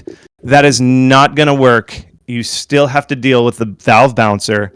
I will show you what I mean by this. Here's how to get wish lists, aka visibility, on your thing. Okay, so wish lists are very important because a lot of people say, we're just going to go viral. We're just going to, get a streamer to cover us right before we launch. Okay, so remember this guy, invisible bouncer that hides in the algorithm somewhere. You have to be in the top 2/3 of games before you can get into the side that actually gives you money, visibility. The way Steam kind of works is off this system called the wish list, where for any game that a Steam shopper is interested in, if they like it, they'll just hit this wish list button right here. It's right under your top of your page, or right under your capsule, as they say. And then when your game actually launches, or it goes on sale for greater than 20% off, everybody who pushed that wishlist button will get this. And it's just an email that goes into their inbox and says, this game that you have wishlisted is now on sale. Would you like to buy it? And this converts at a very high rate, somewhere around 1% to 20%. It depends on how good your game is. It will convert at somewhere in that range. That is very good. Most internet marketing converts at like 2%. So anything above that converts very well. A wish list converts very, very well. Okay? That is why we talk wish list, and I'm going to say that a lot. 1% to 20%, depending on the game, will convert at that rate. Okay? Now, people ask, how many wish lists do I need? I'm going to make it real simple. Somewhere around 7,000 to get past the bouncer. It's no guarantee, but I always recommend try and shoot for at least 7,000. Okay, that's kind of, if you were doing this for the money, and I don't mean to like get rich quick. I mean, if you just want a sustainable income, make this your full-time job, be able to quit your boring job. This is kind of where I'm aiming for, 7,000. Okay, and the reason we say that is, okay, the bouncer kind of has these rules and kind of these expectations, and when you hit about 7,000. It's rough. It's not an exact thing. And there's nowhere in the algorithm that says 7,000 equals get on here. No. It just means that there's this widget here called popular upcoming. And when you have somewhere in 7,000, you're pretty sure to be on here. Now, the reason I say somewhere is because it's a ranked thing. So all the games releasing this week that have somewhere around 7,000 wish lists, you're competing against them. And the games with the highest wish lists that haven't released yet will show up on this list. And to be competitive, to make sure they show up, is 7,000, somewhere around there. It depends on what your competition is that week or what, but I kind of say it's a pretty safe bet if you have 7,000. That's why I kind of I always go like this when I say 7,000. If you ask Steam, they say there's no number in the algorithm. And they're right. There is no 7,000. It just means it's a good goal to shoot for. Sometimes you can get in with 6,000. Sometimes you can even see 5,000. But to get 7,000 is a pretty safe bet to hear. Okay, that's popular upcoming. Now, the reason Popular Upcoming is so good is it gives you an extra boost right at the end. It gives you all this visibility. It's on the front page of Steam. But I kind of see it as a tacit approval from Steam that, hey, kid, your game has some visibility behind it. We're going to start just a little bit of promotion. We're just barely helping you here. That's the minimum just visibility they're willing to give away for free. So, the reason I say you can't just go viral and launch, even a top-tier influencer playing your game one time cannot get you 7,000 wish lists. I've seen lots of streamers play games because I study the data. No single streamer can get you 7,000 wish lists but with one play. So if you're hoping that one magic streamer is going to stream your game and that'll get you propelled onto Popular Upcoming, it will not, my friend. It will not, okay? It's a marathon. You have to do a lot of these. You have to get lots of streamers to cover your game over the time period to kind of build up this 7,000, okay? It takes a long time. But this is a good thing that it takes a long time because you can perfect your marketing, okay? It takes time. You will have a lot of failures, but you've got enough time if you do enough marketing time to kind of build up this anticipation and get those several streamers to cover your game, build up that wish list past the 7,000, okay? So this is what the follower count looks like. This is just some random game I pulled that has a good campaign. But look, you see how this is over a year. You'll see these jumps. This is the total cumulative. It's a follower rate, but it's the same thing as wishlist essentially. But you'll see they have these like low periods, up periods, low periods, up periods, low periods, up periods. This is what a good campaign looks like. You're building over time, and you're adding and you're accumulating all these visibility. Now there's periods. There's periods where you go really sharp spikes. You see these like cliff faces that looks like a cliff face. And then you go over here and you see these flat zones. This is a campaign. You have flat zones, you have spikes. So I'm going to show you both. We're going to talk about boring daily growth and then exciting promotions, okay? So let's start with the boring growth. This is what people like to skip by. Every day, Steam exposes your game to shoppers. You have to impress them instantly. So for example, these are two different games. Omonexto, Lo-Fi Ping Pong. About the same amount of impressions. This is a 7-day period rolling. Both games got impressions of about the same. And that means this is called a capsule. And this is called a capsule. And they get exposed by the Steam algorithm about 30,000, 35,000 times over the week. Okay? That's what a typical number looks like. Now, Lo-Fi Ping Pong got 3,000 visits, and Omonexto got 2,000 visits. That means a visit means somebody came over and said, ooh, that looks cool, and they clicked it with their mouse or touched it with their phone or something. That's what a click is. It turns into a visit because they went to their Steam page. Steam tells you that and said, oh, this game got 3,000, this game got 2,000, okay? Now, when somebody likes your game, they see the Steam page and they wish list it. That's a wish list, right? Over a 7-day period, Lo-Fi Ping Pong got 161, Omonexto got about 60, right? Okay, now if you look at that, the numbers aren't that different. You know, it's like 9.6%, 6.7%. You know, the wish list rate when they get to your page is 4.7 for Lo-Fi Ping Pong, 2.7 for Omonexto. I mean, we're talking like 1 to 2% here and there. But if you look and you extrapolate what happened that 1 week for a whole 52 weeks per year, that means that Lo-Fi Ping Pong is going to get 8,300 wish lists per year, whereas Omonexto is only going to get 3,000. These small daily improvements can have a long-term growth factor for your daily wish lists. And it just comes down to them looking at your Steam page, looking at your kind of like capsule, and being impressed and liking what they see to go on to wishlist it. That's what it takes. And so here is basically how to impress a Steam shopper. There's two big ways. You have to tell them what type of game you have in as short a period as time, like 7 seconds is all you have. And then you have to demonstrate quality. Those two things are the big things that you have to do to impress the Steam shopper so they wishlist your game. So let's talk about how to get them to know what type of game you have in 7 seconds. Now, these are capsules. This is the front page of Steam. I just grabbed a screenshot of Steam. Each of these little colorful squares is called a capsule. And this is the custom art that you can make for your game and upload it to Steam.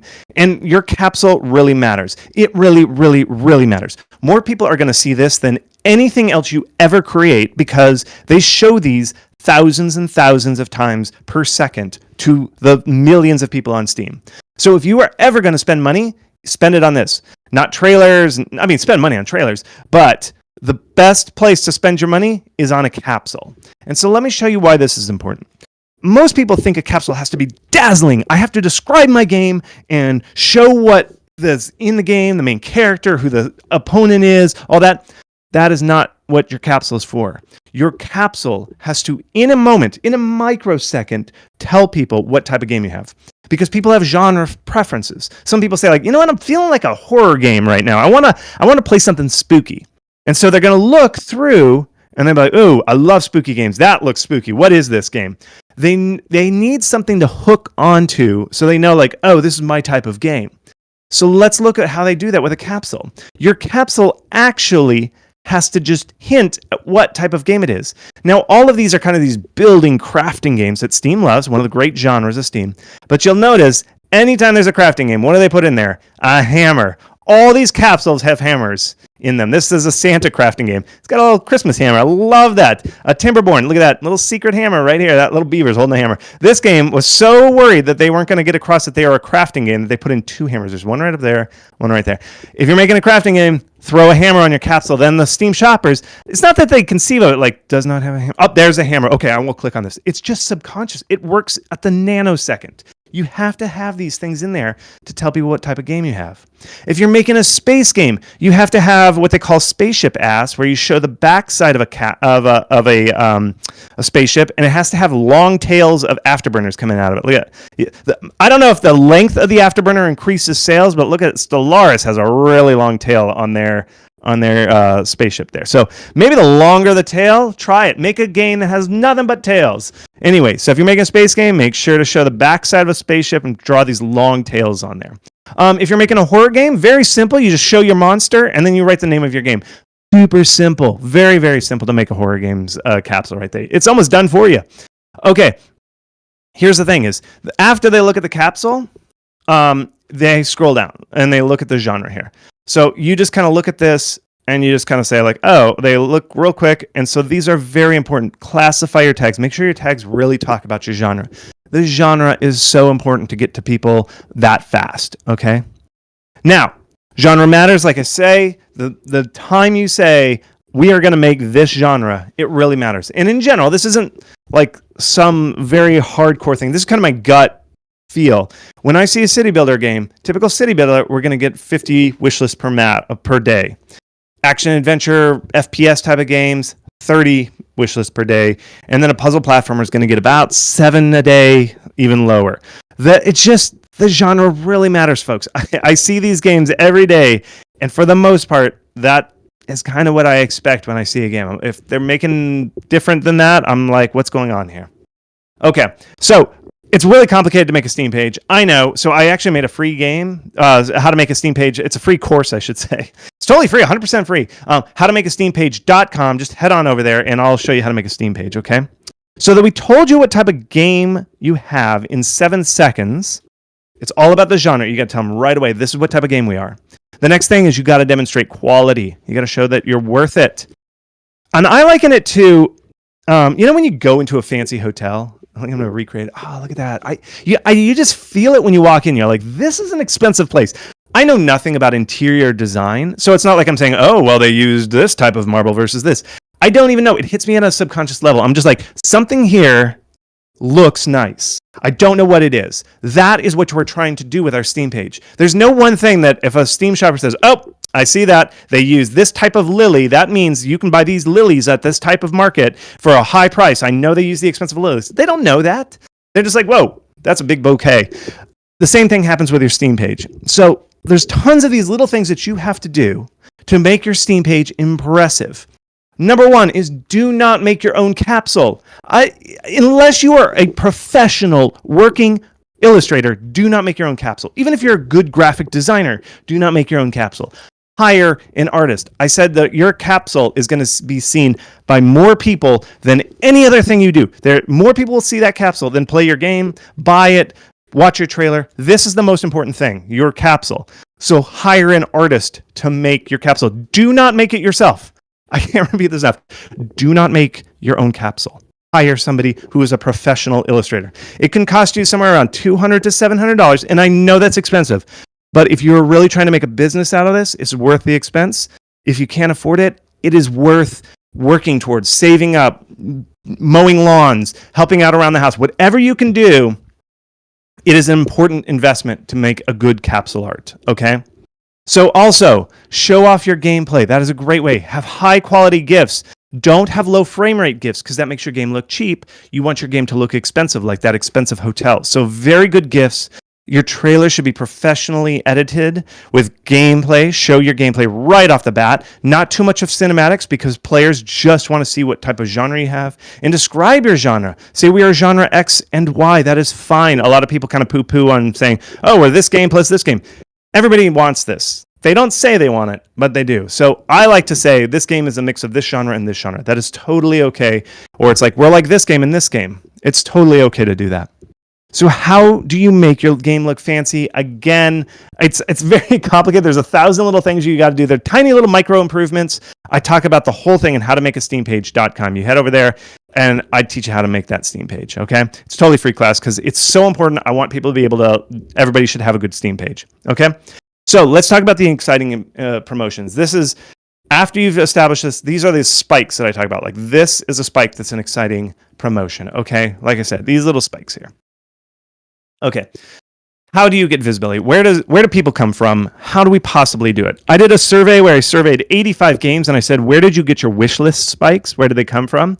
And I crunched all the data, mashed it together, and then I sorted it based off of activity. And this is the graph that came out of that. So the number one way, I'm going to walk through this real fast. The number one way is festivals, then TikTok, then streamers, then Reddit, then the press, then Imager, which actually I'm not going to mention because it doesn't work anymore, and then Twitter.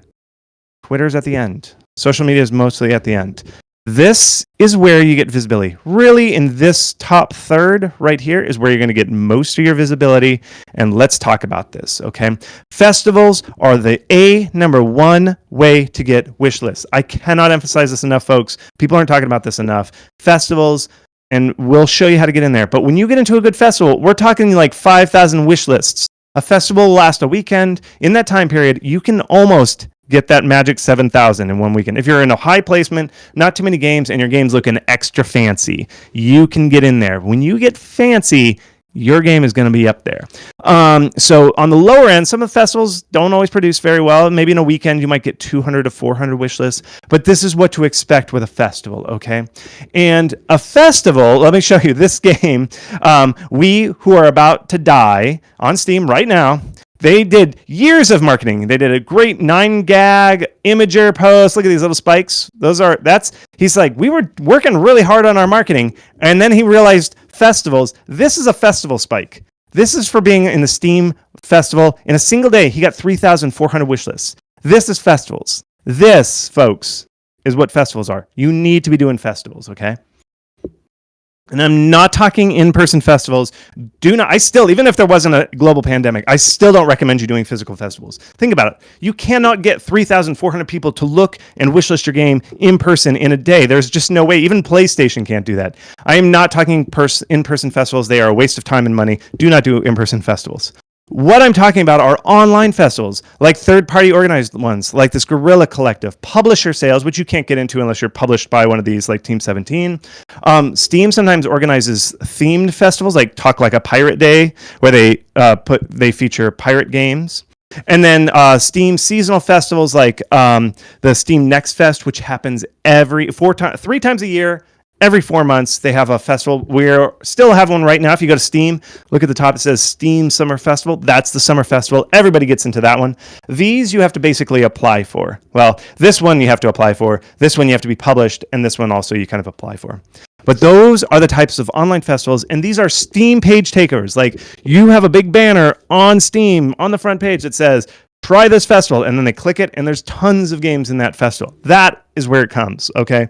Now, we have a special thing. Festivals are so important.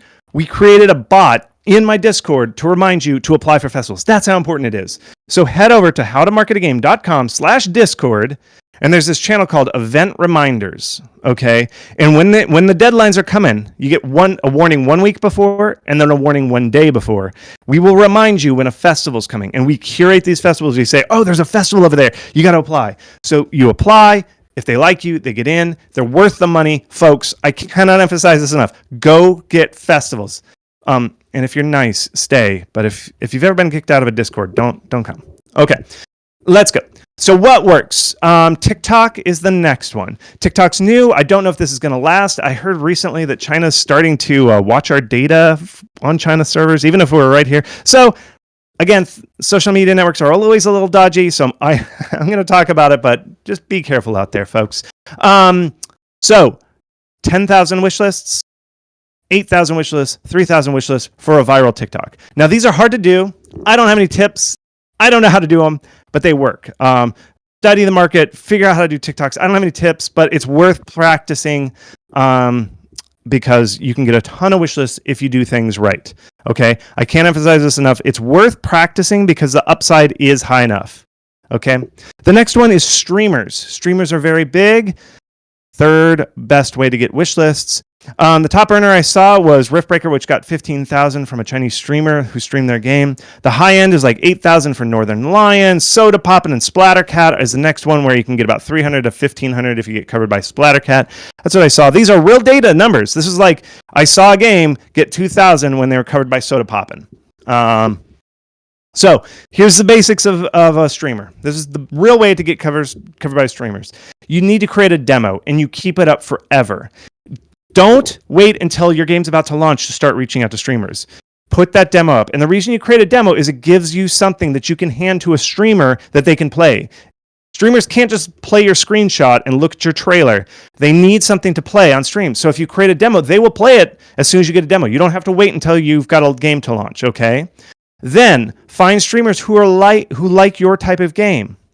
There's a Sully Gnome and Playboard.co are great search engine tools for searching for streamers based on your genre. So you can look up games that are similar to yours and see which streamers are playing them. And then you reach out to about 3 streamers a week. Just set a to-do every week and just start reaching out to them once you've got that live demo. And just say, here's our demo. I think you're going to like this because you played this game. That's all your pitch is. Oh, and include a cool-looking GIF. It's not that complicated, folks. You just tell them, we got a demo that's really hot. It's like that other game. You should play it. That's how you do streamers. And you just reach out. 9 times out of 10, they're just going to ignore you and never stream your game. But that time that it works very well.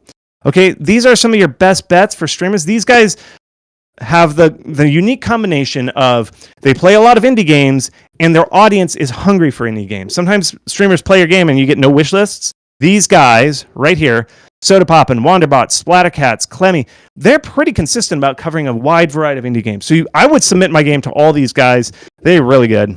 Okay, next one down is Reddit. Reddit's hard and scary, but it works pretty well. It's like right in the median. Oh, I should just stop real quick. Festivals and streamer, peanut butter and jelly. That is the best way to get wish lists right now. Create a demo, give it to streamers, create a demo, submit it to festivals. That right there, where 90% of your wish lists are going to come from. I got to emphasize that. Festivals and streamers. That's where they come from. Reddit is chancy. It's hard to get into Reddit. The best one I saw was a Reddit post that got 10,000 wish lists. But this game is super beautiful. Lay Sarah. Expected wish lists. The high-end subreddits are R Games, PC Master Race, those, and gaming, but all of those are kind of the same. 4,000 to 5,000 wish lists if you can get a viral post. The next one down is kind of like pixel art. A couple games got 200 to 400 wish lists if you get into there. If you're making a pixel art game, of course. The low end are the ones that always allow us to post. They never filter us out. You can expect about 25 to 100 on our game dev, indie gaming, Unity 3D. Those are kind of the lower tier, but still post to them. Just don't expect to go viral because you just can't on those. Next down is press. Let's talk about press. Not as big as it used to be. Riftbreaker, the best game I saw was 9,000 from a Eurogamer article, but this game is incredible, Riftbreaker. Expected wishlist rate, Kotaku's going to get you about 10 to 100, somewhere in there. A big PR push across multiple sites can get you about 2,500 wish lists. So if you note, to hire a PR firm is usually about $5,000. That's about your expected wish list rate. So if you hire a PR firm, and that's what you can get out of it. You do the math if you want that. Just figure it out. Let's wrap it up with Twitter and social way down here, bringing up the rear. For the most part, social media doesn't work. It kind of works a little bit sometimes, depending on your game. Best one I ever saw was 900 wish lists for this game, Chessplosion. Typical wish list rates for an announced tweet. This is when you say, we're announcing a game. Look at our game. About 372 to 900-ish. I just rounded up Chessplosion because it looks better. Can you pet the dog? People spend hours and weeks creating a dog that you can pet. Your expected wish list rate. I saw 2 games that covered by Can You Pet the Dog. One got 10 wish lists, one got 160. Please be considerate about your time and whether it's worth it to add a dog that you can pet. That's what your expected thing. Screenshot Saturday, 0 to 60, somewhere in there. This is why I'm saying we spend too much time thinking about Twitter. It doesn't work as well as you want. One exception is if you're making a super cute game with the big eyes, floppy ears. This game, the Gator game, actually got about 7,000 wish lists for their announced tweet. The reason I took it out of the chart and didn't include it is it really depends on your game. If you have a cute game, you can do well on Twitter. But here's the thing is, this is how I treat Twitter. I tell a client, tweet for about a month the best gifts you have. Don't hold anything back. The cutest gift you have, the best gift, the best explosions. Tweet those. If after 1 month, 2 months, you're not seeing any traction, you're not going viral, pull back on Twitter. It's just not going to work for you. This game, I think immediately once they tweeted this cute gator, the game went viral on Twitter. So if you're not seeing the traction and you're like, Chris, I tried Twitter over and over and over and it's just not working, you just don't have a Twitter-friendly game. Cut it out of your daily grind. Don't worry about it. Don't stress out. You can get by without going viral on Twitter. Now, one of the funny things after I did this survey is I looked back on the typical advice everybody always gives indies, and it was like, tweet a bunch and contact the press. Well, what were the two worst performing things? The press and Twitter. We've been for years done indies the wrong thing. So, I mean, these kind of work. Again, if you have a Twitter-friendly game, it works. But for the most part, these things are on the lower ends. Indies spend way too much time on these two and not enough on the combination, the peanut butter and jelly of streamers and festivals. Those are the best things. The best time that you will spend is trying to get these three things to work. That's what really generates visibility. So, with that, let's talk about Valheim. Because Valheim went viral, what people think is viral. Let me just tell you what we learned after looking at Valheim and why this game connected as well as it did. Okay, so it sold millions of copies about every day the week it launched. They were saying, we got another $100 million because 1 million people signed up. This is their follower chart. So this is their campaign. They started way back here. It was about a 2-year plus marketing campaign where they had a Steam page up before they launched, and then they went super gonzo. Let's take a look at what and why this happened now that you know so much about how to market your game in 2022. So here's the launch basics. When they launched, they had 160,000 wish lists. And this is a mistake. If people think, this game just popped up out of nowhere, I never even heard about it, and then it blew up. It didn't. They generated 160,000 wish lists. Remember I said the lowest bar you should clear is 7,000. They had 160,000 wish lists. They worked very hard to get that. This was not just like out of nowhere success. They had been building this success for a very long time. Okay. What genre is Valheim? Dark setting, just like Steam likes. Deep gameplay. Endless replayability. All of this stuff is exactly what the Steam audience likes in games. It is deep, it is gritty, it is like violent. That's just what Steam likes. And they just nailed it. Valheim nailed it. Okay, was it Twitter? This cute tweet, I tracked down the very first announced tweet for Valheim. This is it. How many? If you can't see, it got 15 likes. 15. I don't even think it got a retweet. It got 15 likes. If you are sad because your Twitter is not popping off, it's not necessary. It is not necessary to succeed on Steam if your Twitter is not blowing up. It is okay. In fact, when they launched, you know how many wishlists or how many followers on Twitter they had? 1,700. They had 1,700 followers when they launched Valheim. It had nothing to do with Twitter. So if you zoom in really hard, because the scale gets blown out because they went so big after they launched, there's this little tiny blip right in here. There's this little blip. You can barely see it. What that blip was E3. They were featured prominently in one of these festivals. It was the E3 festival. I estimate they got about 15,000 wish lists by doing some calculations on that blip. It was also the time they announced they got published by Coffee Stain. So they had this great video. It was published under the Coffee Stain label, which is very big with that genre. And I figure I've done some other calculations on there.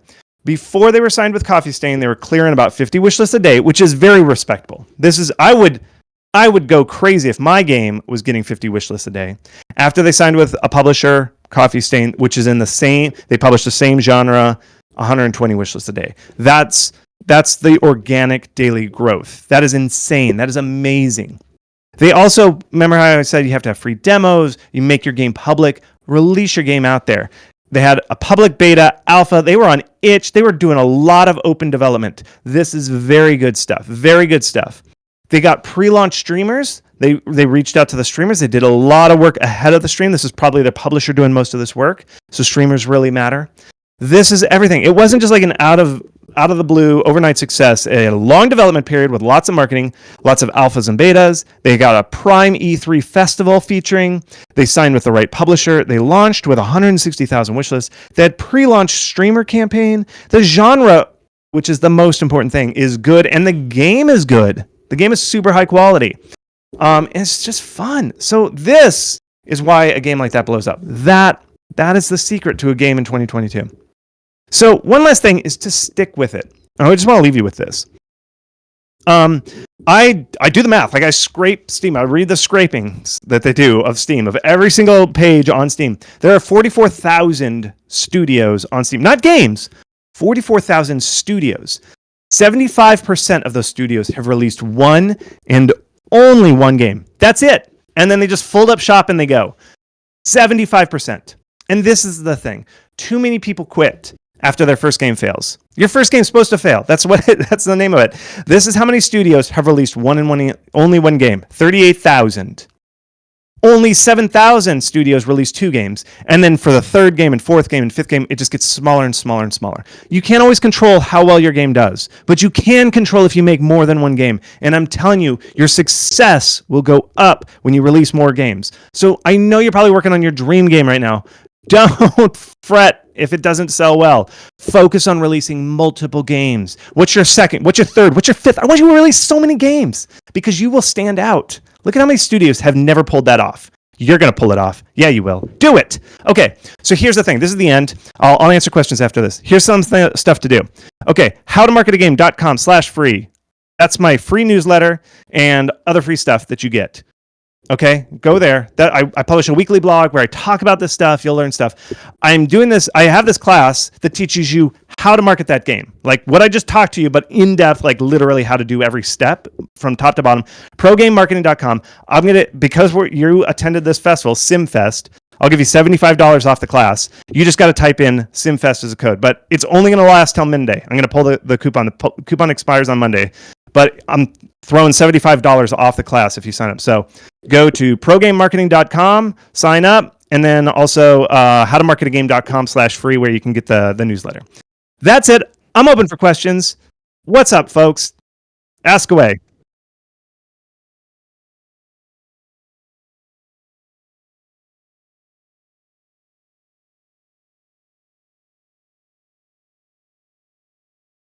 It will. So use it.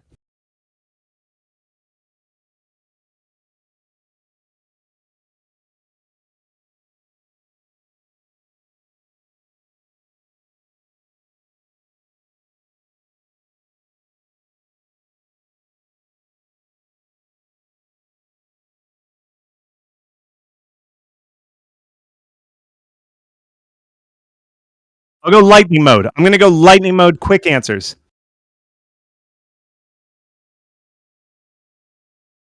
I think they changed the algorithm. I don't know why, but you used to be able to get enough upvotes. It used to be like if you got 100 upvotes in 4 hours, you were on the front page of Imager. I think they changed it, and the audience got very toxic about it, and they would downvote you more. I just did the analysis, and no games get to the front page anymore. And if you just go to Imager.com and look at the front page, you never see a game on the front page. I don't know what happened, but it doesn't work anymore.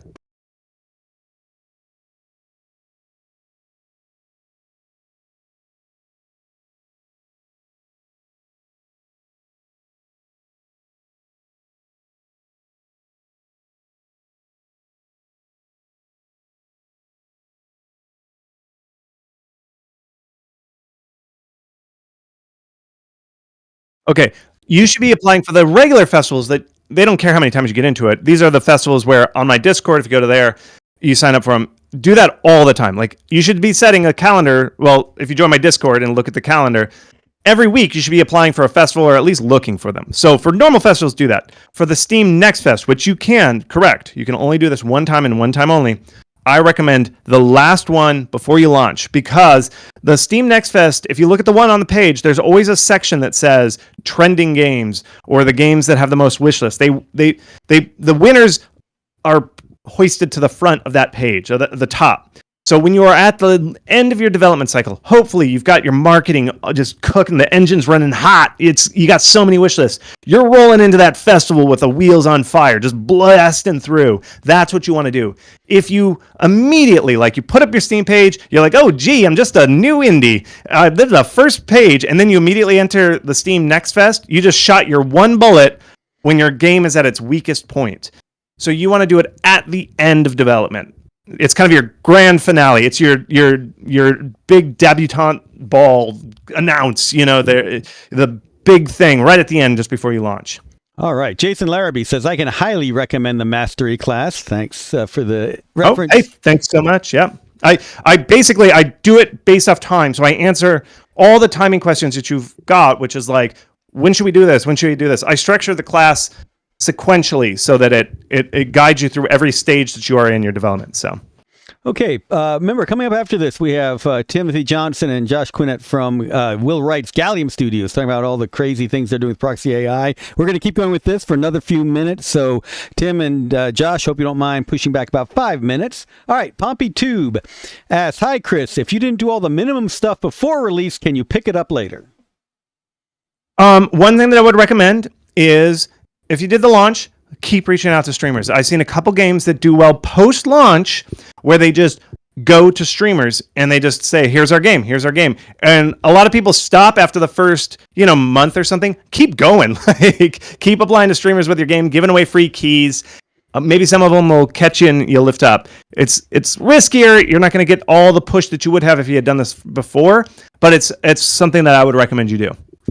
All right, Alex, not going to pronounce your last name. What if you can't find your own exact genre within the listed genres?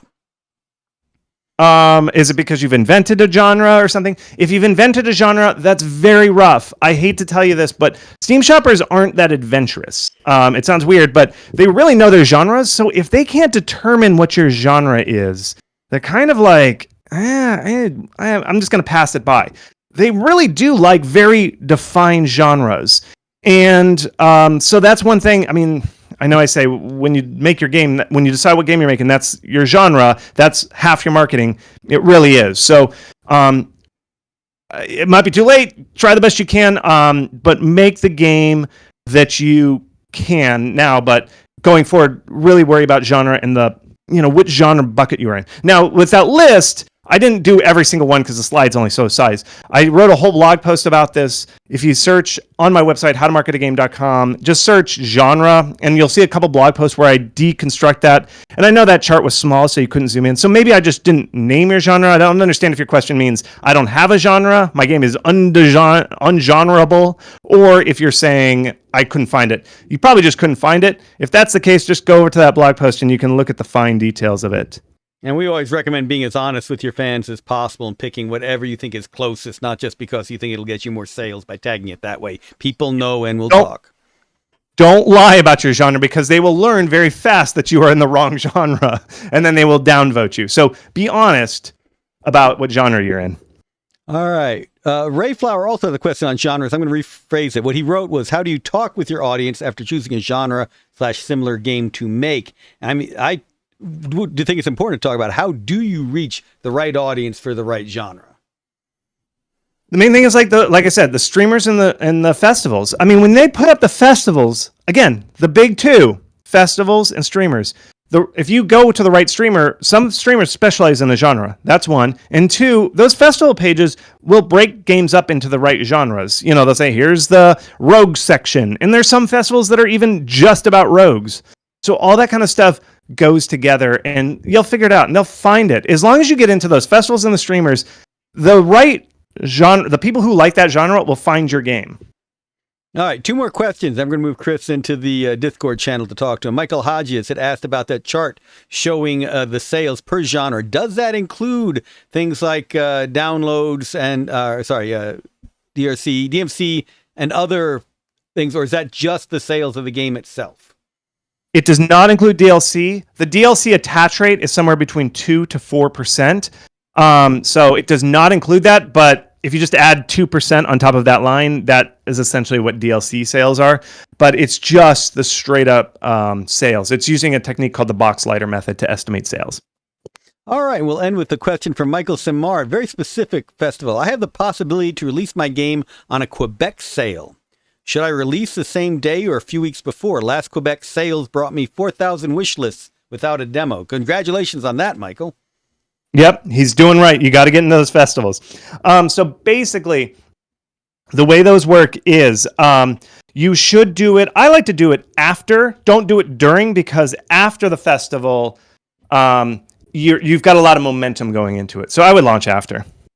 All right, GGDA members, I'm going to move Chris into our Discord voice channel. Bring your questions there to it. Lots of information. Remember all those links. We put them up in the chat, howtomarketagame.com/free.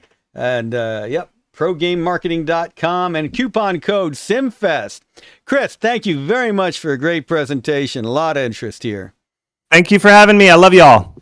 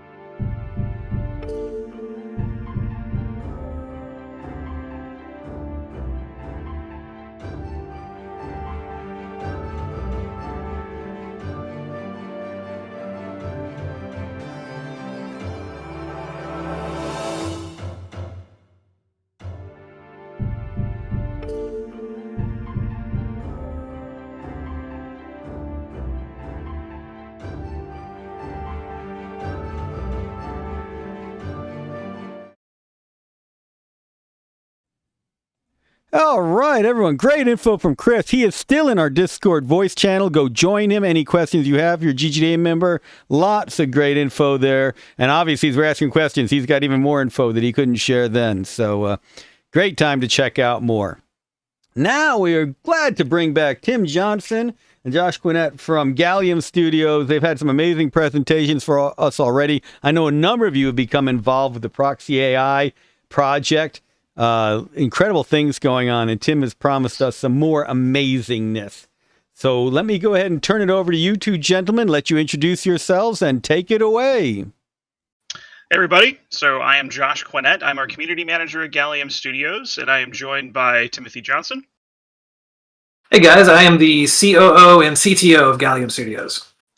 And we are super hyped to be here at CIMFest to present some updates on where we're at with Proxi's development. We've got a lot of cool stuff to show you today, including we're going to go through basically an introduction to what Proxi is for everyone that's new to the program. We're going to talk a little bit about our creator community and how that powers what we're building with Proxi. We'll do a super interesting sneak preview at our internal Memory Maker build. This was a pretty recent build, and I don't think anyone has seen it before, so that's pretty exciting. We'll showcase some of the art that we've been working on internally and the direction that we're heading with both like the UI and where the memory build is going to look like and some of the cool samples that the team has put together for this presentation. And then we've got an extra special interactive demo for you where we will go over what it's like to interact with a Proxi. And I can't wait to get into that. But without any further ado, I think we can jump forward. Here's the agenda that we just went over, but I think we can jump right into a Proxi introduction, Tim, if you're ready. Yeah. So, let's just start at the beginning real quick for those of you who might not understand what we're doing or what this is. So Proxi, this is a new game from the mind of Will Wright. Will wanted to create an artificial construct of a person. Basically, the short of it is a sim, but get into the actual mind of the sim and be able to program the sim from the inside. And so we've been working on this for a couple of years now, and we've made some pretty big leaps and bounds over the last bit. So the short of it is that you're given the opportunity to create an artificial version of yourself or of any other person or character that you choose to be. I mentioned we're going to go over a Memory Maker build in a minute. I wanted to touch on a little bit of the art that's on this slide just to connect the dots there. A big way that you inform your Proxi is by building these memory bubble dioramas, kind of like a snow globe, composed of objects that are sourced from our UGC creators within the community. And you build this memory bubble, apply concepts to it, and through a number of other gameplay elements, you accomplish much of what Tim was just going over in building an AI recreation of yourself or a fictional character, a historical figure, or whatever it might be. That's right. And so Proxis start with memories, and that's been like our tagline ever since we started this. And we're going to show you how you can create some of those memories and all these assets. And then it's been leading up to what those memories do. So that's going to be pretty exciting here. Okay, so the next slide is call out to the creator community. Josh, you want to talk about this? For sure. So I mentioned just a moment ago, the objects that one places within their memory bubbles, a lot of these are coming from our community. It's hosted on Discord largely, but we've got a lot of really talented folks who are experienced graphic designers or 3D modelers, or in a lot of cases, brand new to the art, producing assets for other players to populate their memories with. I've surfaced a couple really great examples from our creator community here on the screen. I know a couple of you are in the chat, so hello. Thank you all for your efforts. We have a great Smiling Sun asset by Methos. This asset from Kronos R in the middle here. This is actually a collection of different assets that Kronos R has submitted to the community, and they're all fantastic. These first two came from a series of creator challenges that we do on the Proxi Discord. These are a way to work together toward collective challenges and enhance your skills, and also help us test our UGC submission process and our approval process and everything there. The last one on the screen here is a great dragon composed by another creator in the community named Kiki. We got a ton of cool assets that we'll showcase throughout this presentation, but if you're interested in learning more, I'd highly recommend check out the Proxi Discord community. We're at discord.gg/proxy. We've got tutorials in there if you're looking to get started as a 3D modeler. We've got a ton of helpful people in there that'll help you level up your skills. And it's just a really cool way to produce and share art and have a role in the production of Will Wright's next game. Yeah, and let's talk about them first. So first of our many updates we're going to talk about today is an update to the UGC tool. Let me do that first, he said, by showing, okay, do you see Unity now? We do see Unity, and for any creators who are currently watching the stream, we haven't shared these updates yet. This is a cool new, there's a number of UI updates and functionality updates to our UGC submission tool. Yes, it's been kind of a long time coming, and I apologize for the speed that we've been doing it. There's been a lot of things kind of working in parallel, but let me show you. And the art here is temp art, is programmer art. Our art team has already kind of given me the stink eye for showing you this, but we'll show it to you anyway. So this is for those of you unfamiliar, the UGC tool. We're going to be rebranding it to a nicer name. At the moment, we're kicking around the idea of Gallium's Blueprint Studio. So that's what we're going to show at the moment. So this is a plugin for Unity where you fire it up and try to make it a lot more user-friendly. Not too much has changed functionality-wise, just trying to make it more user-friendly for our creators. So at the top, we've got, it checks for updates automatically. It'll take you to our Gallium forum up on app.galliumstudios.com. And then we have the ability to create blueprints, view the blueprints we've already created, as well as some settings. Settings here, you put in your API key and secret. I'm not going to worry that if any of you steal my API key and secret because I can regenerate it. Plus, if you submit artwork under my name, I'll just be flattered. So we go to create. Now it's a little bit simpler and once again, all this artwork is just temp programmer art. The art team will do a much better job of making it nice. But I've got three types here, a decorator, a ground, and an audio blueprint. So if we click on something like audio blueprint, now we can go in and start to create something. Similar, if you're familiar with the tool already, where you're basically packaging up something that you've created before. Let me go back to a decorator. I'll show you a live fire of that. So you would pick, here's my image for it. This is my name, which would be a cake. Blueprint description, cakes are awesome. New things that are added to it here is our rarity. Not to get too deep into it now, but when you are a creator and you create a blueprint and it's been approved, you can then mint that blueprint into the ecosystem to enjoy it for yourself or to give it to other people or sell it to other people if you want. Part of that is our rarity system. So we've got 4 types of rarity: limited, common, uncommon, and rare. Really, this is how many times you are allowed to mint that blueprint before the blueprint will break and no longer mint. That's just a way that we have our economy set up. You can tag it. This is for searchability.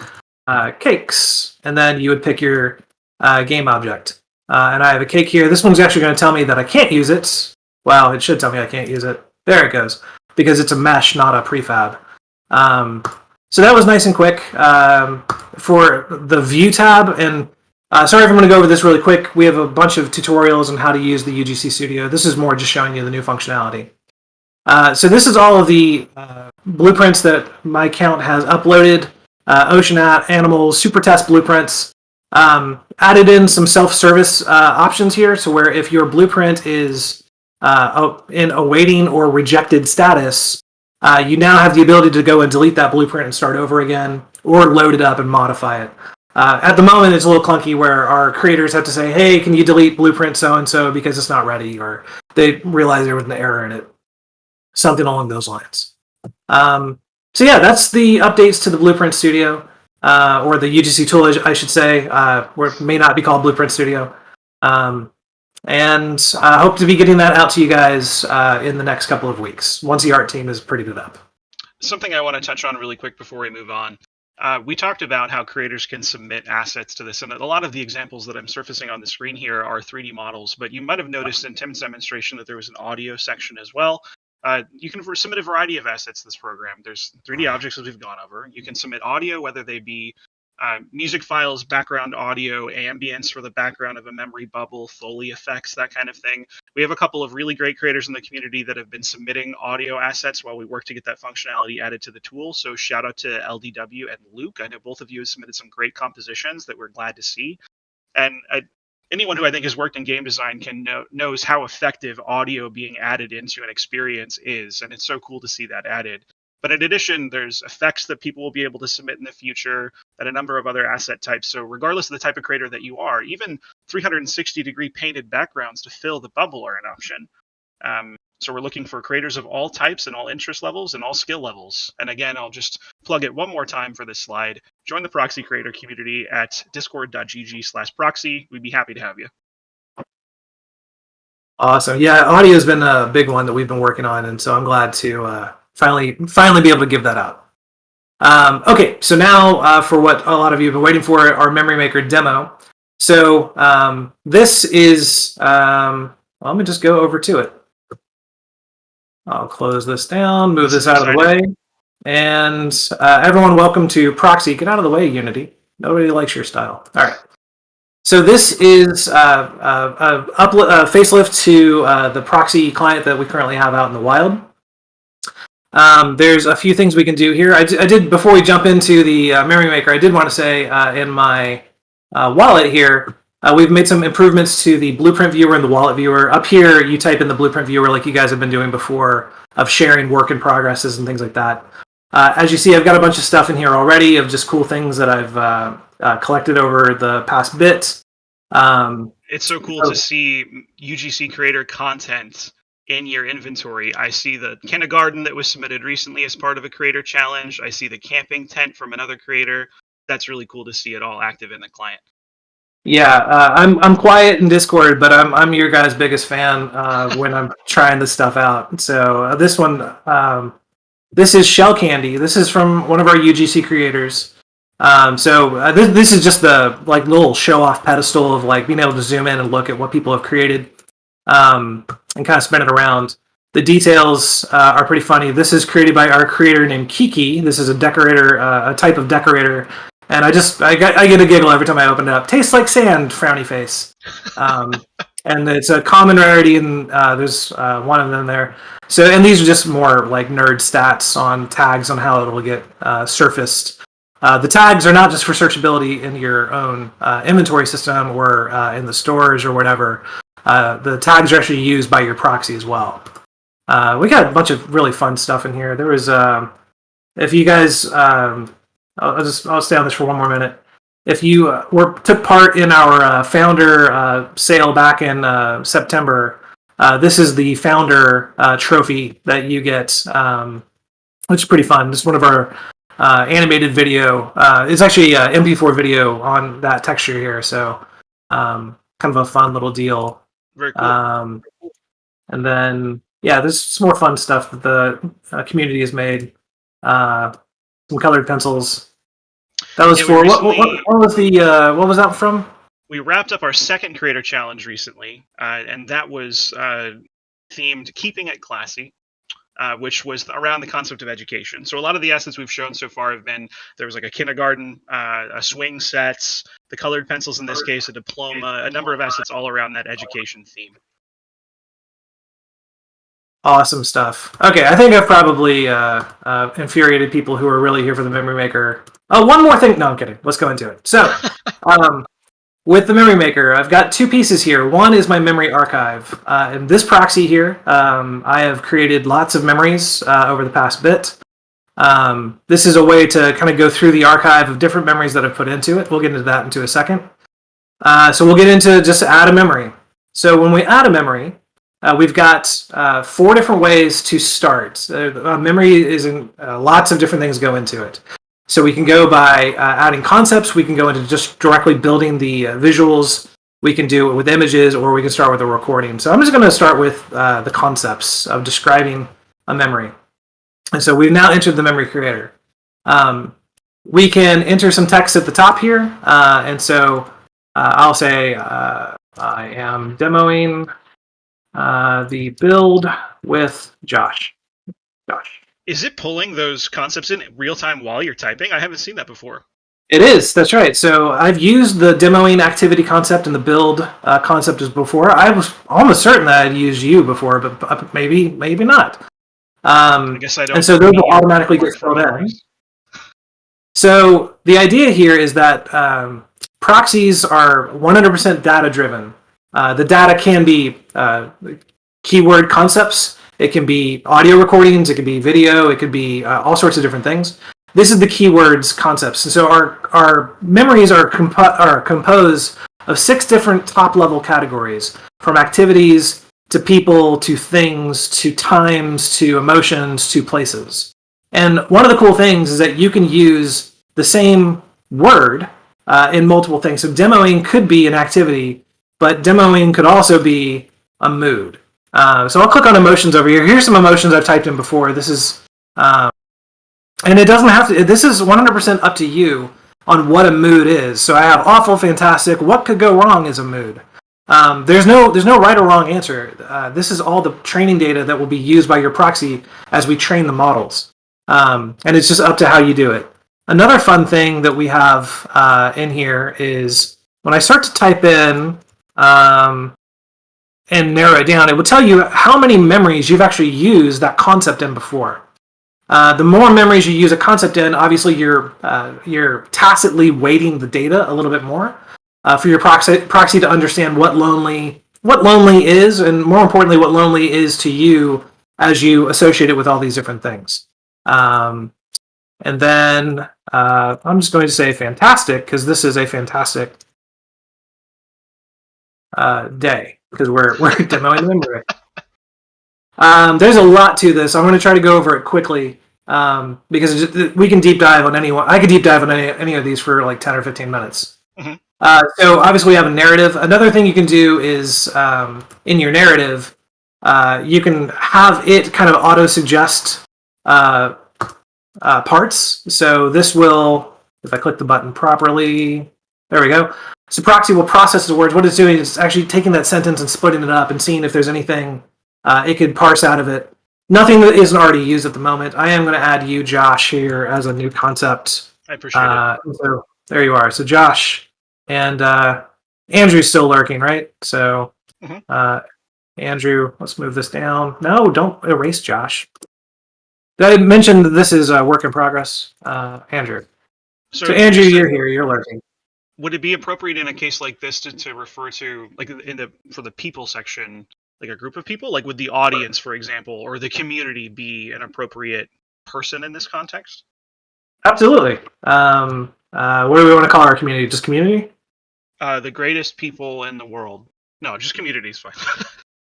Okay, well, Proxy doesn't know. We'll say the community. Yeah, it's up to you. It's up to how you. I guess some spacing issues on here. Work in progress, everyone. So it's up to you on how you want this proxy to understand these concepts. And as you train it, it'll become more apparent what that means. Another thing we do is we can add a picture to the background here. You can search for files on your computer, or you can search the web. I'm going to search for CIMFest and see what comes up. I was hoping this is just like a Google image search that we're looking at, right? It is, yeah. It's filtered through our backend to make sure there's nothing inappropriate that'll show up. I see. But let's just pretend this is what it looks like. So this is like you can kind of crop the picture as you want, and I'll just add that to there. And now, so there we go. So now we've made a memory about CIMFest. I'm going to go ahead and save this memory now, and this will be added to my proxy.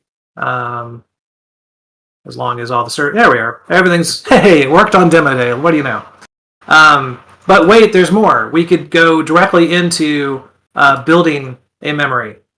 And I'll show you how we tie all these things together. So now this is a nice empty memory bubble.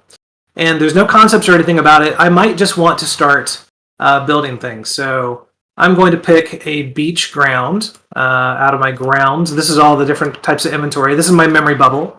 And you have full control over what you want to do in here.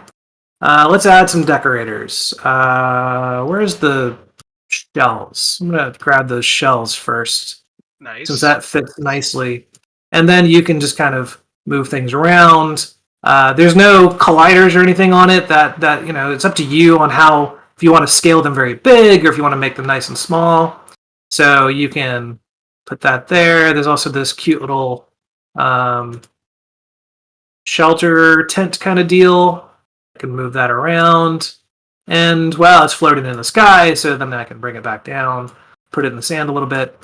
And so it's just a way to decorate a memory. And so if you don't want to start with a memory of, like, I went to the beach with my kids, you could say, you know what, I'm going to start decorating something to see where it goes. I'll grab a shark. Let's grab the shark. Make the shark much smaller. We also have some tools in here to where, based on how the tool has been made, there's this little palette. Let me see if I can get. There we go. And I'll zoom. Well, I'll just scale this shark up so you can see it. But this shark has a couple of colors on it. In the blueprint, in the UGC blueprint tool, you can design your assets to have multiple color sets on them. I'm colorblind. That seems like a cool shark. I've never seen a shark like that. Another thing is that we added this fine tuning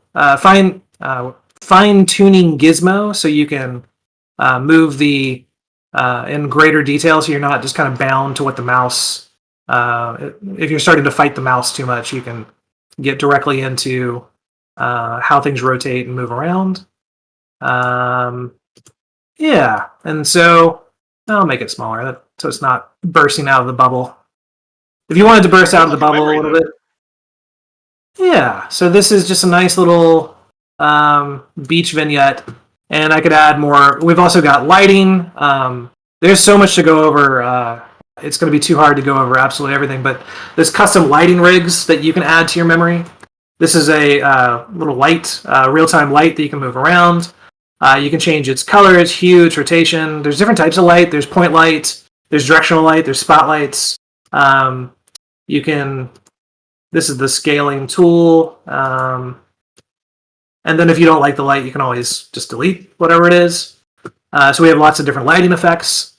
I can catch the shark on fire. This is one of the types. I mean, come on. What's more terrifying than a shark jumping out of the waves on fire toward your cute little beach?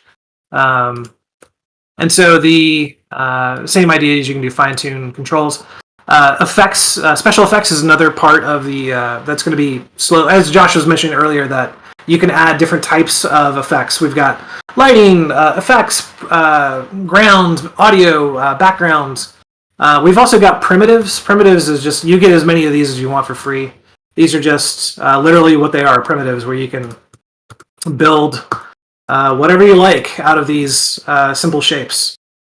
I'm actually excited to see what people do with that, because I've mentioned this before, but like one of my favorite things ever was the Nintendo Mii and the Mii creators, and how through some a very limited set of parameters, people could make absolutely crazy stuff. I feel like the primitives are going to be kind of our people making crazy stuff. More, we could add audio here. So I have different audio items I can add in. Ignore where some of these came from, please, because I don't own the copyright, but then they won't be in the final game. But here's the save room from Resident Evil. You know, why not? You can make it looping with a burning shark, in my opinion. I would agree. And so you could add, as Josh said, it could be a soundtrack, it could be a Foley kind of noise, it could be anything you want. Could be added to it. Backgrounds, these are like the 360 backgrounds. So if I wanted to put this in, you know, a city kind of scene, I could put it into. I have like a forest kind of scene. Doesn't really match quite as much. But yeah, let's leave that there. And then another thing is our filters. We have these are work in progress icons for it, but this is the noir filter. This is the beautify filter, and then this is no filter. And for those of you familiar with Unity, these are we use universal render pipeline, and so these are just image effects that you can tune and create and add to your scenes. So let's make it kind of noir. There we go. Now this is really Resident Evil, kind of moody. And so this is a great way to start a memory, but you can't save a memory unless it has a concept. Another thing I should say for the machine learning is that each one of those items has tags on it.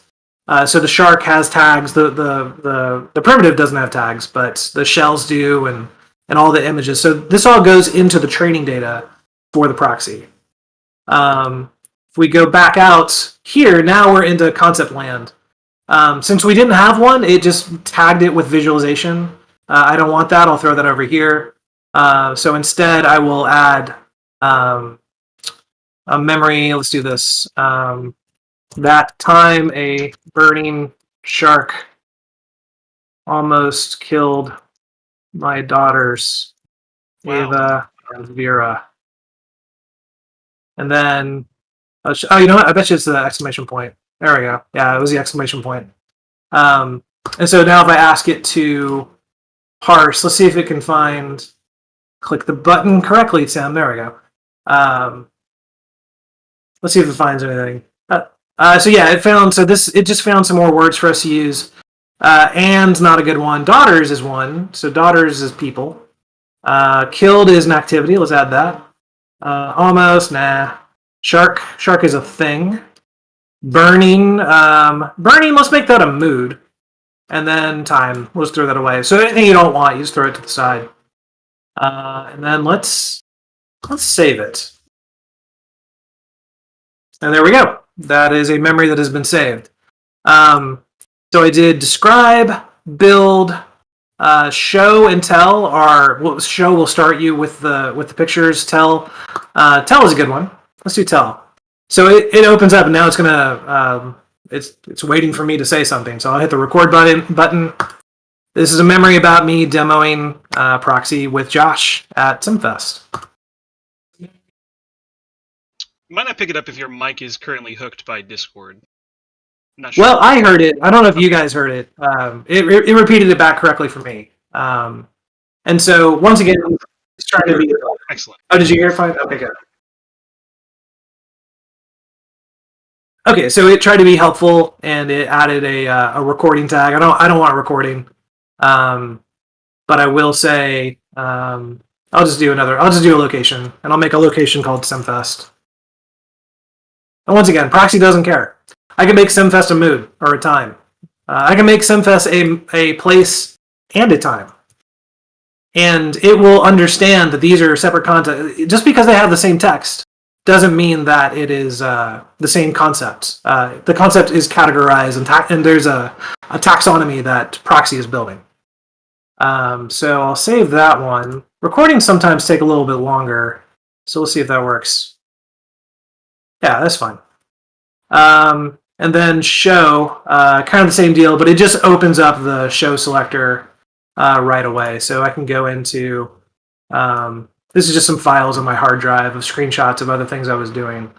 And then I can just save it there. All gets saved and processed and goes into machine learning. Then I have my archive of memories. And so this is just a collection of the memories that I've put into this Proxi over, the past, I guess this is probably about 6 or 8 months worth since the last time I accidentally deleted all of my memories. So yeah, taking an airboat in Florida. This memory I actually did from my Android device while I was on an airboat in Florida. I was really excited that the networking worked to make it sync to the back end. And that's kind of the overview of the memory maker, and where we're at with the memory maker. I guess from here, the next bit, slide-wise. I wanted to talk a little bit about memory bubbles and what they are, and first of all, it's cool to see all that in action. I have the app on my machine, but it's cool to see you go through all of it from your perspective, see all those assets and memories in one place.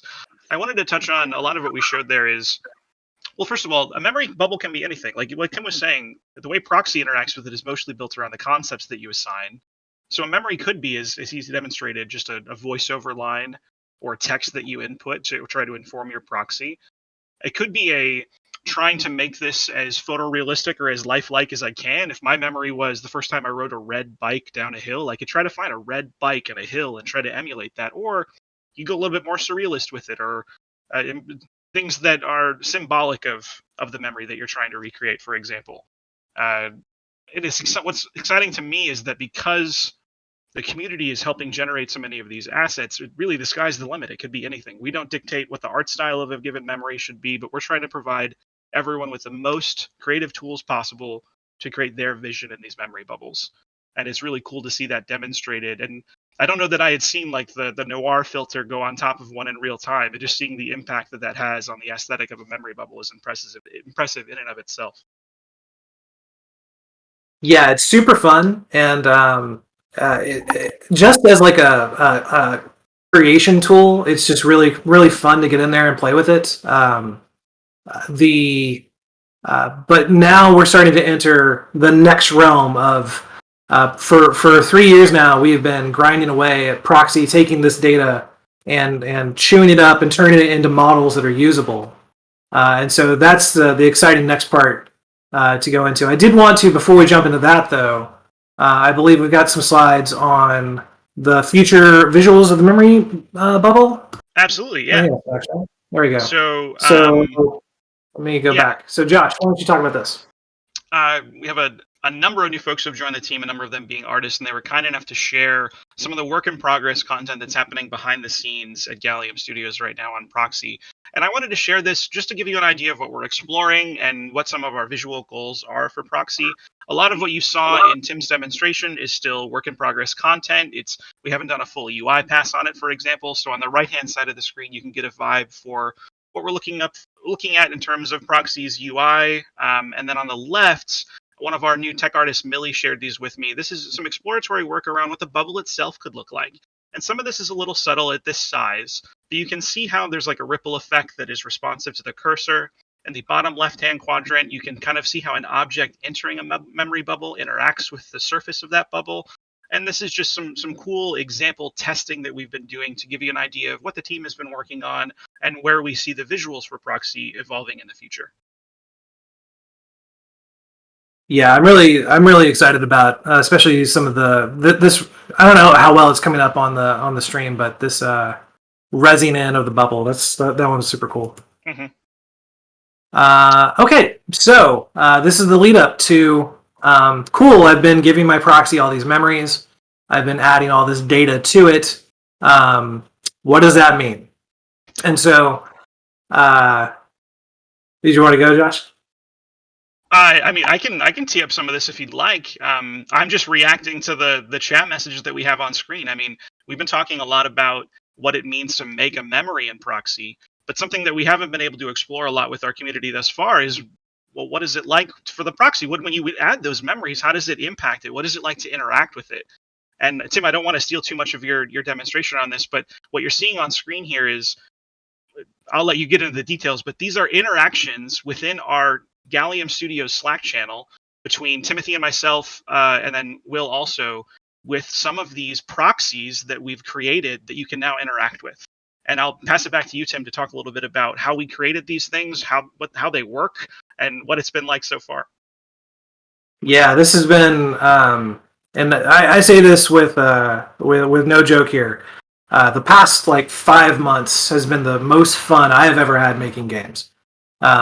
We had a breakthrough. We had been training these models. We've been training these models, and there were some interesting things that we could do. And there's still a lot of really awesome, insightful data. But we started to we kind of had a breakthrough with NLP and actually having this thing communicate. So from the training data that you're creating with these memories, I went through and started building out different ways of trying to just communicate it in natural language. And it's getting pretty good. So this up here on the top left, I created. This is the Proxi we were just looking at, Timothy, the one I was designing those memories to. I went ahead and trained it up and trained the full Proxi communication module for its different models. And this is what this was one of the first conversations I had with it. If you are friends with me or have known me for a while, I've had a drink or two in my life. Whiskey is a thing I enjoy. And so just quickly, I asked it, hey, what's your stance on alcohol? And it came back with, I don't recommend it for kids, that is absolutely something I share. So my follow-up then was, though, do you recommend alcohol for adults? And this was a nice little insight. It said, no, whiskey is for old men. So apparently I think I'm an old man. From there, we started to we've been building personal proxies, and we decided to go ahead, not only going after the ones that we are just kind of like little mirror images of ourselves, but also to create a cast of characters to help us develop this tech. And we brought on an old friend of mine, Bob Wood, who is a comedy club owner at Relapse Theater, one of the funniest people I've ever known. So he started creating memories for these proxies, and he created a whole slew of characters that we've been working on. So we've got 5 or 6 of them now that are fully conversational. We hooked them up to Slack here to where anyone could talk to them. Down here on the bottom left, that's Will. Will is Klapalcious. If you wonder why he calls himself Klapalcious, go read the Siberiad, I guess. He likes to talk to Dennis. Dennis is our resident conspiracy QAnon theorist. And so that's why Dennis's answers here are the Bavarian Illuminati is who we should fear the most, which I don't know if that's the Germans or they're just delicious. And then we have Kiri. Kiri is like a sophisticated metropolitan lady. We picked like a technocrat from San Francisco, little bit of a jerk. And then Floyd is like a laid-back Canadian bartender. So this is Josh talking to them, and this one's Josh likes. This is such a great one of what do you see when you look out the window? And Kiri says the scary thing is I can see my reflection in the glass. And it's just these wonderful little insightful deals. And then Floyd chimed in right after it, as the last time I looked out the window, a bird pooped on my head. So, I think half of our Slack interactions within Gallium now are either interacting with the bots or sharing the funny things that they say internally with one another. Because it's like every other interaction is like they're finishing a joke for you that you didn't even know you were trying to make. Yeah, the proxies here are pretty fun. So I should probably just get right into it and show you. Make sure I've got the right deal going. So, while Timothy pulls that up, I've asked this in the chat on YouTube as well, but we are going to do a live demo. And if anyone has any questions that they'd like to ask the proxies, go ahead and type into the YouTube chat now. And when we begin that demo, I'll start sourcing things and sending them into the chat. Okay, is that I've increased the size, so hopefully that is big enough for you guys to see. So I'm going to just say, Timothy, I'm just going to ask my proxy. So for our mentions in Slack, we put an exclamation point and then their name. So I'll say, are you at work today? And it being demo day, no, I'm taking care of some things around the house. Yeah, so that's kind of an interesting thing for it to say. Then we can talk to, so you can either mention them directly or you can just say something and they're listening. And so if you say something, you're free game. Any one of them might respond to you. Here, I'll type in a prompt from Methos if you're ready. Hey, go ahead, please. All right, so this comes from Methos in chat. We're going to say, Methos would like to know what your favorite memories are.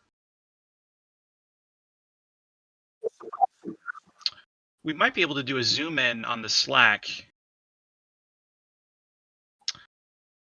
Excellent. So Kiri is a little salty with me. She says she remembers when her and I used to be friends. Floyd remembers when all their friends became Macs and he was left with a PC. T800 doesn't remember anything. Have we introduced who T800 is yet? Oh, we have not. T800 is a killer robot from the future who's been sent back in time for some reason. For some reason. T800's responses are always really fun. Let's see. We've got one from Andrew here. What are your favorite memories? Or else this will turn into a Cats musical. Let's see. How can computer games save the world? We're going to ask that.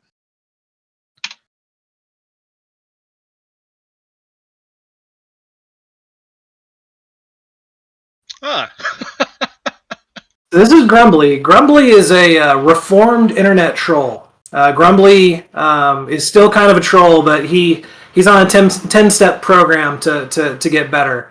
But sometimes it leaks through that he's still kind of a jerk. T800 just knocked it out of the park. the only way computer games can save the world is if they are used to train soldiers. And what I love about that is not only is it fun, right, but it's so thematically appropriate to the character that T-800 is in this context, right? Like, that's exactly where that character's brain would go for this. And again, there is not a Gallium team member typing this in on the back end. This is generated by the tech that the team has built, and it's really cool to see. Yeah, there are multiple models at work here, based on so these proxies are currently, they're actually in our very small isolated proxyverse. So the way that this is working, they're actually very close spatially. They can hear one another, and using the Slack channel, you actually have a little proxy in there that is talking to them. So this is all spatial, it's all relational, and they all have relationships with each other that's kind of moving the needle if they like you or don't like you. So depending on what their current mood is, it will do different models and all sorts of different ways to talk to them and for them to respond. So I teed up. Okay, so hold on. Timothy chimed in. Ava wants to remodel the kitchen next year. Ava's my daughter. We are actually remodeling the kitchen. We're planning it now. We'll break ground next year. So that's spooky for me. That is a little surreal. I haven't seen them surface names like that, because this is the first time I've really seen us interact in real time with the Timothy proxy. So that's pretty cool. Yeah, I'd kept him to the side because I didn't think anyone would want to talk to me other than me, which is kind of the point of proxy, is that, you know, if you build a AI of yourself, your friends may want to talk to it, but you probably want to talk to it the most. It's a very narcissistic view, but it's also super fun. And Floyd is a little irritated that the T800 thinks pizza's overrated. I can relate to that in this context. Okay. Dennis says the Illuminati wants ice cream. So, and yeah, this is all. And to really preface it, this is from the memories of those proxies. That is where this came from. So, we wanted to show the tech of being able to get personal insights like that. No one else is getting insights about what Timothy says except for me. Which is kind of the point. But anyone who might want to ask me a question, the more I train it, the more data I put into the training data of memories, the more it gets like me, to where I might be able to not show up for some meetings and just send my proxy in and have, okay, Josh, you want to talk about marketing strategies? Just talk to my proxy. Well, I'm sure it'll be a very productive conversation. I'll just teach it to be thumbs up to everything I suggest. Let's see.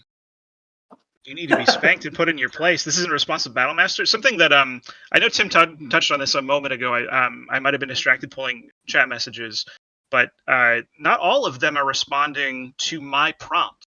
They see what one another are saying and react to one another, the proxies between themselves, which can be pretty fun as well. Another thing that we just recently implemented is the thumbs up, thumbs down reaction. And so what we're doing here is we're capturing, this is internally for our training, we're capturing the things that they're saying and then the responses to it, or the things that we say and their responses to it. And if something doesn't feel right, we're thumbs downing it so we can put that back into the training data of that doesn't sound like me at all, or that doesn't sound like what T800 should say if it's a character that we understand. And then on the reverse, if it's something that we like, behavior that we think is good, then we're doing the thumbs up. And that's weighting that data even more as we go back through and retrain these models. So yeah, I would never say to someone, you need to be spanked to put in your place. Like, that's just not me. I've got better things to say. Teed up for that. We're going to find out some important information. This question comes from Methos Proxies. Who's your favorite Gallium team member? Huh. Gallium's okay, well, Kiri just got... Oh, she's waxing poetic now. What would be our command, Tim, if we wanted to see what one of the proxies' like impression of an individual person is? Because that's kind of related to this question. Like, we have tech in there where we could actually, through numerical values, determine who the favorite team member is for an individual proxy, right? Yes, it's only showing you back your own results, but it is here. I'll do it. So I'll ask T800 what they think of me. T800 get stats.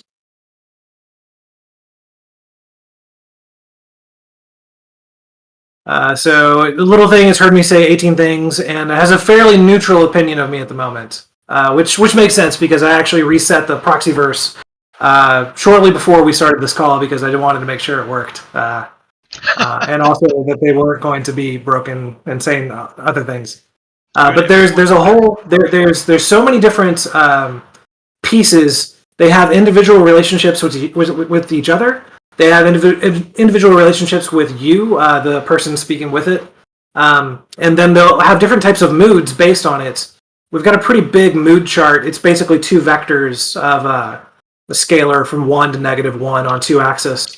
And from that, as it moves around, they might be in a bad mood and not want to talk to you. They might be in a fantastic mood and want to just say really nice things. They may really like you, but they are in a bad mood, so they won't insult you, but they'll be terse. So yeah, there's... don't take Dennis's message too personally. Please keep in mind he is a little bit of a conspiracy theorist, and that isn't his honest impression of you. Let me ask. So Galexa is. We train Galexa to be basically like a sweet Southern woman, like someone from like Tifton, Georgia, in her 40s. So I'm just going to ask her how her day is going.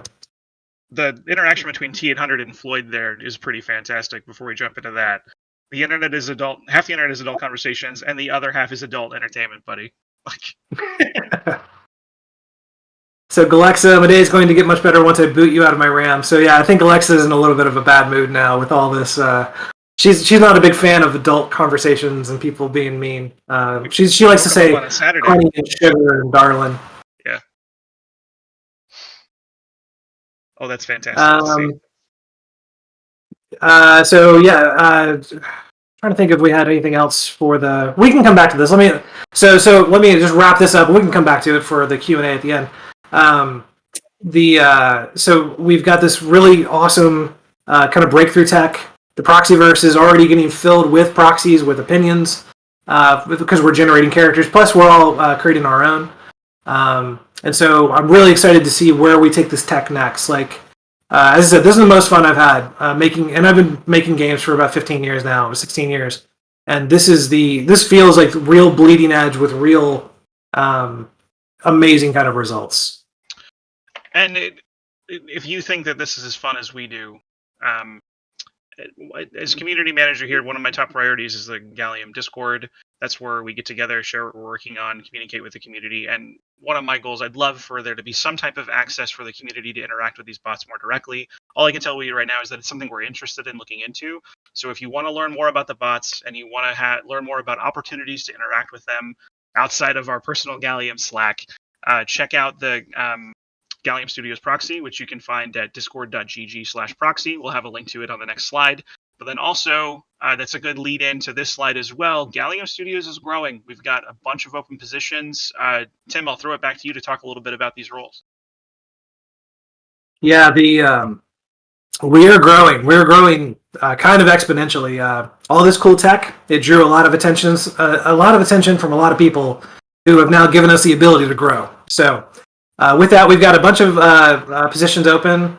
Just real quick, we're looking for an art director. That's one of the big hires. We're looking for a senior DevOps engineer. These servers require a lot of complicated arrangements, so if you're one of those, always looking for good Unity game developers and tools engineers and things like that. So not to go over each one of them, but go to galliumstudios.com/careers, and if you're interested, please apply. And you can even put in your title. Saw the CIMFest thing, and that'll get you to the top of the list. Top of the pile, yep. So yeah, I think that kind of leaves us here. This is more art from our awesome content creators in our community. And so yeah, I guess we'll leave it here for any questions, comments, concerns, rumors. Hopefully more of the questions, less concerns.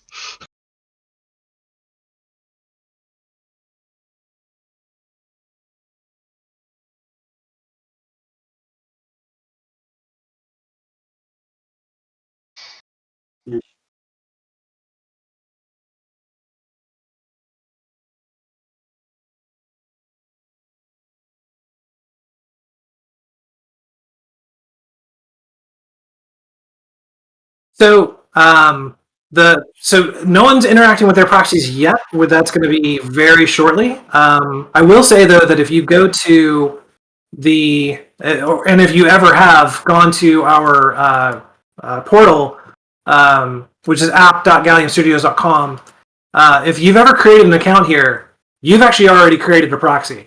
It's waiting for you to start to create memories for it.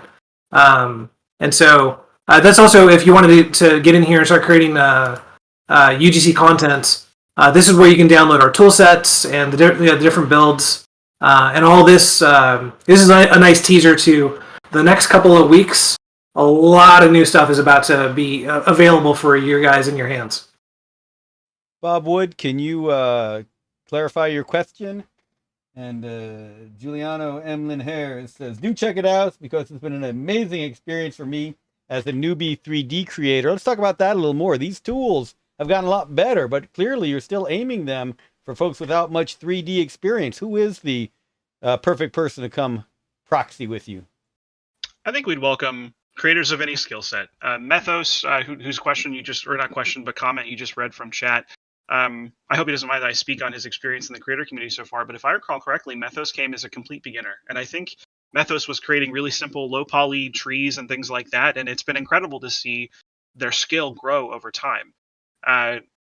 Again, we welcome brand new creators. We have tutorials on our site to teach you how to install Blender and how to form your first object from a cube. We have more advanced tutorials that'll walk you through bringing it through our UGC pipeline that'll obviously need to be updated for the enhancements that we're making to it. But whether you're brand new or experienced and you just want an opportunity to share this content, you want to get involved in the game that we're building, I think we're welcoming anyone at any skill level and any type of creator. I mentioned this earlier, but it's been really cool to start to see audio come through. I know we have had a ton of people in the community who are interested in that functionality, and I think it's right around the corner to be able to blueprint it and add it to this system. But yeah, anyone of any skill level, any artistic background, we'd love to have you. And it's great to see those types of folks collaborating within the community, answering one another's questions. It's not a bad place to go if you're trying to teach yourself basic 3D modeling in Blender and ask questions like, how do I flip my normals back? This doesn't look right. Or how do I change the orientation of this? We've got people happy to help both in the community and Gallium artists that hang out in that Discord as well and are happy to answer your questions. Talk a little bit more about the audio side. That's a new feature. And what sort of tools will people be using for that?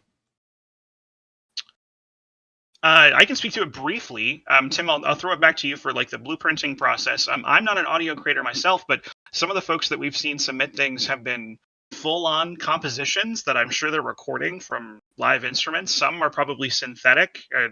Forgive me, I'm not an audio person, so this is not my terminology, but I think the sky's the limit. As we mentioned, Foley effects, you can record yourself singing and submit that as an asset for someone to use in their memory.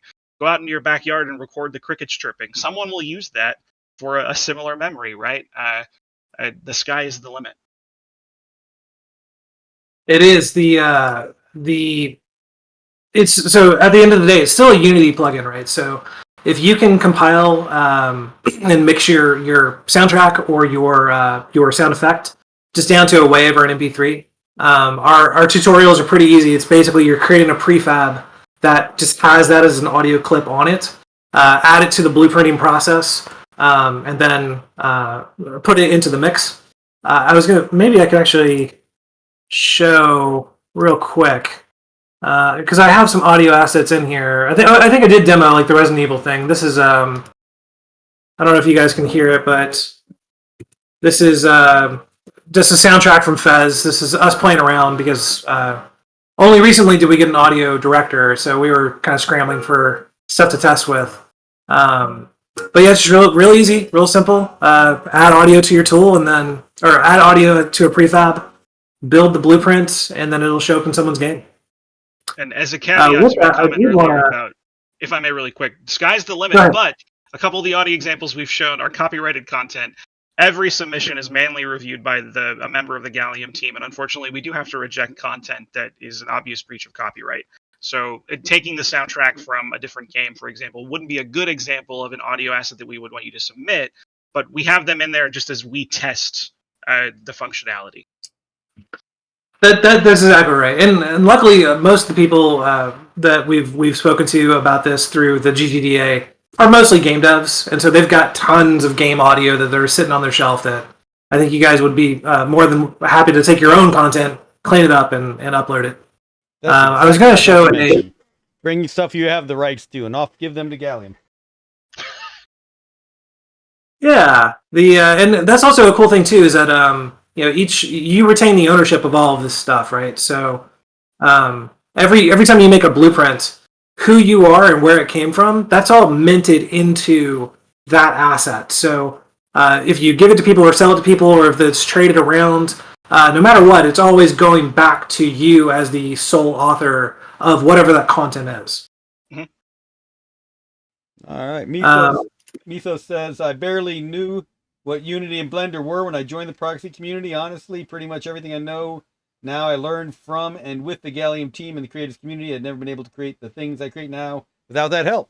And Mythos, I just put a link to our Discord if you want to join Tim and Josh and others in our chat after this. Fantastic. Once again, shout out to Mythos. You're a rock star. I appreciate you. Yeah, I was going to share just the last musical thing. See if I can share it. I was asking Kiri a question. I was talking to Kiri, the Proxi, about Les Paul. If you're familiar with Les Paul, he and Mary Ford, musician from one of the most profound musicians ever. And he had a Gibson Les Paul. And so anyway, I was talking to Kiri, and we were talking about Les Paul. She said something, and I said, Kiri, I thought Les Paul made guitars. And she responded, maybe he did, but he's more famous for hacking his Gibson. That's my favorite thing any AI has ever said to me. That's great.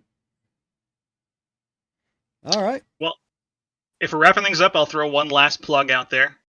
Join us on Discord, discord.gg/proxy. Check out the Gallium Studios website. It's galliumstudios.com. We have a news section there that links out to a blog. You can learn more about the AI interactions that we went over today. Tim wrote a really great blog on that. You can learn more about the creator community and the challenges that we run. Would love to hear from you all. Check out our Discord, check out our website, and then follow us on socials as well. Gallium Studios for all networks. Yeah, and I think we're going to hang out and just chat after this in the GGDA voice chat, right? And just kind of hang out. Yep, that's the plan. Ask Joe Casava about ice cream. All right. Thank you very much, both Josh and Tim. That was wonderful. Thanks to everyone for joining us for CIMFest today. All sorts of great information. Come join us in the chat. Take care, everyone. Thanks for having us. Take care. Thank you.